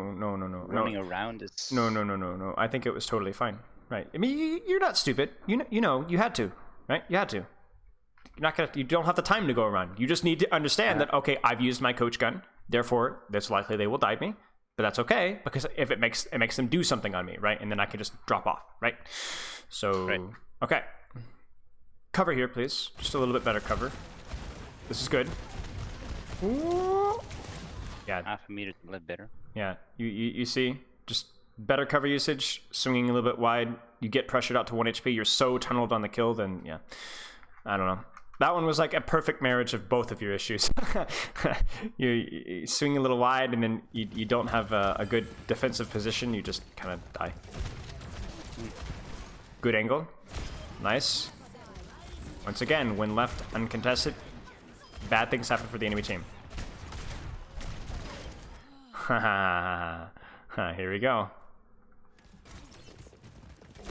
At least that was a better direction. Yeah, but was that an accident? Yeah, I at that point I did learn from the previous mistake and I thought I shouldn't go in that tunnel. I should just go to the left. So and it works. Brilliant. Well, I think half of the intent was also to just knock the Reaper back. Hence the angle of the game. Yes. Exactly.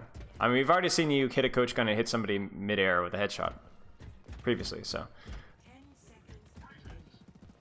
Okay.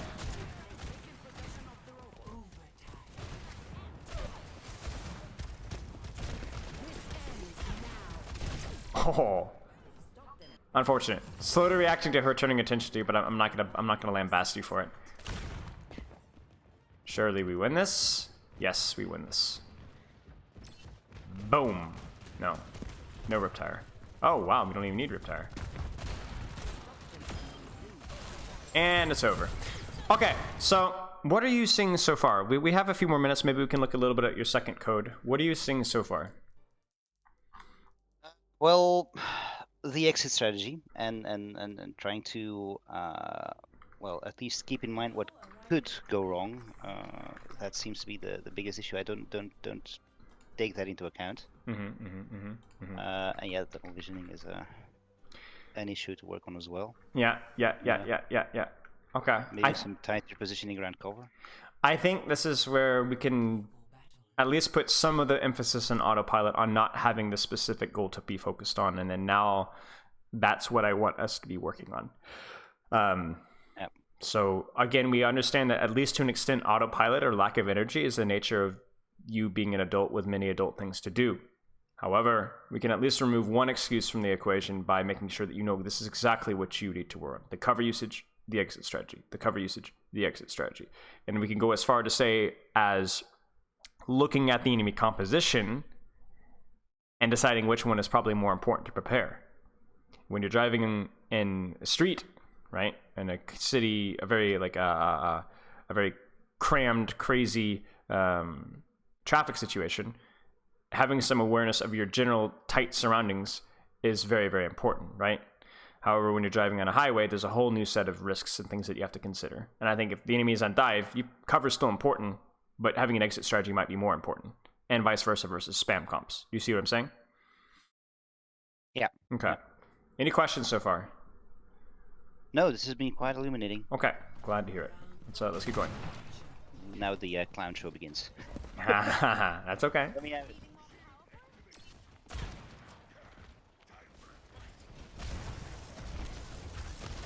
So this is very interesting, actually.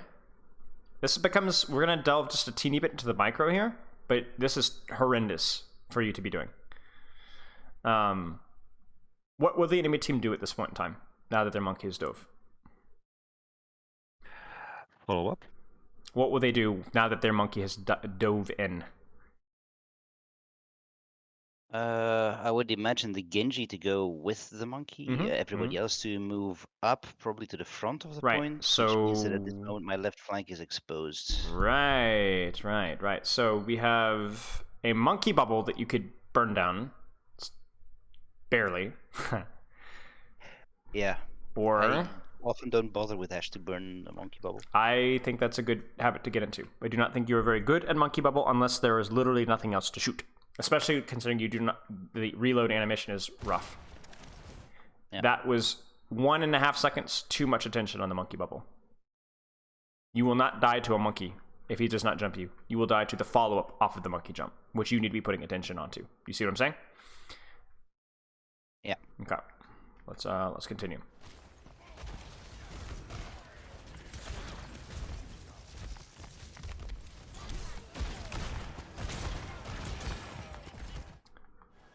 Chaos, right?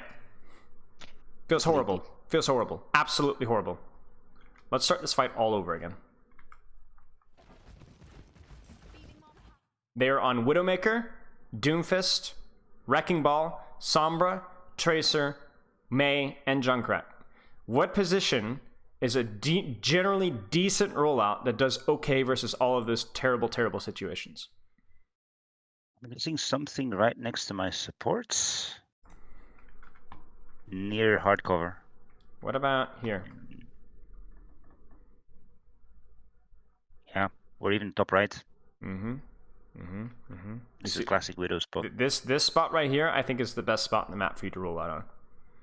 Because you are not vulnerable to Widowmakers, because Widowmakers will not be able to peek you from here. You are not vulnerable to dive, because you have good high ground and good cover, and a very, very good exit strategy, right?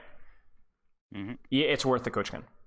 This is where it becomes, like I said, a little bit more micro, because it is a point-specific thing, but you can see that this positioning here exposes you to Hanzo, exposes you to dive, your sight lines are horrible, you can't see anything. This should be setting off alarm bells all in your brain. So yes, could you have played this fight better? 100%. But you did not set yourself up for success because your positioning sucked. Right. I think I did it like twice, and the one fight we win, I do end up on the right side. You see? Look at your sight lines here. It's therapeutic, right? It's relaxing.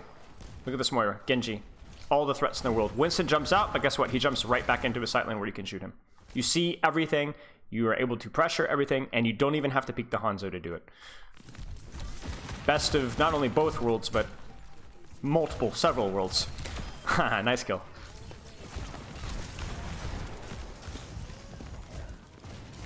Yeah, okay.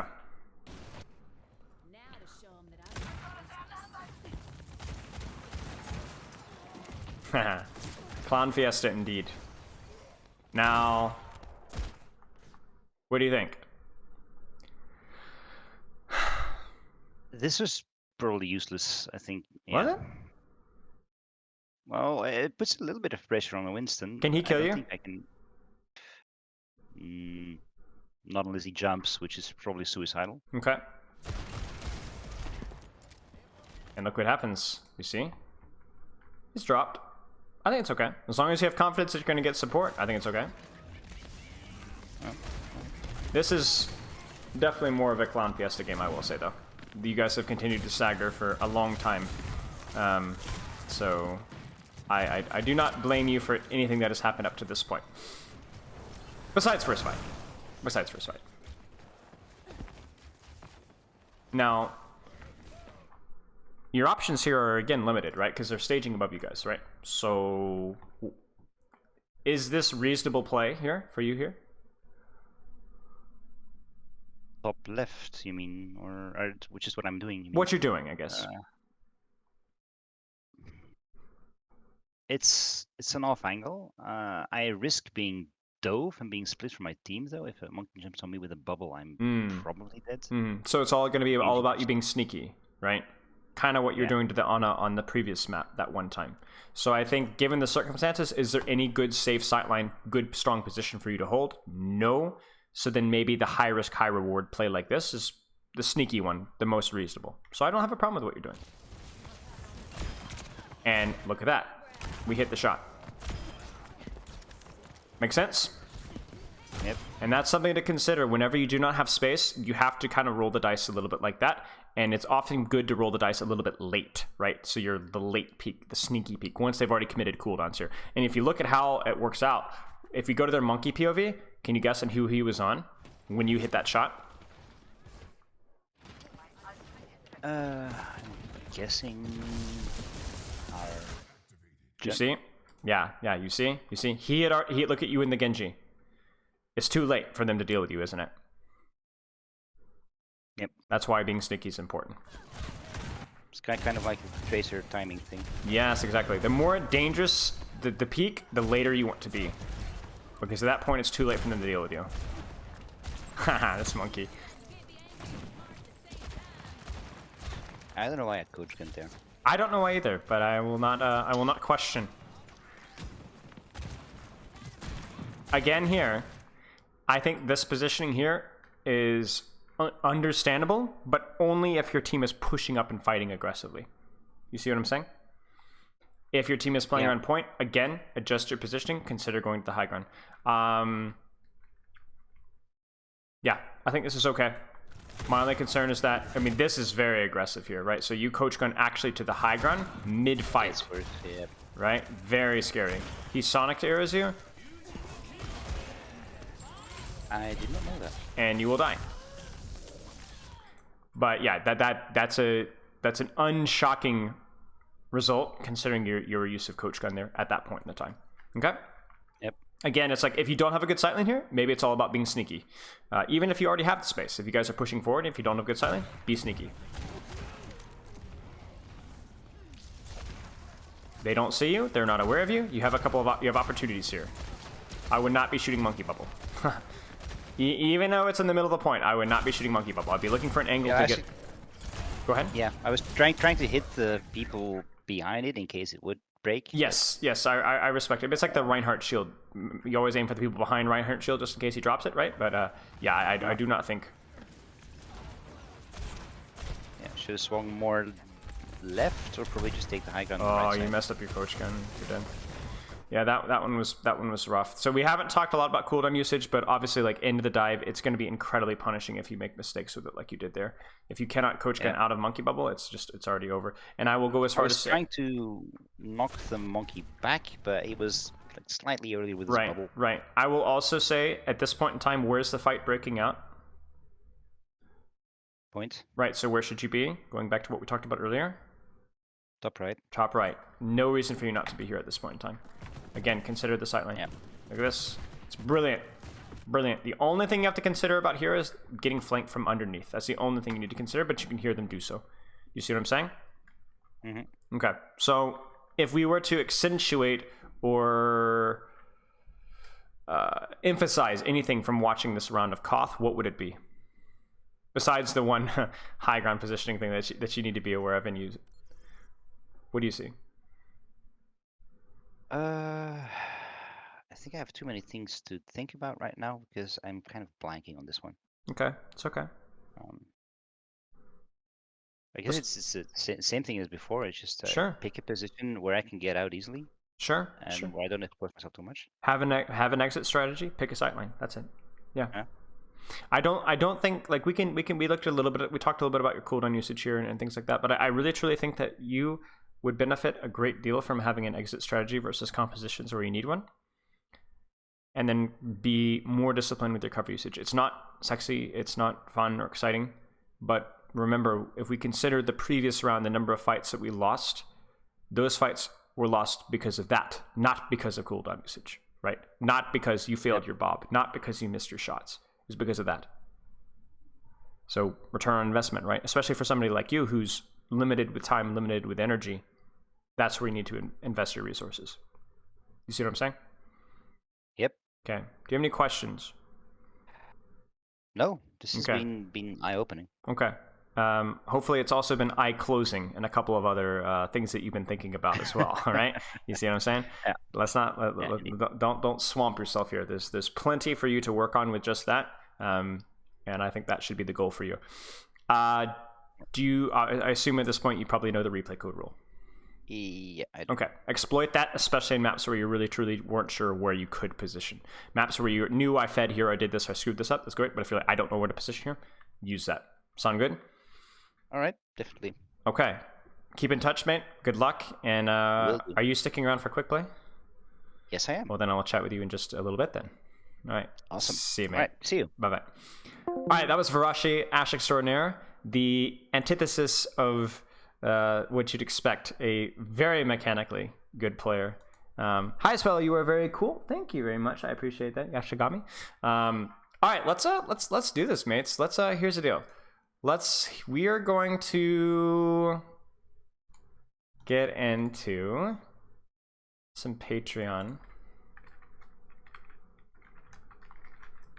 Either quick play or pug. So for the tier 3, tier 4 Patreon mates, we get to play sub games.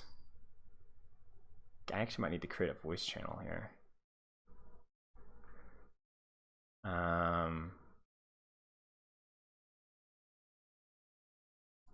Hang on.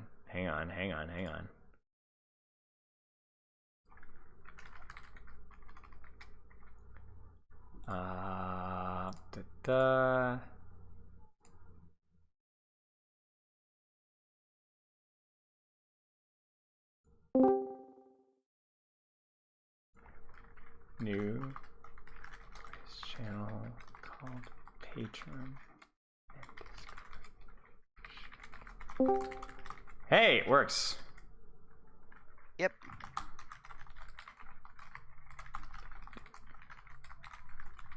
Voices are hung. Nah. You said you owe me a classic roast. Yeah, I do. That was fun though. Okay, let me get this. So I've got a cat in my lap. Hang on a second. She's in my lap like for half of the stream. Probably people are always like wondering why I'm either looking down usually because of chat or the cat. So, okay. Oh, that's cute. I'm already friends. She's on your lap. What is it? Mine runs in front of my screen and my keyboard.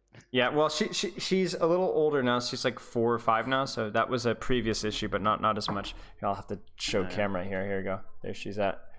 She's just chilling. Okay. I'm friends with you, Arietta. I'm friends with you. Yep. Rashi, are you coming online? Yep. Okay.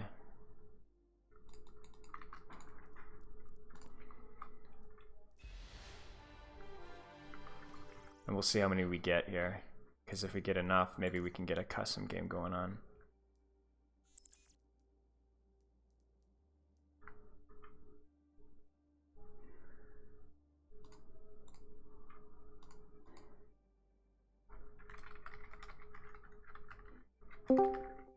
Yo, what's up?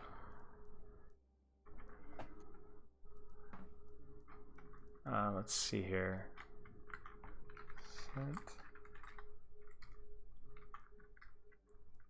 I'm totally queuing tank for the first game. Going to int my brains out, Narissa, and blame my teammates. That's how you do it. That's how we do it. Okay. We'll give Lockie a few more seconds here. Guard, are you coming on? If you haven't added me already, add me. I threw my tag in the Patreon channel. I guess I'll follow your advice, and for this one, just go for a completely for fun game. Yeah, turn your brain off, because that's what I'm going to be doing. Nice. So.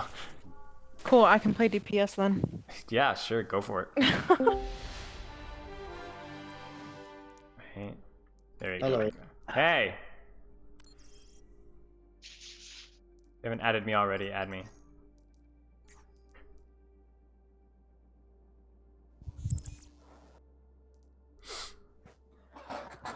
got 4.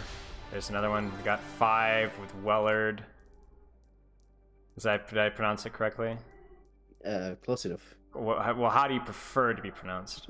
Well, you've pronounced Rotic as, so it'll do. Okay. Okay, we got 5. Let's get in. And if we get more, I'm definitely whipping out the Mystery Deathmatch. I think that is a super underrated custom game. I don't know how you guys feel. Huh, I haven't played that one. I don't think. It can be amazingly fun or absolutely frustrating. Yeah, that's true. It's always fun when I get Roadhog. I don't know why. It's just strange.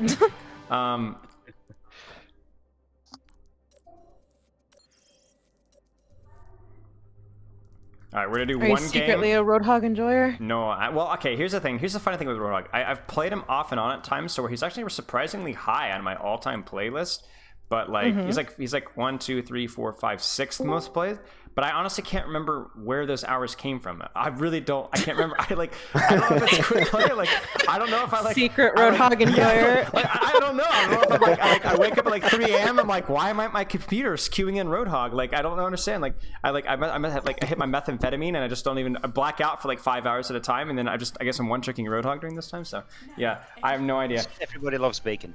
Yeah, exactly. I guess so. So I have a suspicion that it was early on in my career. I was like, oh, this hero is really fun to hit hooks with. Though, like, I'll blame it on my newbiness. But yeah, let's do one game, and then I'm thinking we should do probably some sort of a custom game or something, because we got 6 already. Not to mention anybody else that joins. So we'll play it by ear. Okay. Guardy. Hello. Yes. Hello. Yes. Sadly, Oh, it I can works. hear you. Hello. Nice. Yeah. I can't believe I have to actually queue this guy. Can't believe you decided to go on Orisa. Oh, it's Orisa. I love Orisa. Orisa's the greatest tank in the game. The best part about Orisa is the fact that you're equally mediocre whether you have ultimate or not. So there's like, you're disappointing. The ult's so bad. It's like, all right, guys. Well, I'm failing in both ends of the spectrum here. I'm gonna poke out just a little bit earlier to scout, but I will not be here for long, so do not be concerned. I'm pretty sure you said this is the best place for every match to happen, right? Yeah. Yes, exactly. Should always spawn hold. Okay. Alright, guys. Surely we win this. Unbreakable strategy. Why is my lane C 140 MS? It's like the entire party of EU, I think. You're in EU. We're all EU. Oh, nice. Alright, I'm out. We'll make this better for your guys on console. Oh, Lucio's pinned. Nope. They turned on you. They're going underneath. Just hold high. Ah, great. I can't move them off. I have spin soon. Alright, let's walk out. Let's walk out. No, you won't. Yeah, I will. Nothing Oh, you didn't. Up on points, hacking him. Oh, jeez. Oh, okay. I did not. Lucio, console player, by the way. Kill the bap, he's low. Careful, you have no support right now. Bap. Oh, I lost into a trap. No. All right, guys. It's all right. We're good. Okay, listen. The macro strategy here is we have to play around our Sombra's timing, and then that's all I got, really, actually. I really don't have any other suggestions here. I have no other feedback I just put my braid off. Cassie's here, y'all. Like, oh, Cassie's up top. He's 1 HP. I'm pushing. Well, Ryan's pushing you. I'm pinned. I'm okay. Okay, fortify.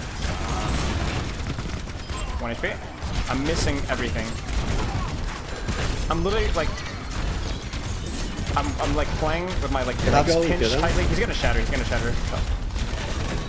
Because I got the cat in my lap, and so this is like really uncomfortable gaming. What is this guy doing? I don't know why I spawned that. Oh, we fly away now. We do fly away now. Okay. Follow me. Okay. Just go. Just. All right. Listen. Run. Listen. They're gonna. I'm gonna Orisa ult. They're gonna beat, and then we're gonna use our other ults afterwards. All right. So we're gonna clear top. I think I can clear top. Oh, Cassie's here. I can Cassie. Nice, guys. I might ult this just to 4 speed actually, because I think I can. I'm backing. No, I think we're good. Yeah.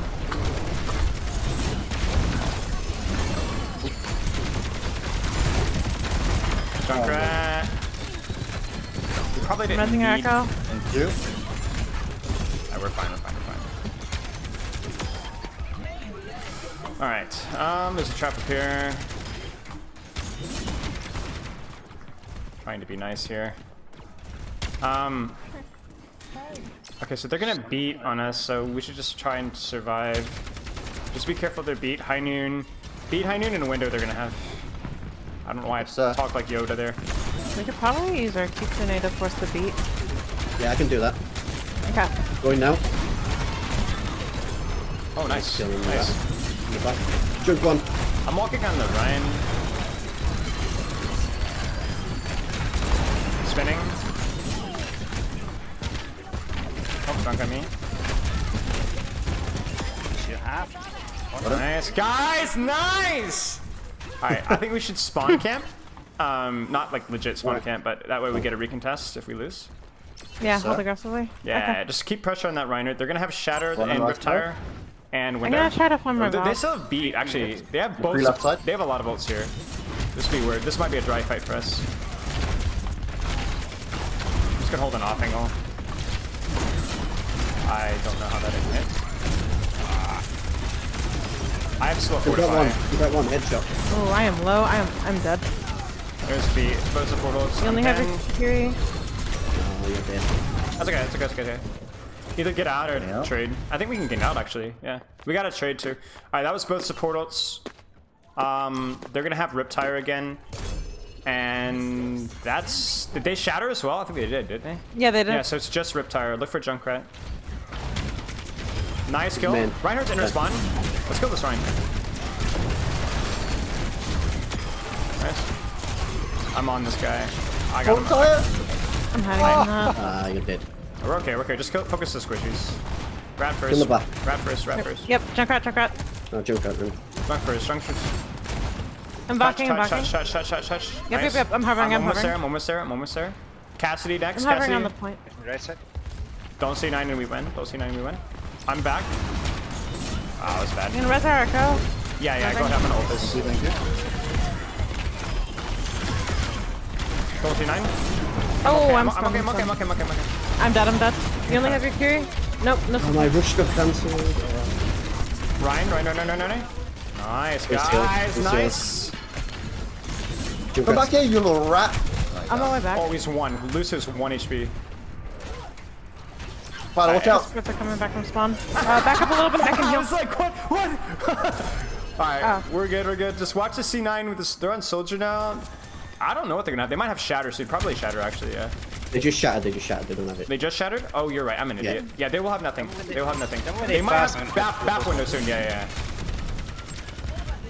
They're going inside left. On left side. Yeah. You can't really fight a rat there though. Yeah, we can. Just fight out in the open. We'll get a pulse in them as well. I'm gonna try and hold the high ground and then drop a late if we need to. Just keep pressure on Ryan Shield. Oh, back is 1. Nice. Oh, that's okay. Did we see the soldier, by the way? No, I He's have there, not. he's there. Jump flanking. I'm healing our Jump syrup. I don't care if they go to point. Just keep shooting him. Junk first. I'll touch it the last second. I'm spinning. I'm gonna need to fortify in a second. Talking Arisa. I'm gonna miss the fence. Buffalo. Oh, I missed my guardian angel up. Jumps one. Jumps one. Just train lap. Jumps one again. Unlucky. Unlucky. Nice job. That's okay. That's good. Hold. Okay, they're gonna have... I don't think they'll have Visor yet. They're gonna have both support ults. No, they're gonna have Beat. They just used that. Beat, close, Shatter. They might have Tire again and Visor. Let's try to take an early fight here. We might lose this fight, but we might also get ults in time. So let's just take an early fight here. I don't know if I can clear top actually versus these guys. I'm gonna play to avoid top. Out of my line of Yeah, I can sight. play, I can play. Oh, Okay, okay, I'm here with you. I'll grab a soldier second. Oh, so I'm gonna push this actually. Okay. Low. He's dead. If I need to, I'll ult. I'm gonna ult this. This is 1. Yeah, I'm pushing here. Putting pressure on the run. Got him. Gamers. Resing. Who do they have? I'll Alright. on the right if I need to. Yeah, they're gonna have everything here, except yeah, on they top. might actually have everything. Actually, That's drop fine. We when dry they fight push. and then use Let's copyright actually take top. language. Let's take high wing. Take Okay. with my, and let's put some early pressure on. We can like mid Go fight left copy or Valk, whatever. Okay, yeah, I can. We just need to drop make sure once they don't push push too hard. much cart. Yep, yep, Let's yep. actually dive back on. Let's dive back on. Let's go right now. I'm backing, backing. Oh, I messed up. Move it down. Oh no. Oh, I swear I I fortified. think I trace there. You only have Big. heals right now. Oh, okay. I'm on the BAP. BAP's dead. No. Surely. Chris, soldier. Surely BAP's dead. Ooh, you're a little yes, bit BAP's far. dead. Okay, pocketing you. I cannot hit these javelins, man. Careful, you only Nice have one. multi heals. Breaking shield, breaking shield. There's one again. I come in! Got it. Everybody's critical. It's okay. I'm okay. I've got fortify. I cannot. First game, first game. Alright. They're gonna have beat for certain, so we should try and force this beat early. I'm gonna try and let's focus the Lucio if we can. Focus either Lucio or BAP. Yes, sir.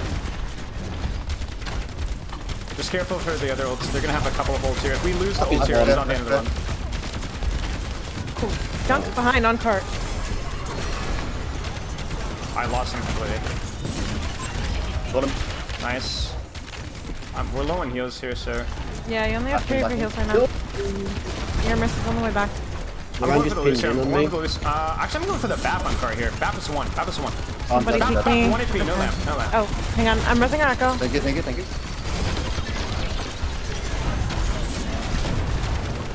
I'm going for backline. You guys ready? Wait, 3, Okay, 2, okay, 1. Going on him. Got him. Well, that works. Ryan's low. Nice. Ashe next. Push, push, push, push. Yeah, push. Nice. We get this Ashe. We get this Push, Ashe. push, push. Nice, nice, nice, nice. Soldier's Here. close too. Come here. Let's do this guy. Where are you? Coming. Ah, now he's out. Alright. Focus Soldier or Lucio. I don't think they can touch if we go aggressively here. I can block them for push. Oh, that's behind, that's behind, that's behind. Yeah, it's okay. Just make sure cart does not move. Cart does not move. Cart does not move. Cart does not move. Cart does not move. Dying cart. I'm hovering cart, I'm hovering cart. I'm coming cart as well. We get a trade as well. I'm dying last. If any of you guys want to get out, you guys don't need to die. I'm just keeping up as much as possible. Yeah, I couldn't get out. That's okay. That's okay. All right, listen. We got copy. Just don't die. I might need to go something fast. Yeah, I'm gonna go. Pushing I'm going Winston. Just use your ult if you need to. Use your ult. Oh, it's okay. It's okay. It's okay. All right, hang on. We're gonna go for a BAP. I'm speeding you. Actually, go for the soldier first. Oh, I'm lucky. Oh, Ashe left. back left alone. BAP no lamp. Nope. Soldier's 1. What, that's just the back. BAP is very low. Amping heals on the point. Lucio next. Lucio next. Lucio 1. Ryan left the payload. C9. Trust me. Nice. Nice. Oh, nice. Well played. Nice work, guys. My legs are like pinched this entire time holding this cat, and she's just like relaxing. I'm like, I can't move. Oh, this is cool. I've not seen this one before.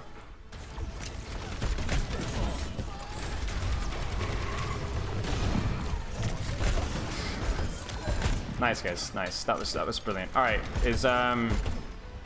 who did we not get? Is Guardy? Are you here? Me. Yeah. Yeah, I'm here. Yeah. Let's do this. Let's have a little happy alternation. I think kept forcing you to use cleanse early. Right, a likely story. Let's do this. Guardy, get in. Yeah, let's do this. I think I still have the mystery deathmatch setting. Surely. No? Wait, I'll find it. I'll find it.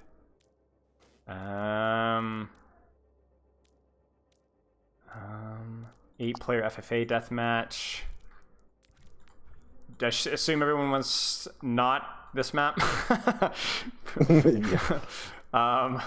Let's see here. All hero respawn. Respawn is random hero enabled. Hero limit off. Okay, I think this is what we want. Hang on, guys. Let's do 25 kills because it's gonna be a smaller map. Okay, I think this should be good here.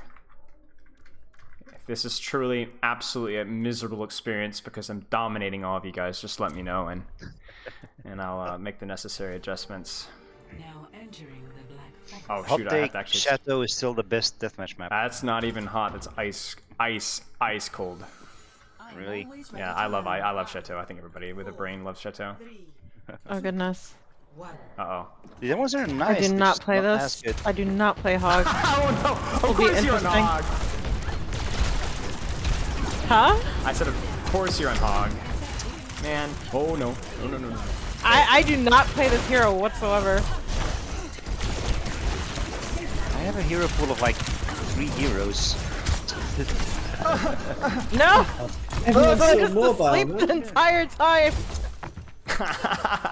Nice. Oh my god! What? I'm asleep again? Wait, where's the Hog? I've Where's been the Hog, asleep guys? like Where's the Hog? 3 Where's the Hog? times. Where's the Oh Hog? my I see the god. Hog. Guys, Please get the help Hog. me. Hog. I hate this hero so much. Yeah, Oh my god. nice job, guys. Good teamwork. No! I'm gonna. Oh, I tried to No, die. this is- I was this just. is worse. Oh, wait, you went off the map? Oh no, this is worse. I've literally spent 0 time on this hero. All right, guys. Just diving ball. Diving ball. Oh no! Get the. Okay, I'm so I can grunt here on this hero. Okay. No. Okay. Huh? Wait, huh? Okay, something decent. at Oh, least. random My change. goodness. Wait, so did it respawn you guys? Yeah. Weird. Nice, greatest of all time.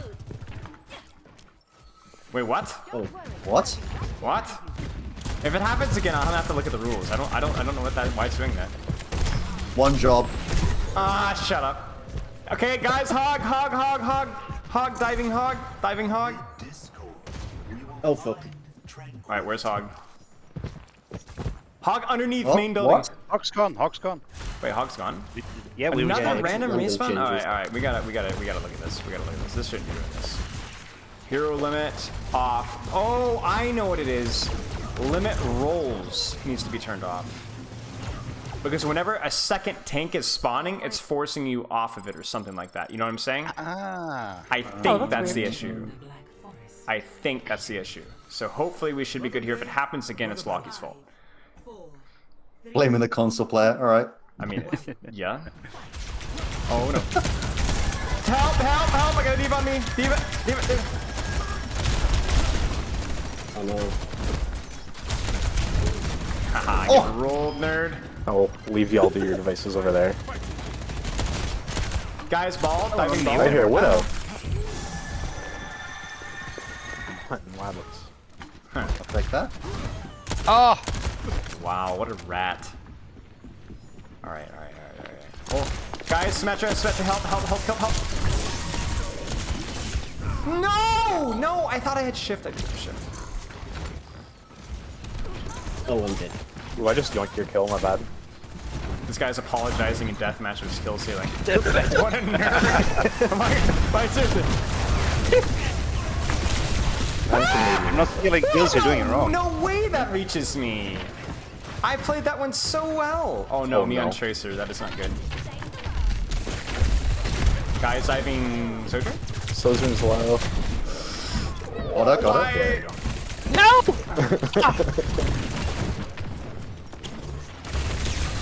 Guys, there's a UI bug. I'm currently only at 1 kill. I don't know why. Broken game, unplayable. Why do I have this hero, man? Guys, diving monkey. Oh, easy. I literally heard you. I was like, there's no way he hits this shot. Ah, Give me Widow. I'm just gonna let my turret do the work here.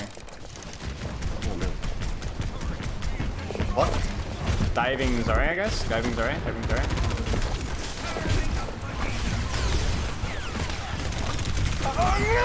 Never mind, do the job. The Zarya's one. Nice, guys. Nice job. All right, I gotta focus up, guys. I'm autopiloting. Haha, greatest of all time. Oh no. Ha! Rat. No, no, no, no, no, no, no, no. Dang it. How am I last place? Skill issue. Oh. Thank you. Okay. Can we please not let the console player be beating me?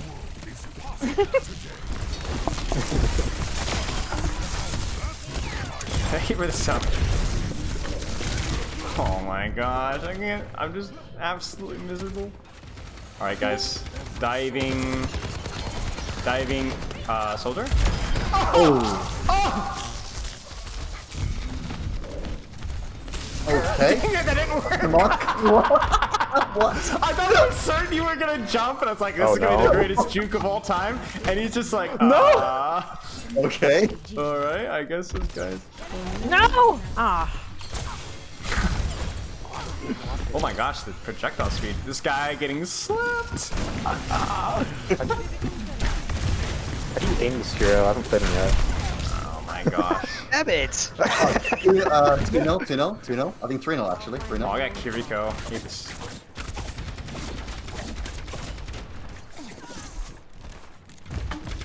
No. No. Leave me alone. What? Leave me I'm alone. forgetting that I actually heal with the shots. I thought it was that for sure. No. No. No. No. No.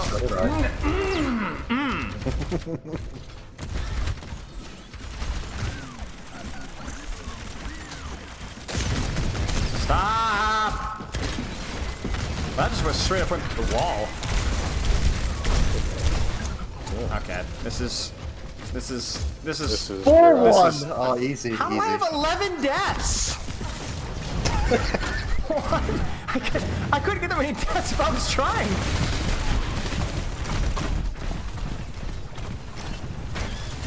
This guy is sweating so hard for a kill.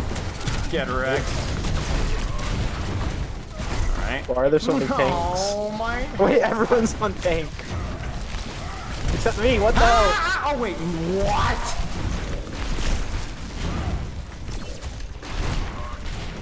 No. I'm running away, I'm not going for that mega health back. The other side!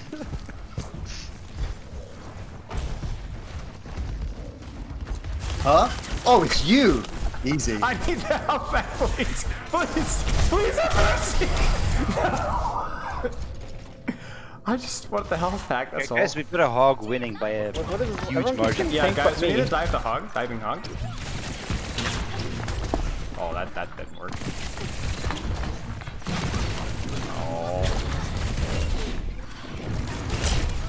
Oh, okay, easy. Alright guys, where's the hog? I'm on Orisa, we can kill this guy. Where is he? Oh, he's over here. He's outside. He's going towards the mega. He's going high ground. High ground. Oh no, I harpooned the wrong person. Hog. He's out. Get it. I'm with you. Yeah, let's go. Nice job, guys. Good dive. Loving it. Nice. That's not gonna work out so well. Man. No, Moira, please. Oh, I got it. Guys, we have a Zarya problem. Zarya is just sneakily.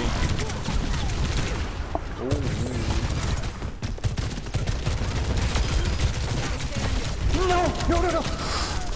Ah. We also have a problem with Locky being on his main now, so this doesn't count. Focus Doom. Doom. Sorry, the auto aim decided so otherwise. No way! My kill! Why does Zarya have crab?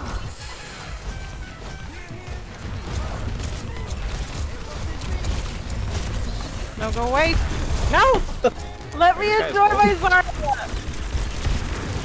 Alright. What? Fine. I'm on hog again. Whatever. Oh my god. Really, guys? Oh, who's this? Haha, I am I'm the so better bad at landing skillless him. hero. That sucked. Oh my god. Oh, ah. Oh, please! I've landed Now, 0 please. hooks this entire game. Oh! Call an ambulance, but not for me. Huh. You didn't okay where that was, yeah? Yeah. Just try to live! Oh my god. Please leave me alone! Oh crap, Guy's oh crap. 8 and 18, by the way. Oh, you're actually bad. Actually bad. I just teleported into a trap! Can someone clip that, please? Can someone clip that, thanks? Oh my gosh. Alright, see, the cat's off my lap now, so y'all are You're screwed. chilling over here. I'm gonna leave that alone. Nice hook. I'm so Oh bad my at god, this I've died anyway. Oh, I'm an animal. I'm an animal. I'm an animal. Oh, this is rough.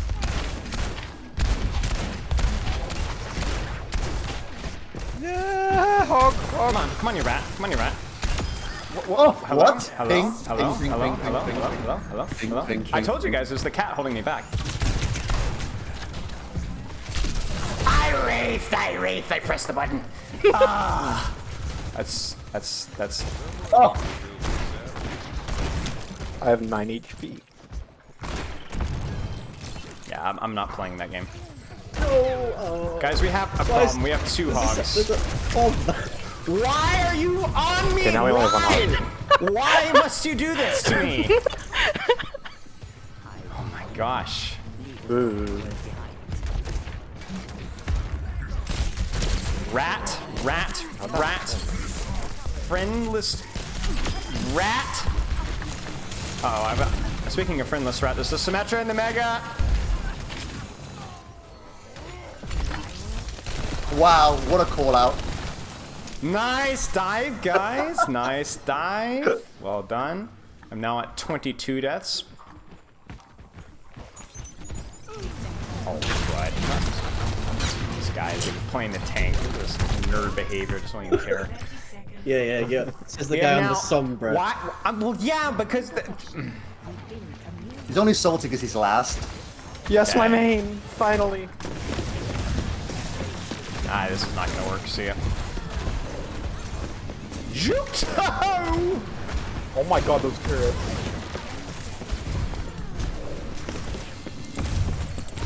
Don't you dare dynamite me. Whoa, there's 10 seconds left. Oh my Hey! No. 24 deaths. I have a 0.5 KD. And I play the game, still bro. got play of the game. Still got play of the game. Incredible gaming. Look, y'all, this is gonna be good, y'all. You're gonna enjoy this. Look at this. Look at this. Look at this idiot. no. Look at this idiot.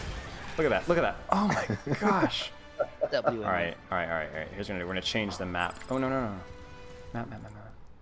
Map. Chateau Can I join? Halloween. What is that? Oh yeah. Come on. Did you add me? Give me 1 sec. Yeah, Yeah. I need to add you. Yeah. Yeah, anybody's done. I'm done with it.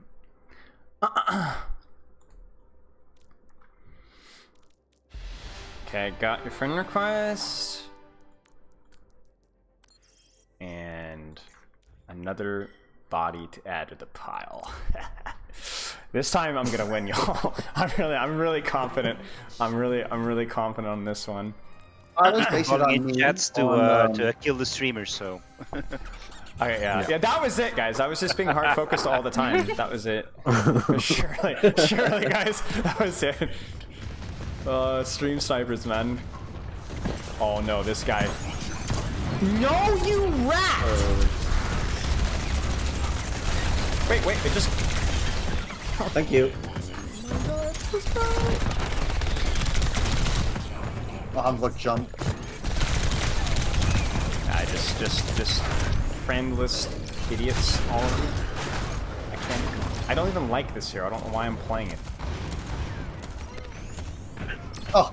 Oh no. Thanks for the swap. Oh, you guys are dying. Focus!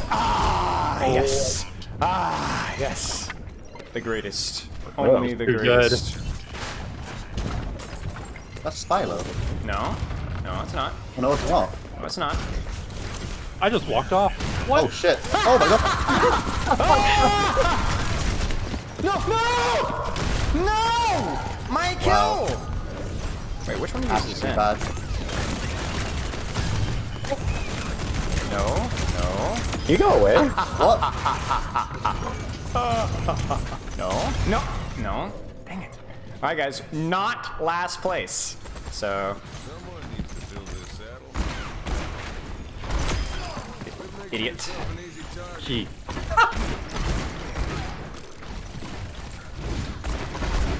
Finally got this awful I keep getting my kill stolen. Yeah, unlikely. Unlikely.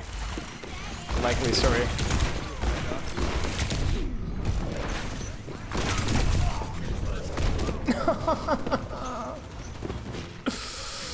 Okay. Trash! Oh, come on, Spylo. Okay, you wanna go? You wanna go? You wanna go? Yeah, go on, go on. All cooldowns, come on. Go on. Oh, go on, come on, come on, come on. Kjo's video guys engage with spear. Back out with fortify. Ah, idiot. Play corner, play corner. Idiot, idiot, idiot, idiot, idiot, idiot, idiot. Idiot, idiot, idiot. Oh, you won! Oh, I fell off. Oh, okay. Okay, we're good. Come on. All is right in the just world. stole someone's I'm kill. in first place. Oh yeah. Wait, what? What? What one of you rats placed the turret there? Man, didn't even hear you. I need to turn my game audio up. I can't hear anything. Oh no, my brig settings are gonna screw me. I messed up my brig settings. Ha! Didn't think I could hit that, did you? But I can. Ball? I don't have a crouch on console. Just because Oh, like, okay, start okay. anything. You don't have crouch? No, because I used it for pinging. Oh. Man. You just We jump should've. spans like a major nerd. No! Oh, that's a good move. No, no, no! Haha! Oh, Come on, come on, come on, boy! Come on! can't do anything.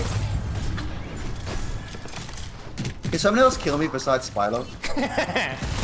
No.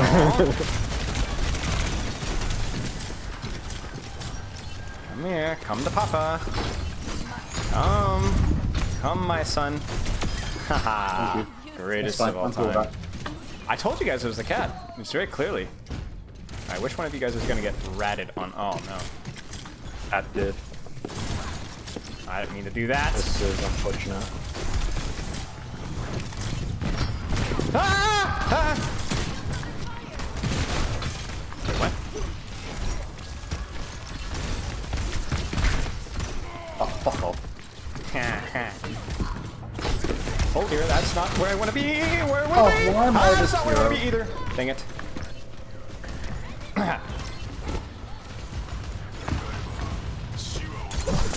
No! Oh! Oh! 20 HP. The combo. Oh, you got it? That's annoying. What? What? What? Nope, nope, nope, nope, nope, nope, nope, nope, nope. I am out. Wait, how did my orb get a tracer? Why am I playing heroes with lying crouch all the time? Be okay. Oh my god, you kill stealing. You're playing Moira. Cry Moira.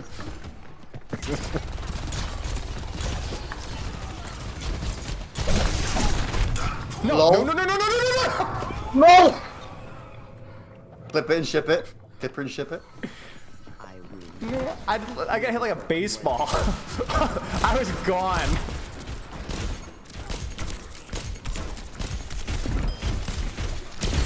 Oh my gosh. Come on, you little rat. Oh! Speaking of rat, there's another one. Oh no. Oh, damn it. No, please.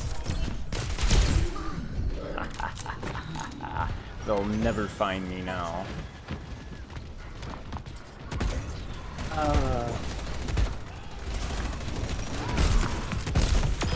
Got him.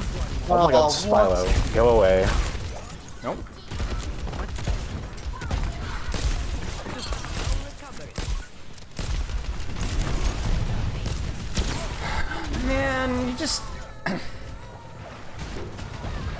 No. All right.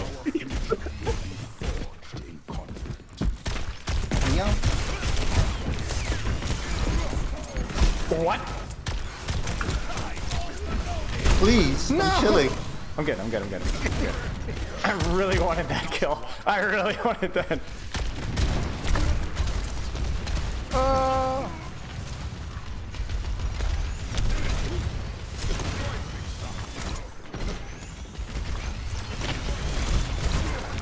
Oh, what? Rat. Oh, Rat. that's not wise. Oh no, I canceled my punch. No, I hit enter. I hit enter. Why is my new this keyboard? What is this? Oh, how did I here we lose go. lead? Watch this. Watch the level of disrespect here. Oh, bad timing. Okay. I don't think either of us could have played that worse.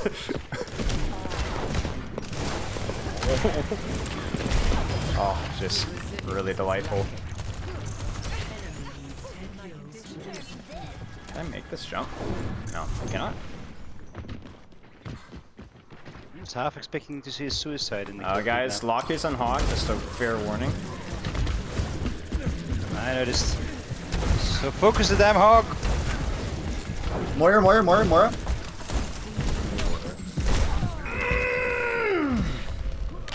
I should have just run away. I don't know why I didn't. I don't want to fight this. There's No, a Baptiste jumping on please. like an idiot. No, Where are this is my strat. Hello. Oh my gosh. Oh! What? No way. No.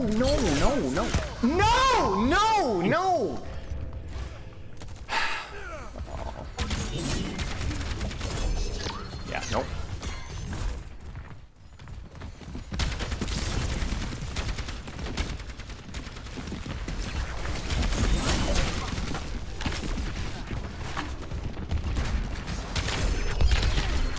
Oh, I really wanted that. I know you really wanted that too. Yes. Oh. Am I now? Oh, okay. Oh, do not move, man. Nice try. Do not Nice move. try. Why don't they move, man?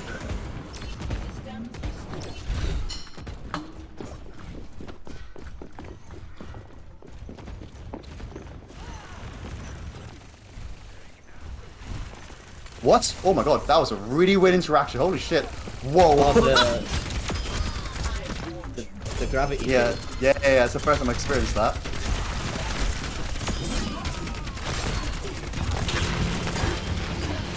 Come on, you little rat. No.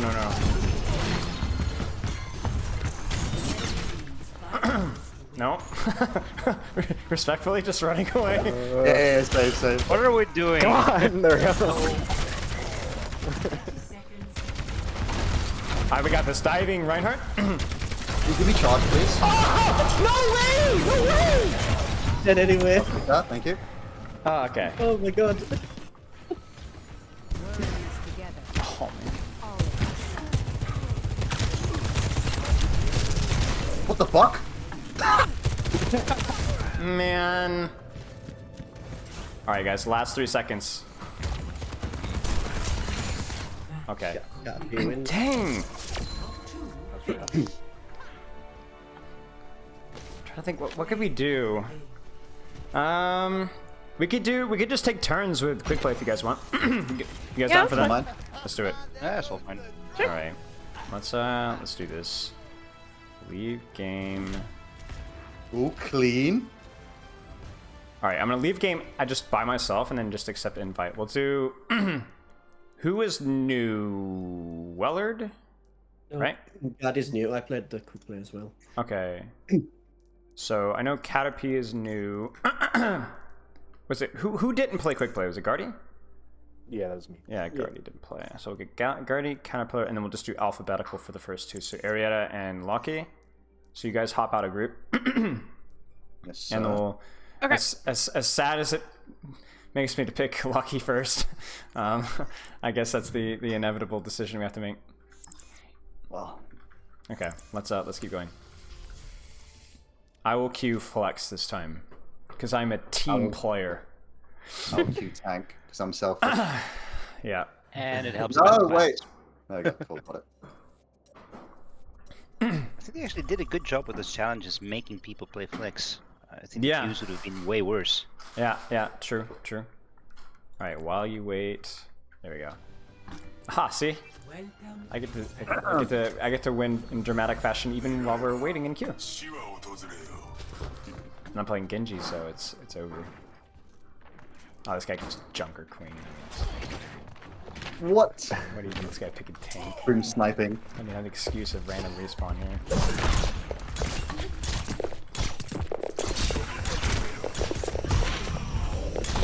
No, that doesn't happen. What? That doesn't happen. No, it doesn't. That doesn't. I don't know why I did like the wall climb thing to like adjust your crosshair, because you had sights on me through the wall, so it was meaningless. I'm like, oh, I'm gonna juke him so bad as I'm dying to Vitamine.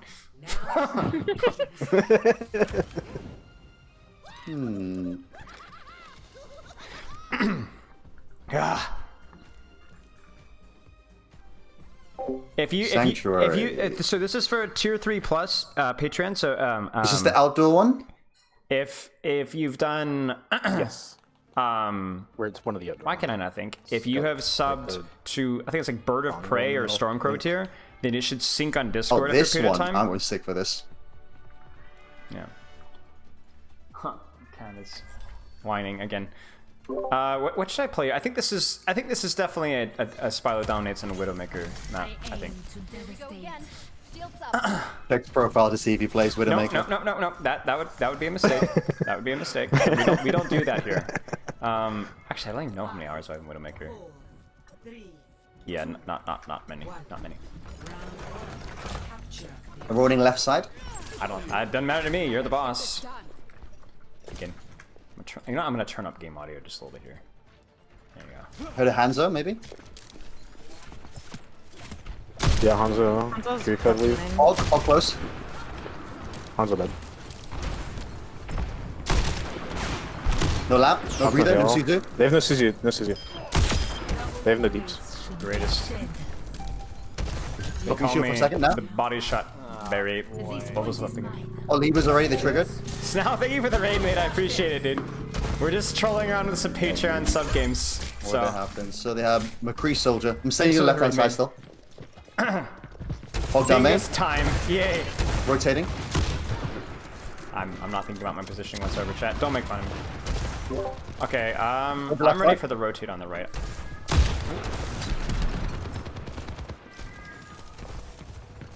No. Hog no hook. Got my cap green. He just didn't work. No vape. Is there a cat meowing in the background? Yes. Oh, Cassie's one. I'm fine with Sword. I'm in the wrong position, mate. I'm not gonna lie. Got Cass. Soldier behind. I'm pushing Soldier. What's right side? Just shoot the Soldier. We good. I died, Soldier. Got flux on next side. Going left side again. Sweat. Okay. We got this. Also down main. The meowing is unreal. No one can hide from my That's probably a little early. Distance is no obstacle to my accuracy. That's one. Nice. Cassie at some point. Careful, careful. Cass far right. Limp on you. Cass roll back main. If you slam. When they drop down, use flux. Oh. LOS. More than that. I can window once I push. Windowing right side. Freeze in it. That's flat. Freeze one. Thank you. Oh. Similar. Yeah, they're going nice. Soldier's 1 HP on the left side, where he was. 3 down. McCree there. Soldier there pinged. Got him. Nice, guys. Nice, cool. Are these any ults that fight? This one with the Yeah, ball, by the way. They use visor, window, window. Kiriko ultimate as well. They're on ball, Genji. Ball spinning. Ball right side.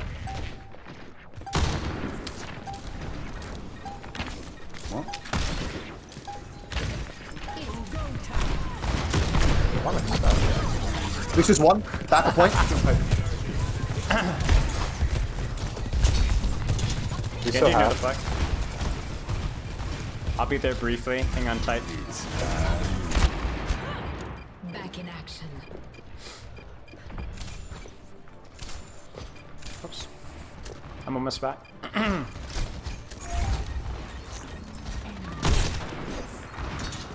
Let me have your buff for Yeah. heals. We're no fade in the back.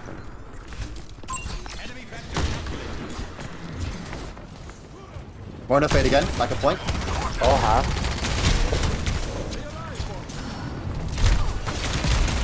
Digital deflect. Oh, careful, I can't see you. Oh, it's alright. Ball's lowish. He's getting healed though. Windowing right side. Come join me on the point. Guys almost have rally. Oh, ball's on your sojourn. Alright, we lose. Genji on your buff. Genji on your buff. Just back out. I might be able to get a trade out. Ah, I'm dead. I'm dead. The flush.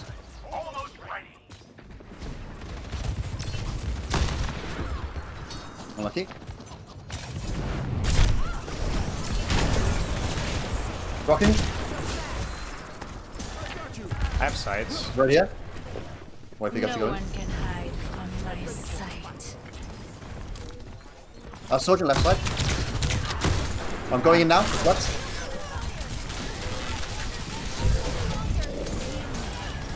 I'll use shield.